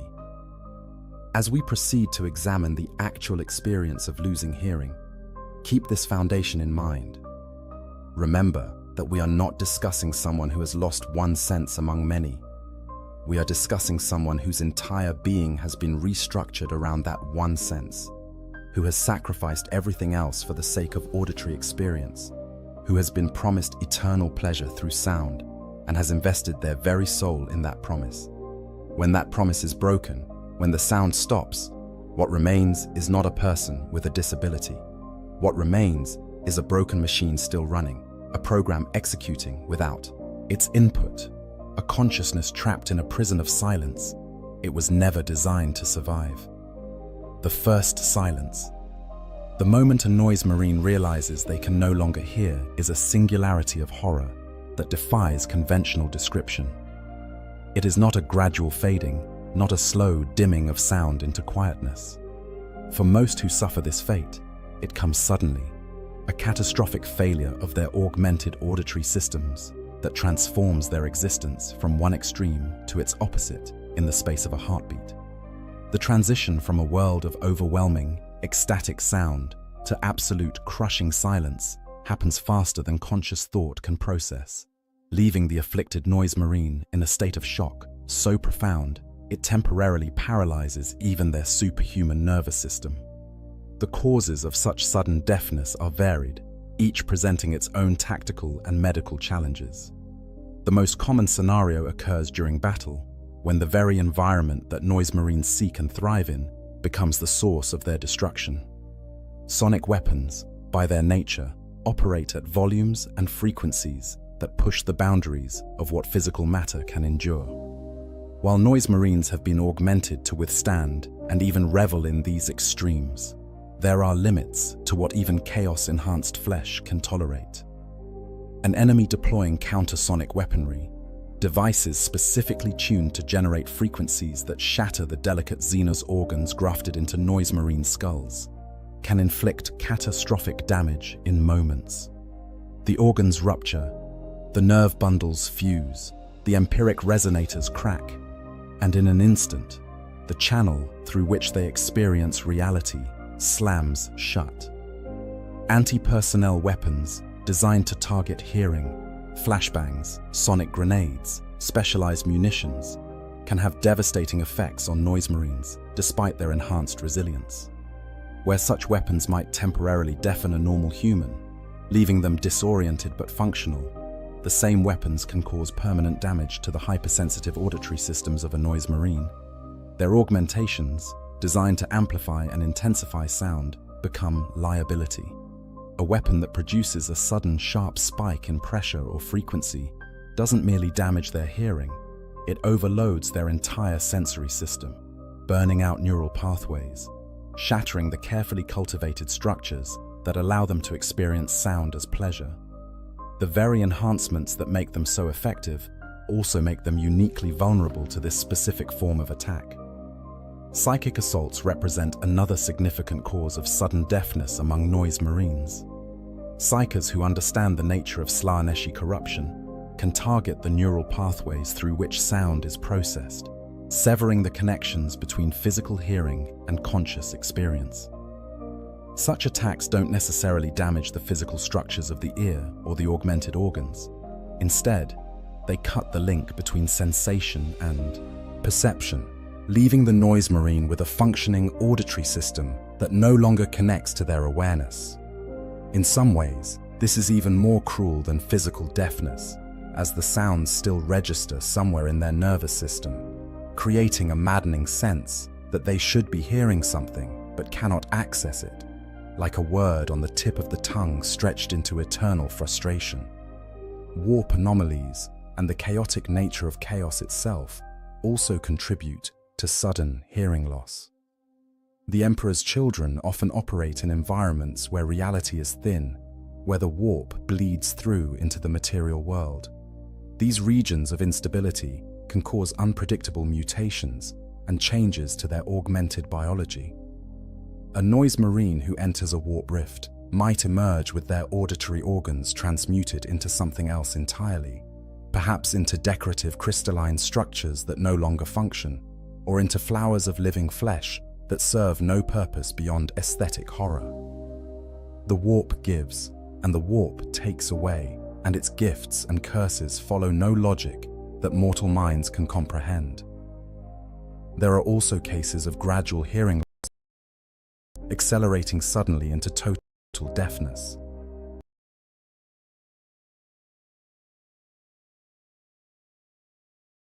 Augmentations that grant noise marines their extraordinary hearing are not stable. The Xeno's organs reject their host's body, requiring constant immunosuppressive treatments. The demon essence fragments hunger for more power, slowly consuming the surrounding tissue. The neural rewiring creates scar tissue that accumulates over decades or centuries. A noise marine might experience slowly degrading hearing for years, compensating through increasingly desperate measures, until one day the system reaches critical failure and collapses all at once. These cases are particularly tragic, as the afflicted noise marine often sees the end coming but cannot stop it, watching helplessly as their precious hearing diminishes day by day until it finally vanishes completely. The immediate physical response to sudden deafness is violent and involuntary. The body, accustomed to constant sensory input through the auditory channel, reacts to its absence with the same severity it would to sudden oxygen deprivation. The noise marine's enhanced physiology enters a state of shock. Their hearts, both primary and secondary, race to dangerous speeds as stress hormones flood their bloodstream. Their breathing becomes rapid and shallow, despite the Astartes' normal superhuman control over their respiratory system. Muscle tremors ripple through their body as their nervous system misfires, trying desperately to interpret sensory data that is simply no longer there. In the most severe cases, the shock can trigger a temporary catatonia, where the noise marine simply stops moving, frozen in whatever position they occupied when their hearing failed, their enhanced metabolism sustaining them in this vegetative state, while their mind tries to process the impossible absence. The psychological, Impact arrives only seconds after the physical response, but those seconds stretch subjectively into eternities of confusion. The noise. Marines' first conscious thought, upon realizing they can no longer hear, is almost always denial. This cannot be happening. Their augmentations are perfect, blessed by Slaanesh, beyond the reach of mere damage. They try to hear, straining with an effort that would be comical if it weren't so desperate, as if hearing were a muscle that could be flexed harder. When this fails, when the silence persists despite their efforts, the denial gives way to panic. This panic is not the simple fear that a normal person might experience upon losing a sense. It is existential terror, the feeling of their entire world dissolving into nothingness. Imagine being accustomed to experiencing reality in full, vivid color, and then suddenly finding yourself in absolute darkness. Not blindness, but the complete absence of visual qualia, an inability to even remember what seeing was like. Now multiply that horror, because for a noise marine, hearing was not one sense among many, but the foundation of their entire conscious experience. The silence that engulfs them is not merely the absence of sound. It is the absence of feeling, of pleasure, of connection to their God, of meaning itself. They are suddenly, incomprehensibly alone in a way that their corrupted minds were never designed to handle. Their first instinct is to create sound, to do anything that might restore what has been lost. They fire their weapons, but of course they hear nothing. The recoil registers through their power armor. They can see the muzzle flash. They know intellectually that the weapon must be producing sound, but they perceive nothing. This disconnect between knowledge and experience creates a cognitive dissonance so severe it can temporarily fracture their sanity. They scream, but cannot hear their own voices. They smash their helmets against walls, desperate for any sensation, any confirmation that the world still exists, outside the prison of silence that has engulfed them. Some claw at their own heads, trying to physically reach the damaged organs and somehow force them to work again, inflicting horrific injuries on themselves in their desperation. The emotional cascade that follows is devastating. After denial and panic comes a grief so profound it rivals the loss of a loved one. Except what they have lost is not a person, but their own ability to experience existence as they know it. They mourn not just for their hearing, but for every sound they will never experience again. Battle brothers who have witnessed this moment describe it as heartbreaking, despite their own corruption, seeing a fellow warrior reduced to a keening, broken thing, making sounds they cannot themselves hear, sounds that express anguish beyond words. Rage follows grief, a towering fury directed at whoever or whatever caused this affliction. If an enemy is responsible, and still, within reach, the newly deafened noise marine often attacks with suicidal abandon, no longer caring for tactics or survival, wanting only to destroy the thing that has destroyed them. If no clear target presents itself, the rage turns inward or randomly outward, making the afflicted noise marine incredibly dangerous to everyone nearby, friend and foe alike. They are a wounded animal in the body of a super soldier, lashing out at a universe that has suddenly become incomprehensible and hostile. Some experience a strange, brief moment of clarity in the midst of this chaos. Cut off from the addiction that has defined them for decades or centuries, their minds momentarily freed from the constant craving for auditory stimulation, they remember what they were before their corruption. The memories come flooding back, their time as loyalist space marines, their original purpose of protecting humanity, the oaths they swore before Slaanesh twisted them into what they became. These moments of clarity are often described by observers as the most disturbing part of the immediate aftermath, as the noise marine's behavior shifts from animalistic rage to something approaching genuine horror at what they have become. They see themselves clearly for the first time in ages, and what they see appalls them. But these moments pass quickly. the old neural pathways reasserting themselves, and the noise marine returns to their primary focus, the desperate need to somehow restore what has been lost. The tactical situation in which this loss occurs dramatically affects the immediate aftermath. A noise marine who loses their hearing in the midst of battle, surrounded by enemies, often continues fighting through sheer muscle memory and training. Their superhuman reflexes and combat experience allow them to respond to visual cues even while their mind reels in shock. But their effectiveness is catastrophically reduced. They cannot hear warnings from their squad. They cannot detect enemies approaching from outside their visual range. Most critically, they lose the feedback loop that made combat pleasurable, transforming the experience from euphoric release into mechanical emptiness. Some fight on anyway, going through the motions, while others simply stop, standing immobile even as enemies close in, too overwhelmed by their loss to care about survival. If the loss occurs in a relatively safe environment, between battles, in a chaos warship or fortress, the immediate danger is often to the noise marine's battle brothers rather than from external enemies. The newly deafened warrior becomes unpredictable, violent, and unreasonable. They may attack anyone who approaches, seeing threats everywhere. They may demand that others help restore their hearing, becoming enraged when such help is not immediately forthcoming. They may fixate on sources of vibration that they can still feel through their power armor, desperate for any sensation that resembles their lost sense, following these sensations without regard for where they lead.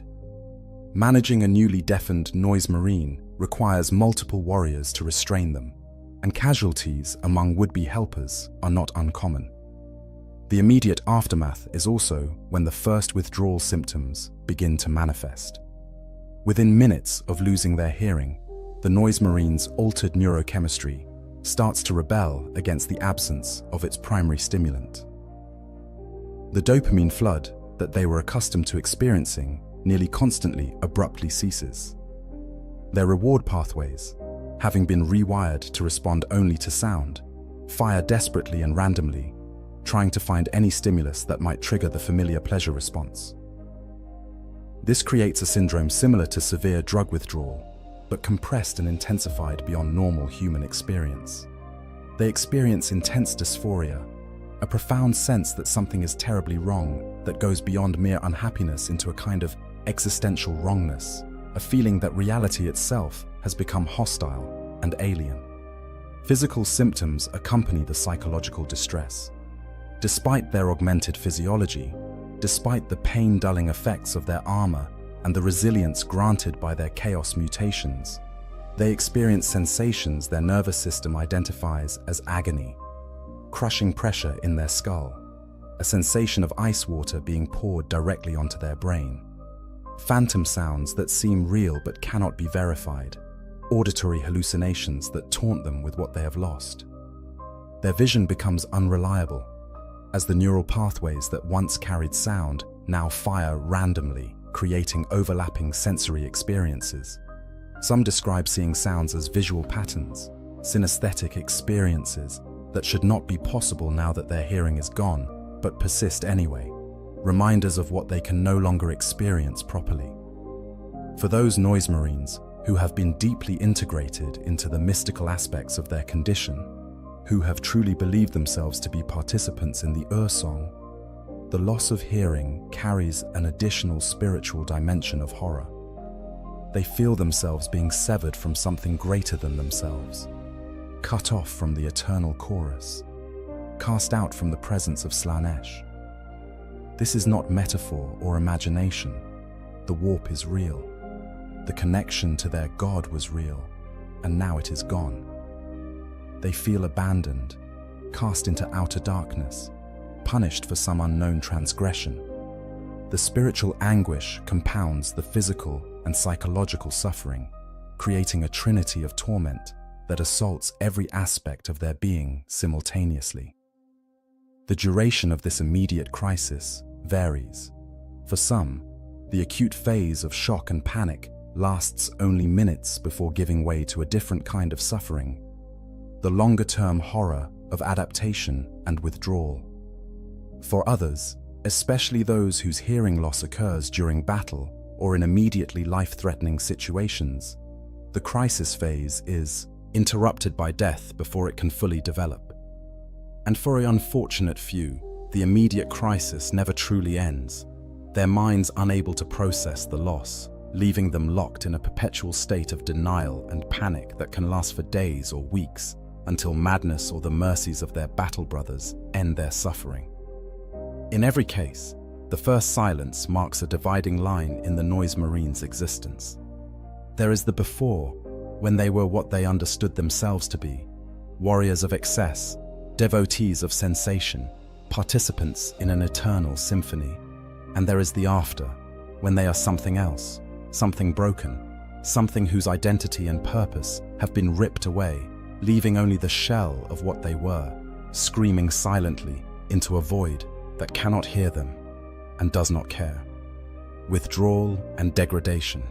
Once the immediate shock of hearing loss begins to subside, the Noise Marine enters a prolonged period of withdrawal and degradation that can last for weeks, months, or in rare cases, even years. This phase represents the slow dissolution of their corrupted identity, a process of psychological and spiritual decay that occurs even as their physical body, rendered nearly immortal by Astartes enhancements and chaos mutations, stubbornly refuses to die.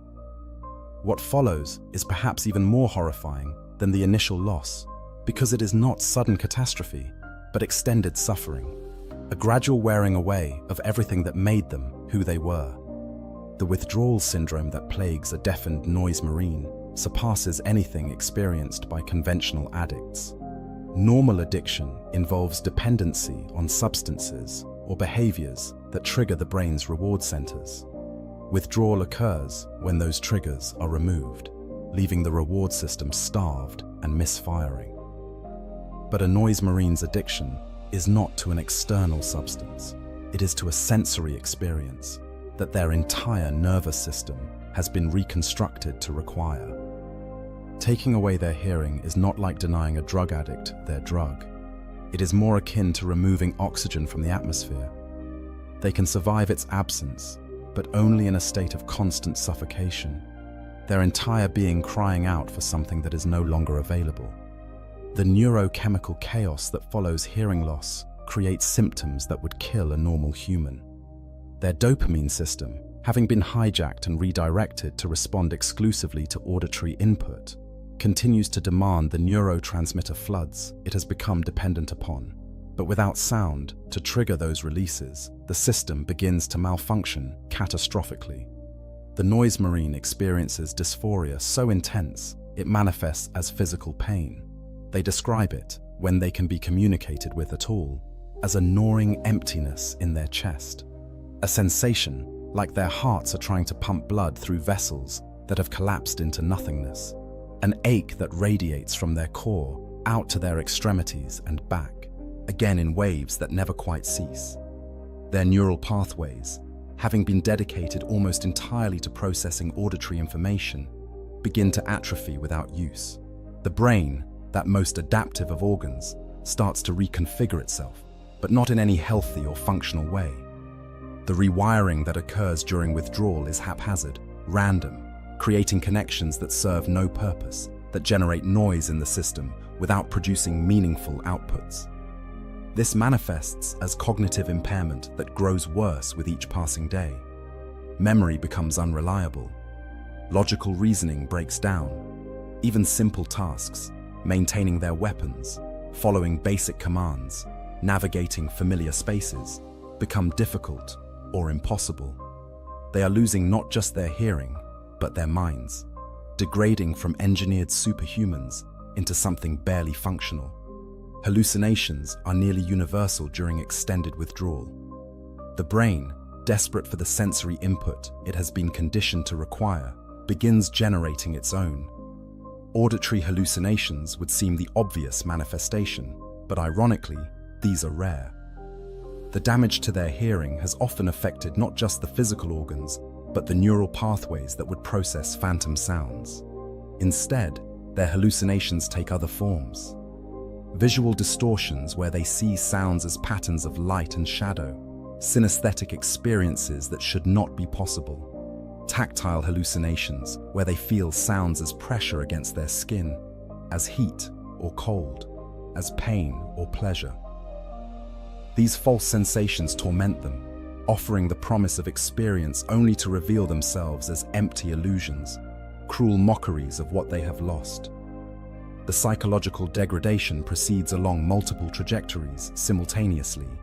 Depression of a depth and severity that dwarfs clinical major depressive disorder sets in within days. The noise marine has lost the only source of pleasure they can experience, leaving them in a world that is entirely grey, entirely flat, entirely devoid of positive sensation.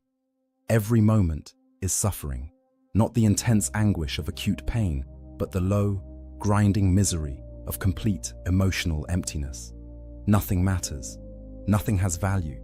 Nothing brings satisfaction or joy or even mild contentment. They continue to exist only because their engineered bodies will not release them into death, trapped in a life that has become entirely without meaning or purpose. Anxiety accompanies the depression, a constant state of agitation and dread without specific focus. They fear everything and nothing. The world has become incomprehensible and hostile.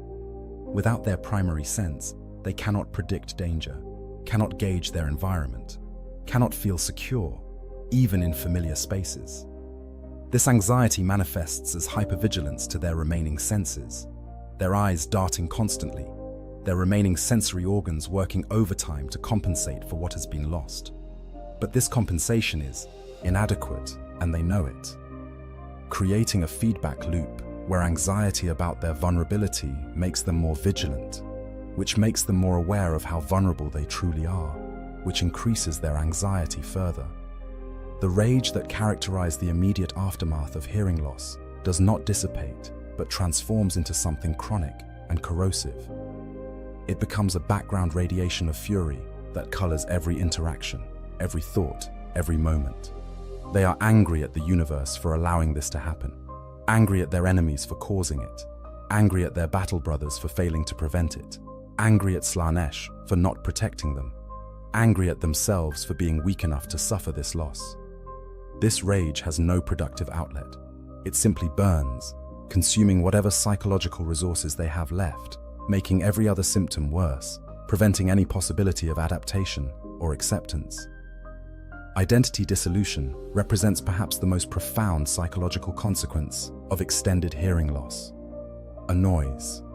Marine's sense of self has been constructed entirely around their auditory experiences and their pursuit of ever greater sonic sensation. Take away that foundation, and the identity built upon it begins to collapse. They no longer know who they are. The purposes that once drove them, adding their voice to the song, serving Slaanesh through sensory excess, finding the perfect sound, these purposes are now impossible. Without purpose, without identity, they become hollowed-out shells, going through the motions of existence without any real engagement or investment in their own lives. Some attempt to construct new identities to replace what has been lost, but these efforts almost always fail. They might try to embrace rage as their new defining characteristic, becoming warriors of pure violence rather than sensation seekers. But the rage is hollow, unsatisfying, a poor substitute for what they have lost. They might attempt to find meaning in loyalty to their warband or their Chaos Lord, but this loyalty rings false when it is motivated only by the absence of alternatives.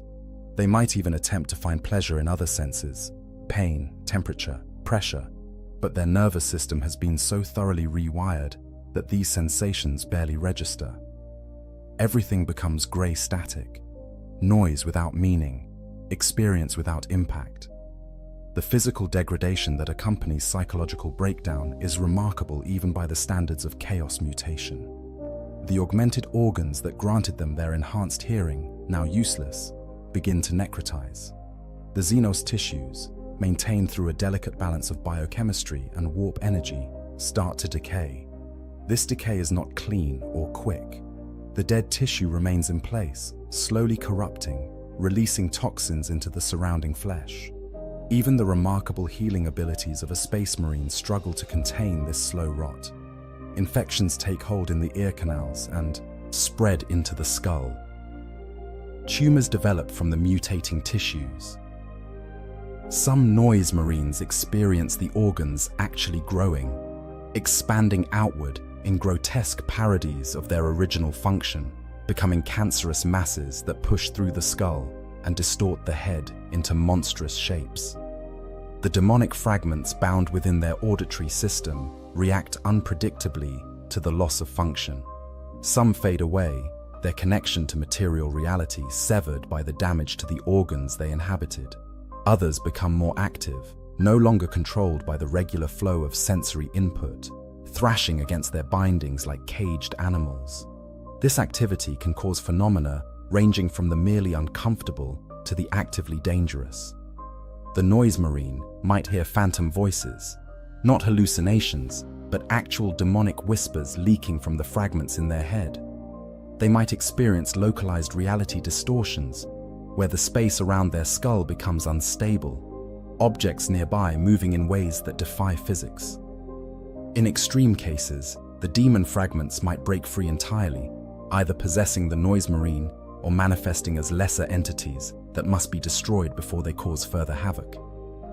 Slayanesh's blessing, which once enhanced their hearing, becomes a curse in its absence.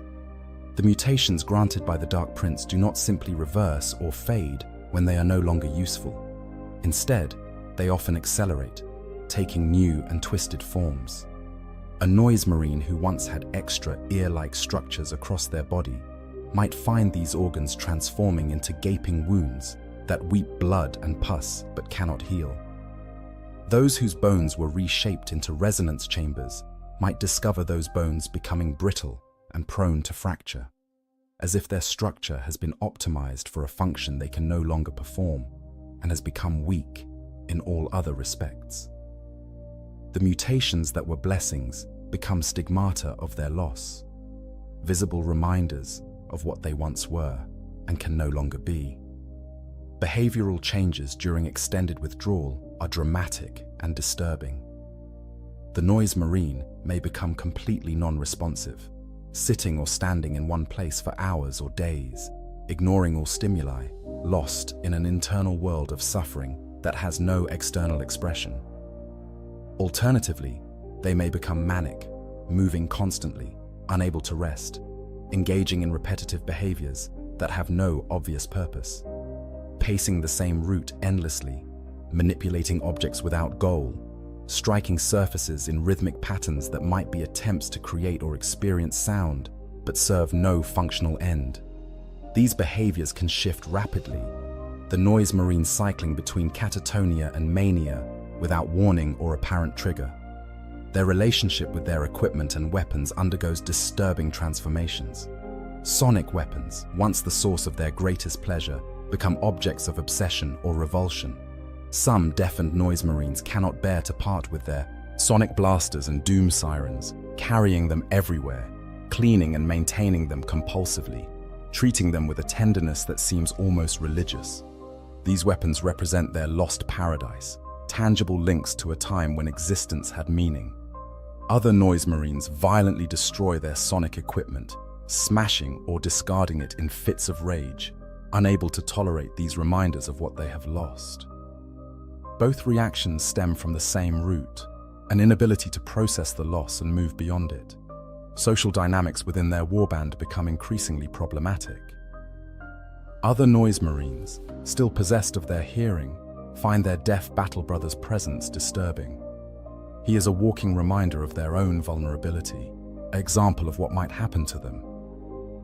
This creates a tendency toward isolation, or even ostracism. The deafened noise marine is excluded from gatherings, given less desirable duties, treated as a lesser being. This social rejection compounds their psychological suffering, adding loneliness to their already overwhelming burden of symptoms. Some warbands have been known to simply abandon their deafened members, leaving them behind when they depart from a planet or station, discarding them like broken equipment. Communication with a deafened noise marine during this phase becomes extremely difficult. They can see and sometimes read lips, but their cognitive impairment often makes processing visual information challenging. Written words become incomprehensible symbols. Sign language goes unlearned, or is learned only with tremendous effort. The barrier between them and the rest of their warband grows increasingly impermeable, isolating them further. This isolation is particularly cruel because it prevents them from receiving any support or sympathy that others might offer. They suffer alone, unable to express their anguish in ways that others can understand, unable to receive comfort, even if it were offered. The question of whether recovery or adaptation is possible haunts this phase of withdrawal. In theory, the Noise Marine's brain should eventually adjust to the absence of auditory input, developing new neural pathways, learning to derive satisfaction from other sources. But the rewiring that made them Noise Marines in the first place was so profound, so extensive, that such adaptation seems nearly impossible. Their dopamine system does not spontaneously repair itself. Their identity does not reconstruct on its own. Without intervention, medical, sorcerous, or divine, most deafened Noise Marines remain locked in a state of permanent withdrawal, existing but not living, conscious but not truly aware, suffering but unable to escape or end their suffering. The duration of this phase varies enormously. Some deafened Noise Marines degrade rapidly, reaching complete psychological collapse within weeks. Others maintain a degree of function for months or even years, though their quality of life is questionable at best. The factors that determine this variation are poorly understood, perhaps the depth of their original corruption, perhaps the strength of their will, perhaps simply random chance. But in all cases, the trajectory is downward. Without their hearing, without the sensation that defined them, they cannot maintain equilibrium. They can only decay, slowly or quickly, completely or partially, but always in the same direction, toward a final dissolution of self that may come as death, as complete madness, or as transformation into something no longer recognizable as what they once were. Throughout this phase, the deafened Noise Marine exists in a liminal state between life and death, between sanity and madness, between their former identity and complete dissolution. They are neither fully one thing nor another, trapped in a transition that has no natural endpoint. This liminal existence is perhaps the cruelest aspect of their fate. If they could simply die, their suffering would end. If they could adapt, they might find some new form of existence bearable. But they do neither. They persist in their agony, degrading but not dying, suffering but not adapting, lost in a wilderness of silence from which there is no clear path forward and no acceptable path back. The twisted solutions. When a Noise Marine loses their hearing, those rare few who retain enough coherence to seek help or whose warbands value them enough to intervene have limited options for potential restoration. None of these options are simple, painless, or guaranteed to succeed. Each comes with its own risks, costs, and consequences, often leaving the Noise Marine changed in ways that may be worse than deafness itself. But for someone experiencing the withdrawal and degradation described previously, any chance, no matter how slim, no matter how costly, seems worth pursuing. Desperate warriors turn to desperate solutions, and in the galaxy of the 41st millennium, desperation leads to places darker than most can imagine. The most sought-after practitioner of biological restoration among the traitor legions is Fabius Bile, the primogenitor, the spider, the clone lord. As the former chief apothecary of the Emperor's children, Bile possesses unmatched knowledge of the Legion's modifications and the specific augmentations that create Noise Marines. His expertise in genetic manipulation, organ grafting, and neural restructuring makes him theoretically capable of repairing or replacing damaged auditory systems. Deafened Noise Marines who can locate him, no easy task given his nomadic existence, often attempt to bargain for his services, offering whatever they possess in hopes of restoration. Bile's solutions to hearing loss vary wildly, depending on his current research interests, available resources, and mood. In some cases, he might attempt straightforward organ replacement, harvesting fresh xenos tissues from captured specimens or from his extensive stores of biological materials, then surgically implanting them into the damaged skull.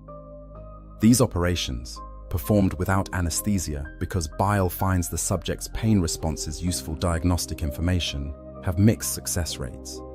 The new organs might integrate properly, might reject catastrophically, or might mutate into something entirely unexpected. Bile considers all outcomes equally interesting from a research perspective, though obviously only one outcome satisfies his patient. More often, Bile uses the deafened noise marine as an opportunity for experimentation rather than simple repair. He might graft entirely new sensory organs onto them, structures taken from aliens whose biology no imperial scholar has documented, whose function even Bile himself does not fully understand. He might attempt to create artificial hearing through technological means, implanting arcane devices that translate vibrations into electrical signals sent directly into the brain. He might even try to restore hearing through controlled mutation, exposing the noise marine to carefully modulated warp energies intended to trigger regeneration of damaged tissues.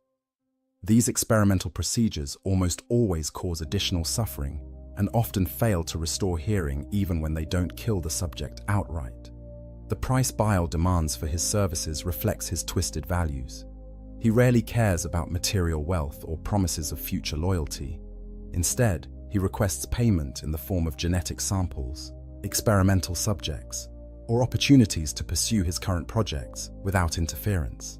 A deafened noise marine might regain their hearing but lose their freedom, becoming one of Bile's permanent test subjects, undergoing endless procedures as the primogenitor explores various hypotheses about sensory augmentation.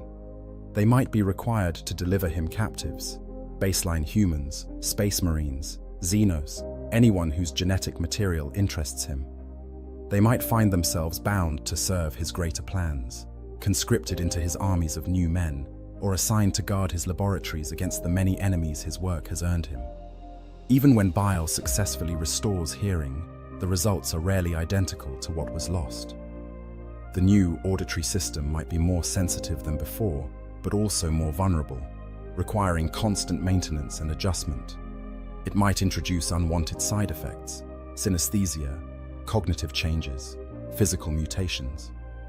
The noise marine might regain their ability to hear, but find that sound no longer produces the same pleasure it once did, the neural pathways having been rerouted during the restoration process. They might hear new frequencies invisible to their former senses, sounds that carry information they cannot process, or that drive them to distraction. Bile makes no guarantees and accepts no returns. Once he has been paid, once the procedure is complete, the noise marine must live with the results, whatever they may be. Other apothecaries across the traitor legions occasionally attempt their own restoration efforts, though few possess Bile's skill or resources.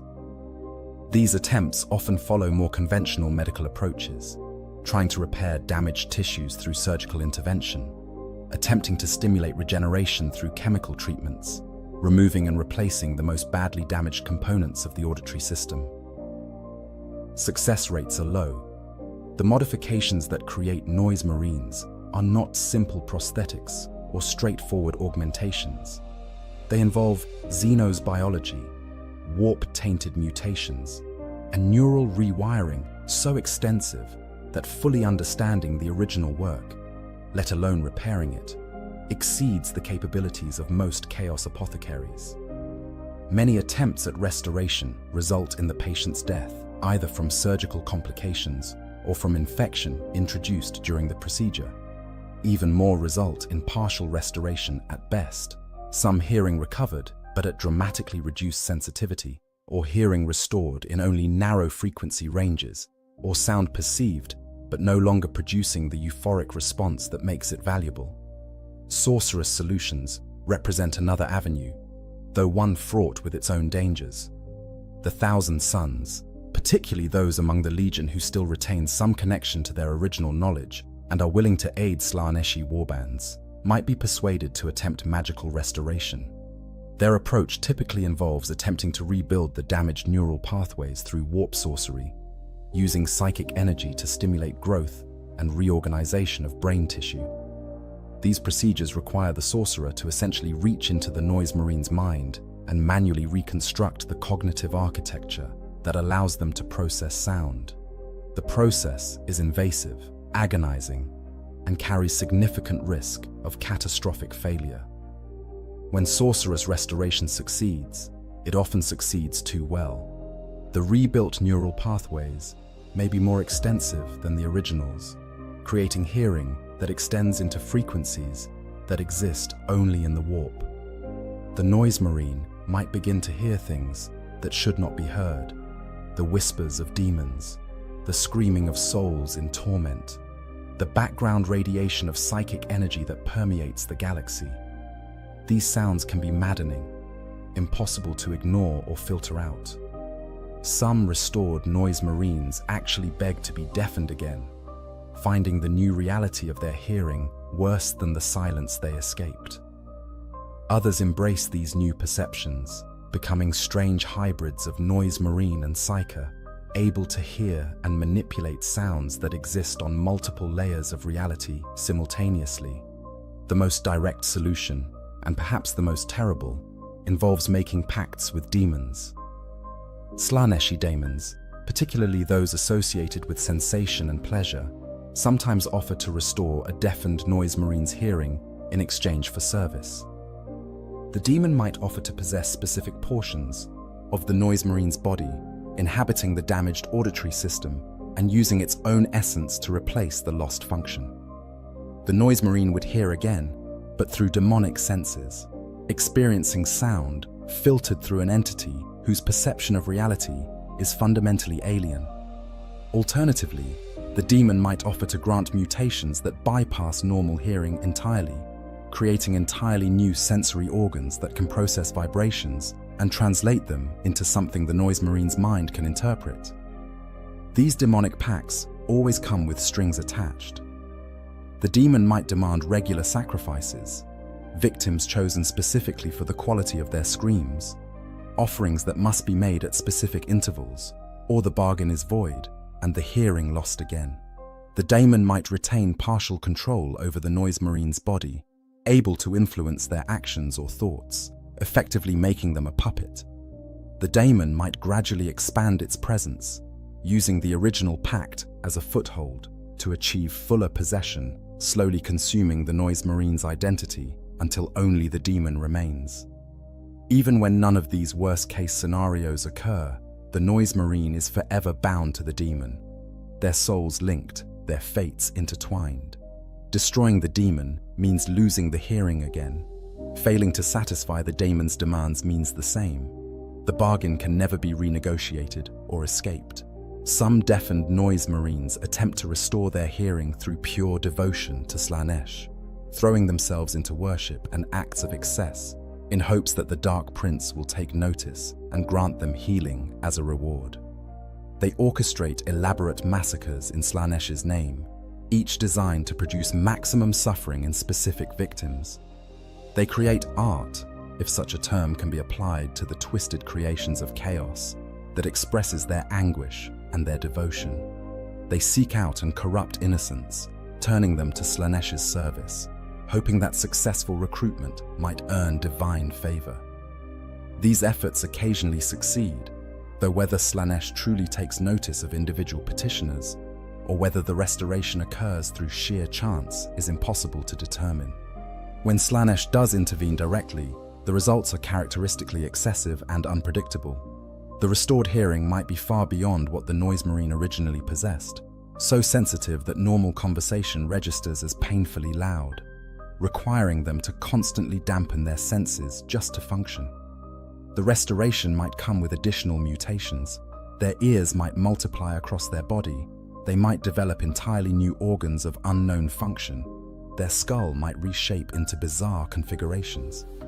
Slaanesh's gifts are never simple or straightforward. They always push the recipient toward new extremes, new forms of excess, new ways of experiencing sensation that often prove as burdensome as they are beneficial. Technology-based solutions exist, but are rarely successful for noise marines specifically.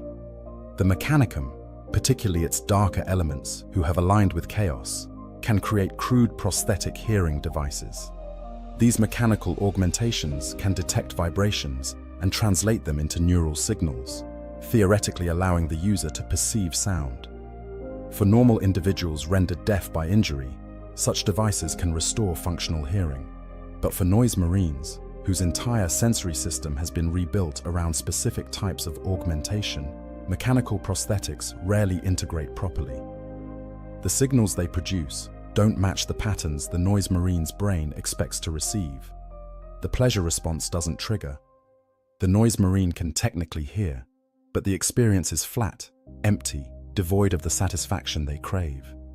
It's like being able to see only in shades of grey after experiencing full colour. Better than blindness, perhaps, but a pale shadow of what was lost.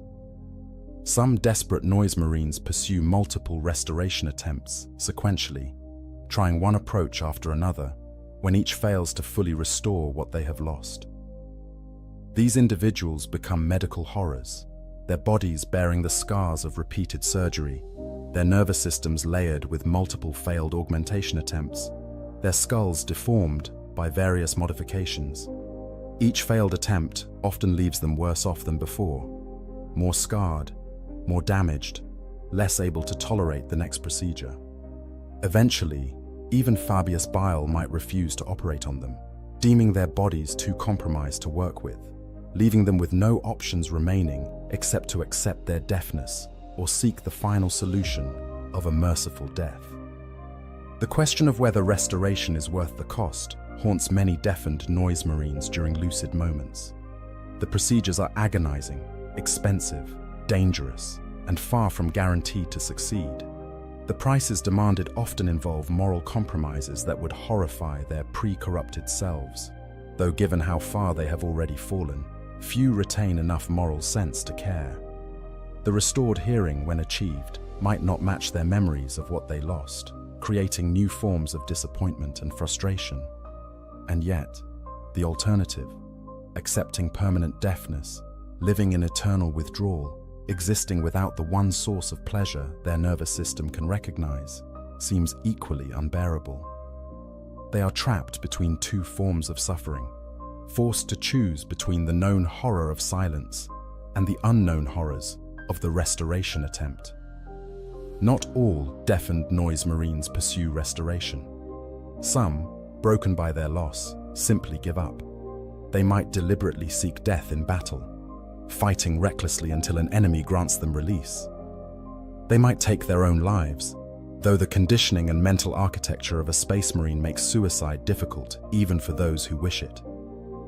They might exist in a kind of living stasis, neither pursuing restoration nor fully accepting their condition, trapped in limbo indefinitely. These noise marines become cautionary examples within their warbands, reminders of the fragility that lies beneath their augmented exteriors, object lessons in why restoration should be sought or why it should be avoided, depending on which lesson the observer wishes to draw. For those who do successfully restore their hearing through any of these methods, life rarely returns to how it was before. They have been changed by the experience of loss, by the withdrawal and degradation, by whatever procedure granted them restoration. They may be more cautious in battle, more aware of their vulnerability, less likely to take the risks that defined their previous existence. Or they may become more reckless, having learned that existence without hearing is worse than death, and therefore fearing death less. They may find that their restored hearing, while functional, never quite produces the same intensity of pleasure they remember, leaving them perpetually dissatisfied, chasing a sensation that can no longer be fully recaptured. They may find that the restoration has changed them in other ways, altered their personality, damaged their memory, introduced new compulsions or obsessions. The journey from loss through attempted restoration and potentially to recovered hearing represents a gauntlet of suffering that would break lesser beings. That many noise marines survive it at all speaks to their superhuman resilience, though whether such survival is blessing or curse remains debatable. They emerge from the process transformed, marked by their experience in ways both visible and invisible, carrying scars that will never fully heal, even if their hearing has been restored. They have looked into the abyss of silence, and it has looked back into them, leaving something of itself behind, even after they escape its grasp. Living in silence. For those noise marines who cannot or will not pursue restoration, who must learn to exist permanently in the silence that has engulfed them, life becomes an exercise in endurance without hope of reprieve. These warriors, once defined entirely by their relationship to sound, must somehow construct a new existence from the ruins of the old, finding ways to function in a sensory environment that their corrupted nervous system was never designed to tolerate. The question is not whether they can adapt. The answer is clearly that full adaptation is impossible, but rather how they survive their inability to adapt, what strategies they employ to endure the unendurable, and what they ultimately become in the process. The social position of a permanently deafened noise marine within their warband becomes precarious at best. In the highly competitive, sensation-obsessed culture of Slaaneshi warbands, especially among the Emperor's children, status and respect are earned through ever greater displays of excess and the achievement of more intense experiences. A noise marine who can no longer participate in the auditory aspects of this competition, who cannot revel in the sounds of battle or add their sonic weapon's voice to the warband's attacks, loses much of what made them valuable. They are relegated to support roles, given tasks that don't require functional hearing, treated as second-class members of a community that once welcomed them as equals. This demotion stings particularly because it's not based on any failure of skill or courage. A deafened noise marine retains all their combat training, their superhuman physical capabilities, their tactical knowledge. They are still space marines, still among the most dangerous warriors in the galaxy. But within the twisted value system of their warband, these qualities matter less than sensory capability. They have become damaged goods, flawed merchandise, less desirable than their hearing-capable brothers. The ostracism they experience is not necessarily malicious, though it can be, but rather reflects the simple reality that they can no longer fully participate in what their warband values most. Some warbands show a degree of consideration for their deafened members, recognizing that loss of hearing through battle injury is a risk all noise marines face and could happen to any of them. These warbands might create special roles for the deafened, positions that don't require hearing but still allow them to contribute meaningfully. Perhaps they become close combat specialists, where the visceral feedback of melee fighting provides some satisfaction even without sound. Perhaps they become laborers or artificers, maintaining equipment and structures. Perhaps they become prison guards or slave overseers, roles that don't require auditory input but benefit from having a space marine's strength and endurance. These accommodations allow the deafened noise marine to retain some dignity and purpose, even if they can never reclaim their former status. Other warbands are less kind. They view deafness as weakness, and in the brutal social dynamics of Chaos Space Marines, weakness invites exploitation. The deafened become targets for abuse, physical, psychological, social. Their equipment might be confiscated and given to others deemed more capable of using it properly. They might be assigned the most dangerous or degrading duties, effectively being used as expendable assets. They might become objects of mockery, their disability a source of cruel amusement for warriors who have long since lost any capacity for genuine empathy. In extreme cases, they might be outright sacrificed in rituals to Slaanesh, their offering justified as giving meaning to an existence that has lost all other value. The deafened noise. Marines' attempts to find alternative sources of sensation represent perhaps their most desperate adaptation strategy. Unable to experience sound, they turn to other senses with an intensity born of absolute need. Some focus on pain, deliberately injuring themselves in hopes that the sensation might trigger something approaching the pleasure response they remember. But their nervous system has been so thoroughly rewired around sound that pain registers as mere noise, unpleasant but not satisfying, unable to fill the void left by their lost hearing. The self-injury escalates as they chase a satisfaction that never comes, leaving them increasingly scarred and damaged without achieving the release they seek. Others attempt to find satisfaction in visual stimuli, exposing themselves to lights, colors, patterns, anything that might provide sensory input intense enough to trigger their dopamine system. They might stare at flames for hours, watching the chaotic dance of combustion. They might collect artwork or create their own, trying to find in visual beauty what they once found in auditory sensation. But sight was never their primary sense, was never augmented or enhanced the way their hearing was, and it proves inadequate as a substitute. The lights and colors register as interesting perhaps, but never as pleasurable. The void remains unfilled. Some turn to extreme physical sensation, not just pain, but also temperature, pressure, and proprioceptive feedback.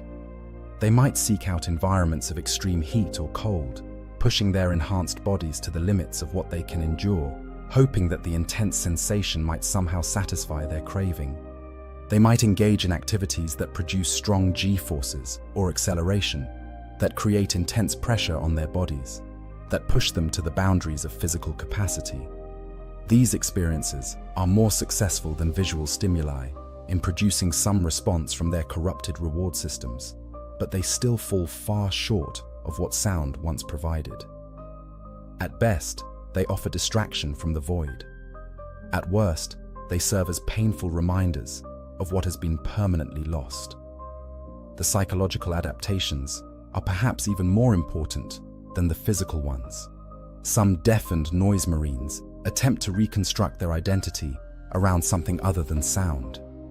They might embrace different aspects of Slaaneshi worship, pursuing perfection in combat technique, for instance, or becoming obsessed with physical beauty and grotesquerie. They might transfer their obsessive tendencies to new focuses, collecting specific types of weapons or trophies, developing elaborate rituals, fixating on particular enemies or goals. These attempts at reinvention rarely fully succeed, but they provide structure and purpose that might otherwise be absent, giving the deafened something to focus on beyond their loss. Others take the opposite approach, refusing to acknowledge their disability, insisting that they are still functionally identical to what they were before. They continue to carry sonic weapons despite being unable to appreciate them. They claim to still hear the Ur-song despite all evidence to the contrary. They describe auditory experiences that cannot possibly be real. This denial can be adaptive in its way, protecting them from the full psychological impact of their loss, but it also prevents them from making realistic adjustments to their new limitations. They put themselves and their battle brothers at risk by insisting on roles they cannot effectively perform, driven by pride or desperation, or simple inability to accept reality.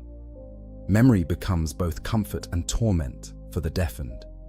They can still remember what sound felt like, how certain noises produced specific sensations, the pleasure they derived from auditory experiences. These memories are often the most vivid and detailed recollections they possess, preserved with a clarity that other memories lack. They replay them obsessively, like an addict revisiting past highs, experiencing a pale echo of pleasure from the mere memory. But these mental replays also emphasize what has been lost, making the silence that much harder to bear by comparison. Each trip down memory lane is followed by the crash back into reality, the realization that those experiences can never be reclaimed.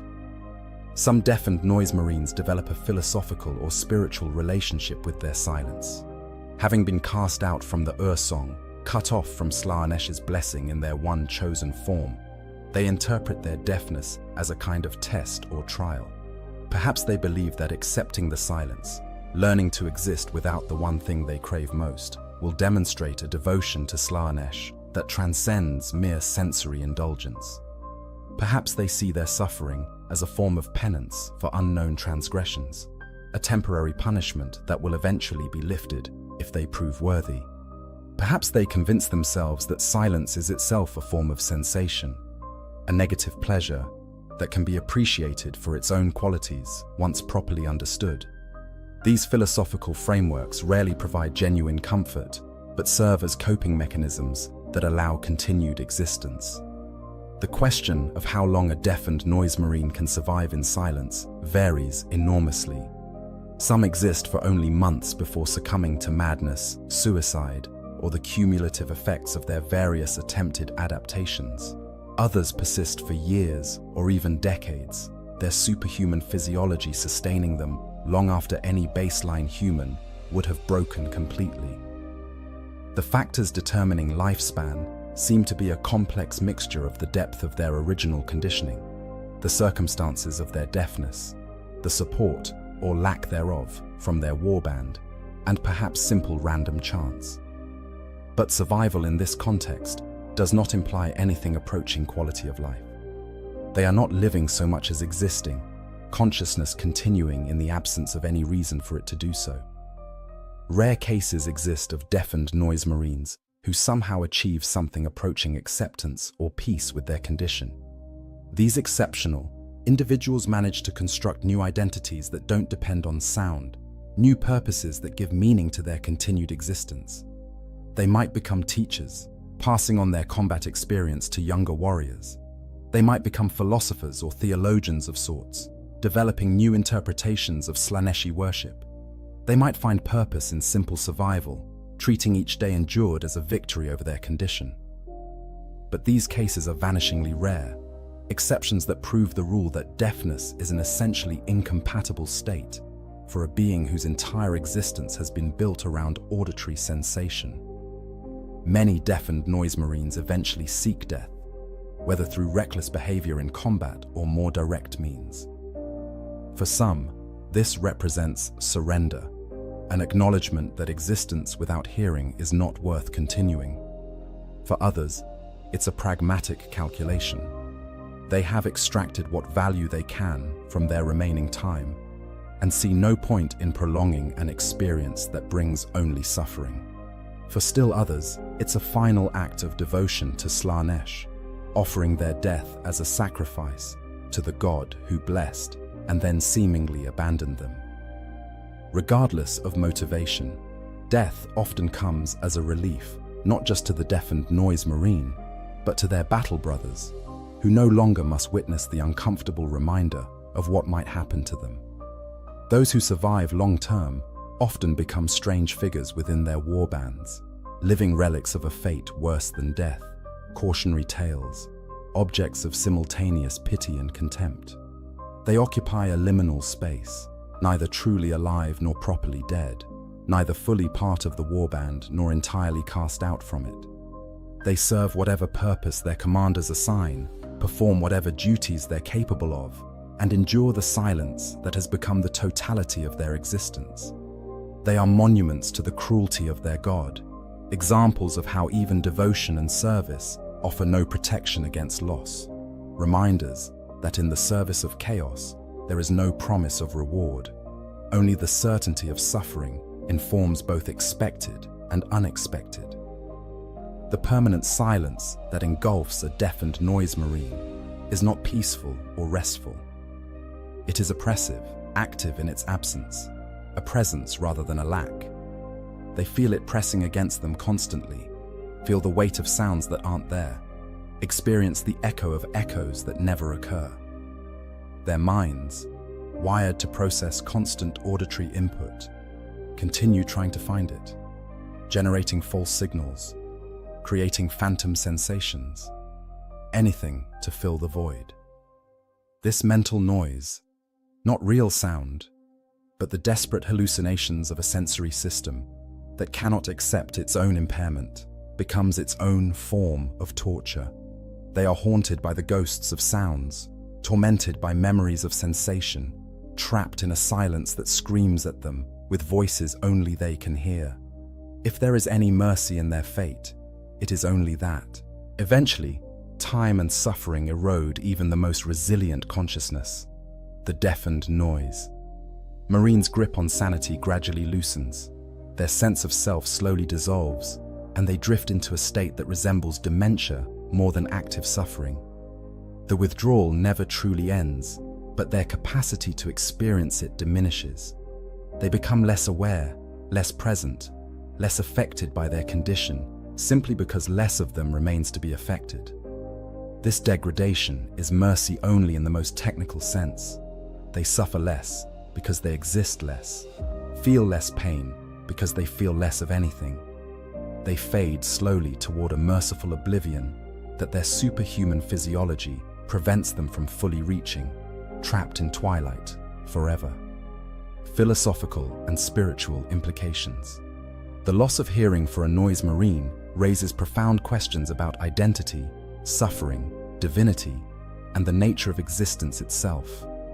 These are not merely academic concerns, but lived realities for the afflicted, whose deafness forces them to confront philosophical and spiritual dilemmas that would challenge even the most sophisticated theologian.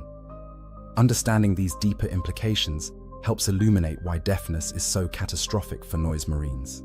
It's not just a physical disability, but an existential crisis that threatens everything they believe about themselves, their purpose, and their relationship with the divine.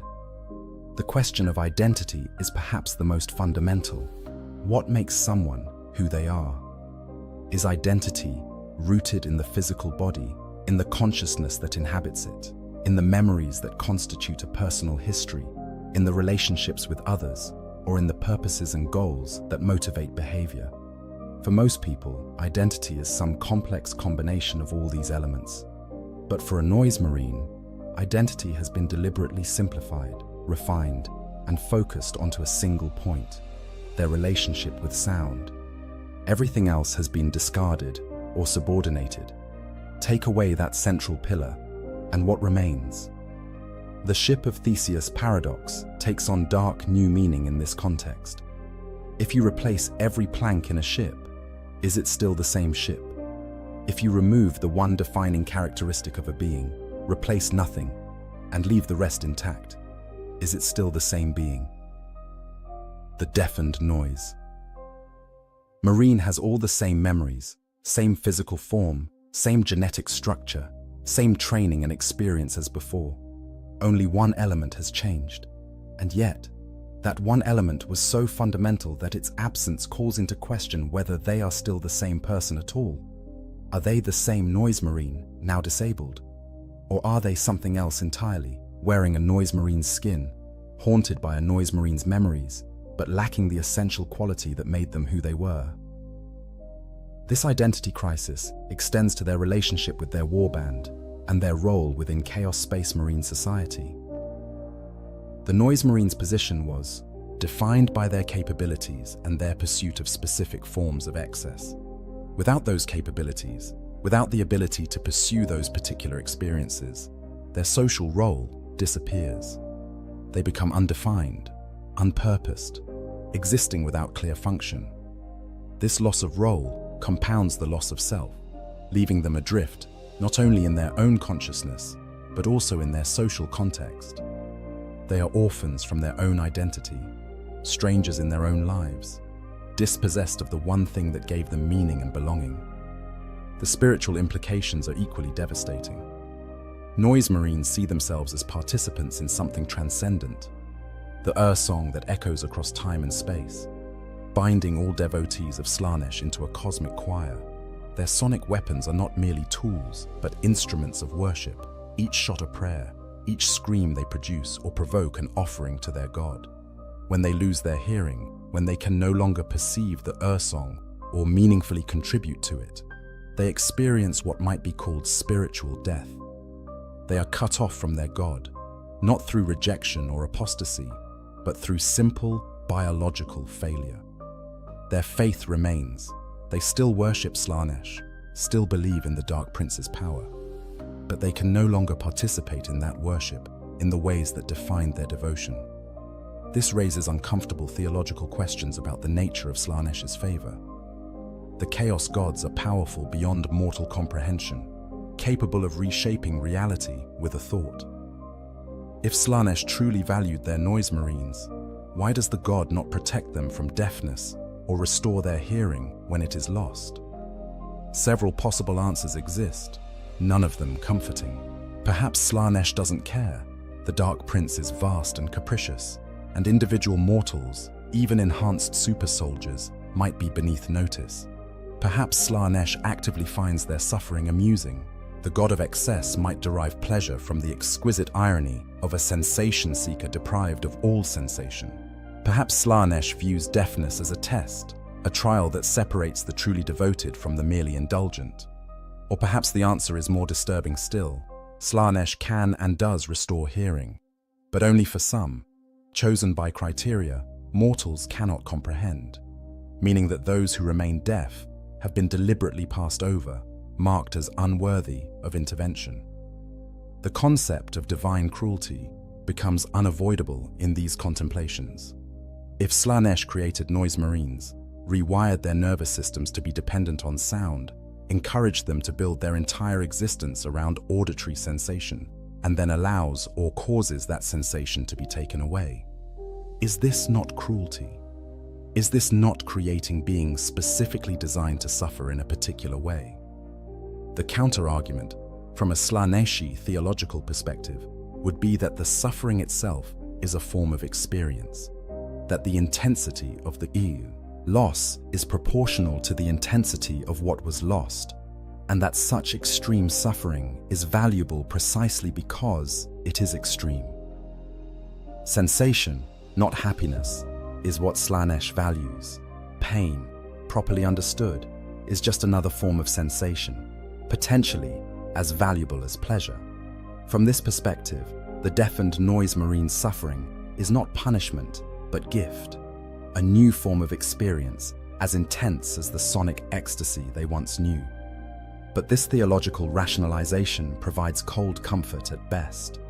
The deafened noise marine experiences their loss not as gift, but as deprivation, not as a new form of sensation, but as the absence of sensation, not as a divine blessing, but as abandonment. The intellectual argument that suffering is valuable does not make the suffering itself any less painful or any more bearable. They can understand the theology that might justify their fate without accepting it, can recognize the argument without being consoled by it. Faith and experience war within them. They believe Slaanesh is their god and should be worshipped, but they cannot shake the feeling that they have been betrayed by that god. The question of whether deafness can be overcome through willpower alone carries both practical and philosophical weight. The power of the mind to influence the body is real, particularly among Chaos Space Marines, whose biology is already partially influenced by belief and conviction. Some deafened noise marines have convinced themselves that they can hear through sheer determination, that their faith in Slaanesh can substitute for functioning auditory organs. Occasionally, this conviction seems to produce results. They report hearing sounds, responding to auditory cues, even finding pleasure in what they claim to experience. But whether this represents genuine restoration through psychosomatic means or merely elaborate self-delusion is impossible to determine from outside their own consciousness. And in the grim darkness of the 41st millennium, the distinction between psychosomatic healing and delusion, between faith-based miracle and madness, is often vanishingly thin. The deafened noise marine's existence raises broader questions about the nature of suffering and whether it can have meaning. Viktor Frankl, the Austrian psychiatrist who survived the Holocaust, argued that humans can endure almost any suffering if they can find meaning in it, but that suffering without meaning is unbearable. The deafened noise marine faces exactly this dilemma. If their suffering serves some purpose, if it's a test, a trial, a temporary condition before restoration, a sacrifice that benefits others, then perhaps it can be endured. But if it's random, meaningless, a simple consequence of bad luck with no greater significance, then it becomes almost impossible to bear. They search desperately for meaning in their condition, trying to construct narratives that make their suffering purposeful, because purposeless suffering is a horror their minds cannot process. The irony of their situation is not lost on those few deafened noise marines capable of reflection. They sought sensation, pursued it with absolute dedication, sacrificed everything else in their lives to its pursuit. They believed that greater sensation meant greater existence, that the intensity of experience was what gave life value. And now, they have discovered the inverse, that the absence of sensation is not merely neutral but actively terrible, that the void left by missing experience is itself a form of torture. They learned that the pursuit of pleasure through one narrow channel made them catastrophically vulnerable, that by putting all their existential eggs in one basket, they ensured that losing that basket would destroy them. The lesson is clear but useless, learned too late, purchased at a price that cannot be refunded. Their fate also serves as a meditation on the nature of addiction and whether it can ever truly be overcome. Addiction, at its core, is the reshaping of the reward system around a single stimulus.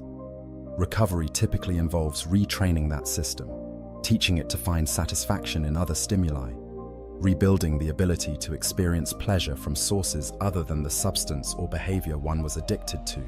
But for noise marines, the rewiring was so extensive, so fundamental, that true recovery seems impossible.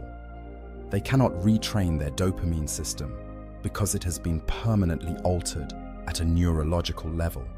They cannot find satisfaction in other stimuli because those pathways have been severed or repurposed.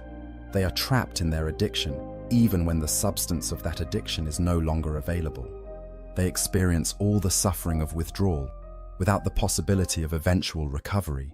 Addiction frozen in its most painful moment, extended indefinitely. The question of whether existence under these conditions can be justified becomes starkly practical. Is it better to be alive and suffering, or dead and at peace?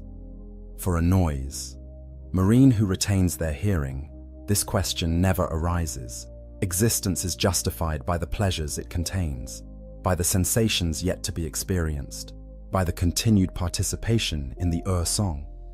But for the deafened, every moment is suffering with no relief in sight.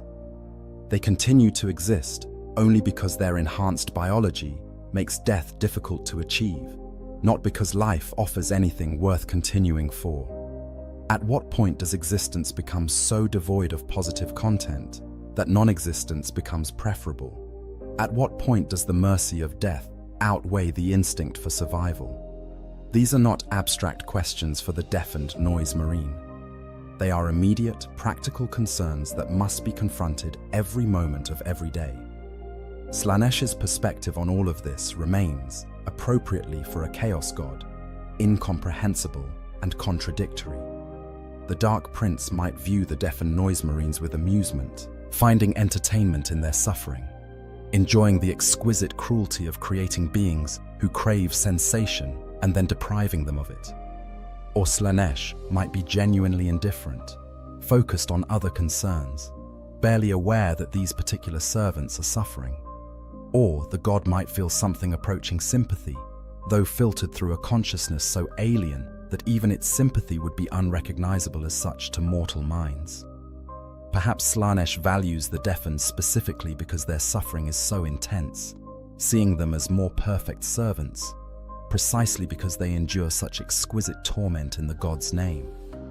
The truth, if truth even exists in matters involving chaos gods, is probably some shifting combination of all these possibilities and others besides, varying from moment to moment, according to the whims of a being who embodies excess and contradiction. From an imperial perspective, the fate of deafened noise marines might seem like justice. Heretics and traitors receiving punishment commensurate with their sins, suffering inflicted by the very corruption they embraced. The Sisters of Battle might see divine providence in it, the Emperor's vengeance expressed through the natural consequences of chaos worship. The Inquisition might view it as useful intelligence, revealing a weakness that could potentially be exploited in combat. But even the most hardened servants of the Imperium, if they truly understood what deafness means for a noise marine, might feel a twinge of discomfort at the sheer scale of the suffering involved. It is almost too perfect a punishment, too precisely calibrated to cause maximum distress, too cruel even for the cruel galaxy of the 41st millennium. The ultimate question that the deafened noise marine cannot escape is, what remains? After identity has been stripped away, after purpose has been lost, after connection to the divine has been severed, after all hope of restoration or adaptation has been exhausted, what remains? The answer, cold and final, is consciousness. Just consciousness, continuing because it has no choice, experiencing nothing but suffering, unable to end or escape or find meaning in its continuation. They have become philosophical zombies in reverse, not creatures that lack consciousness despite appearing to have it, but creatures that possess consciousness despite having lost everything that might make consciousness valuable. They exist, they suffer, and they endure, monuments to the peculiar cruelty of their god, and testaments to the infinite varieties of horror that the galaxy can produce.